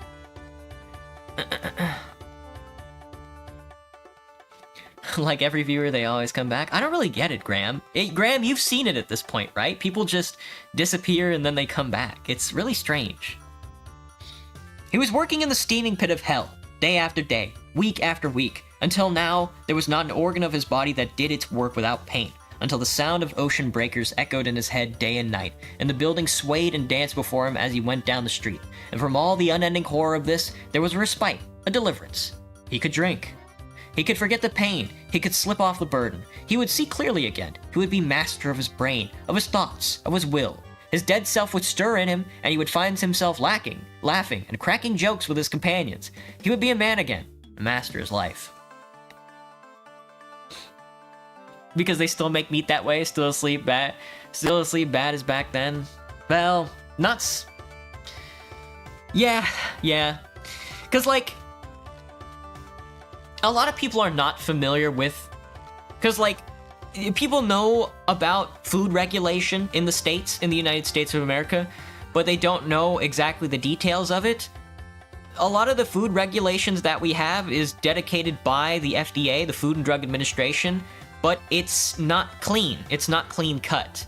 There's pretty much only one sentence in the Food and Drug Administration's handbook that outlines how many bugs can be in, like, a can of food.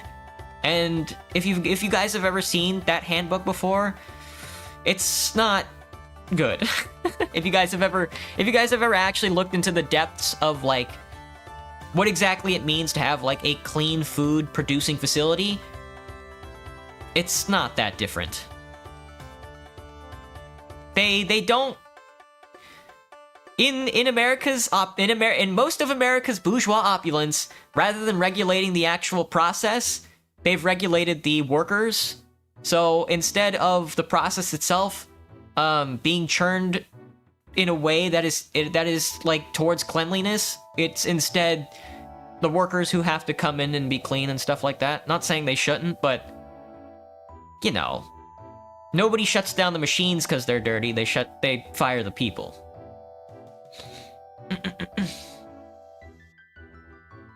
If I were any of you, I wouldn't read it.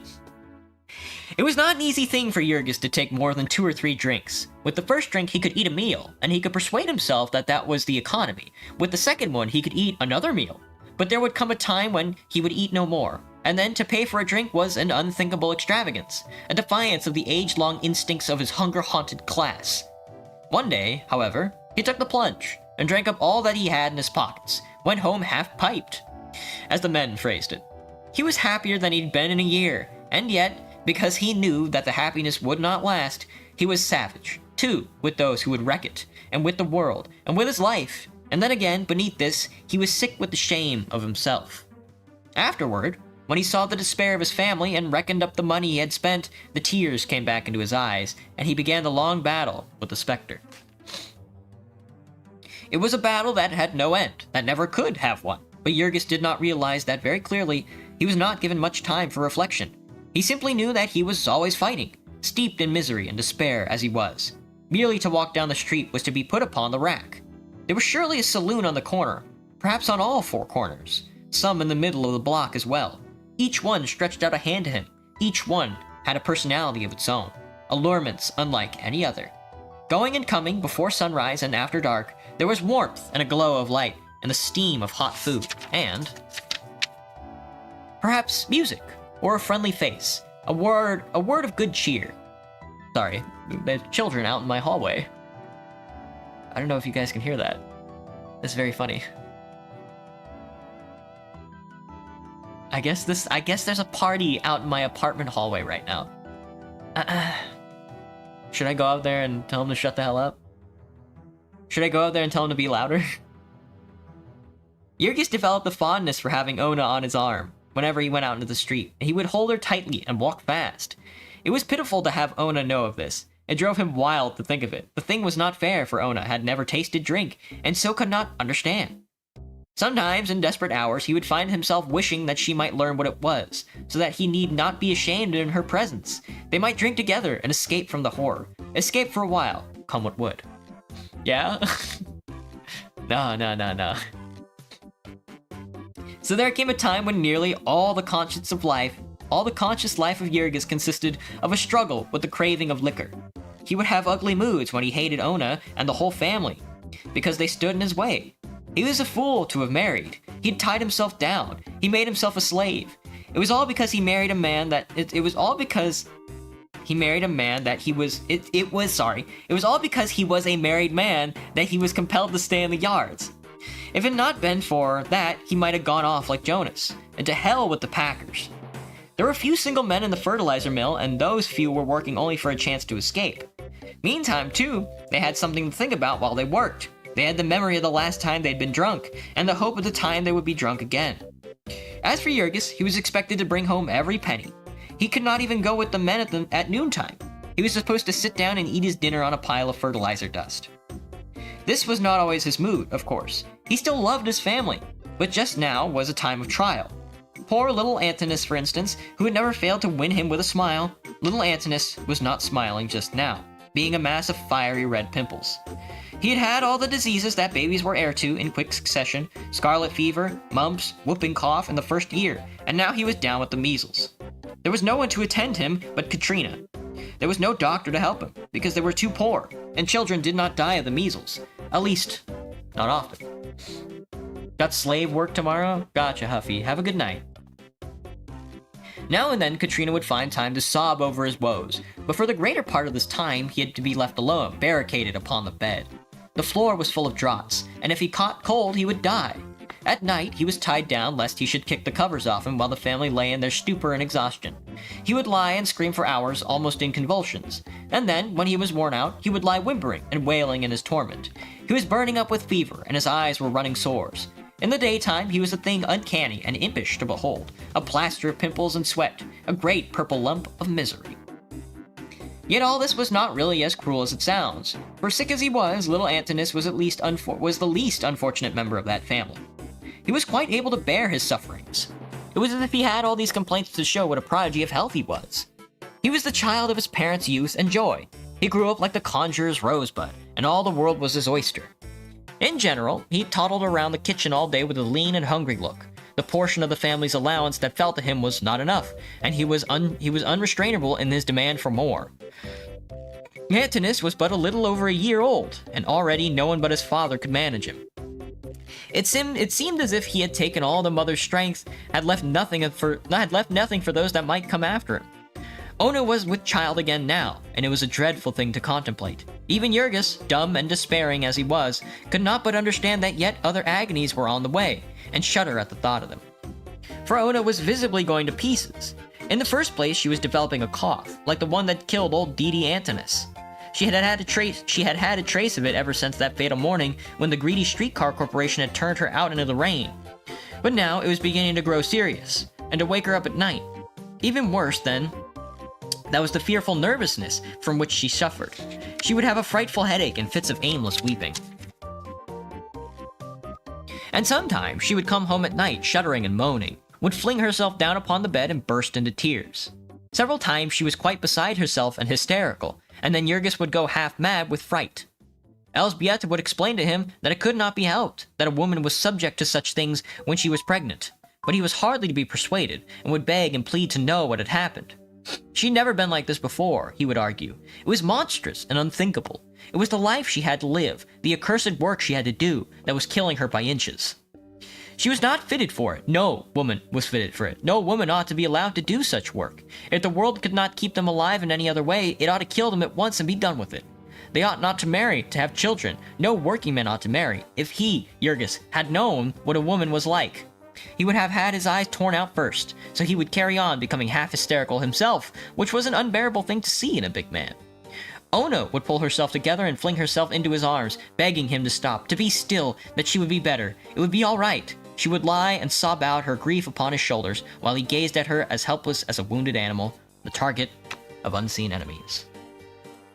Alright, guys. That was Chapter 14 of The Jungle by Upton Sinclair. Chapter 15, tomorrow night. Oh, what a pain. What a pain. Such a painful fucking book. Wow, good thing that lifestyle doesn't exist anymore. All right, everybody. One more? No. No. No. I'll see everybody tomorrow. Have a good night, everybody. Bye-bye.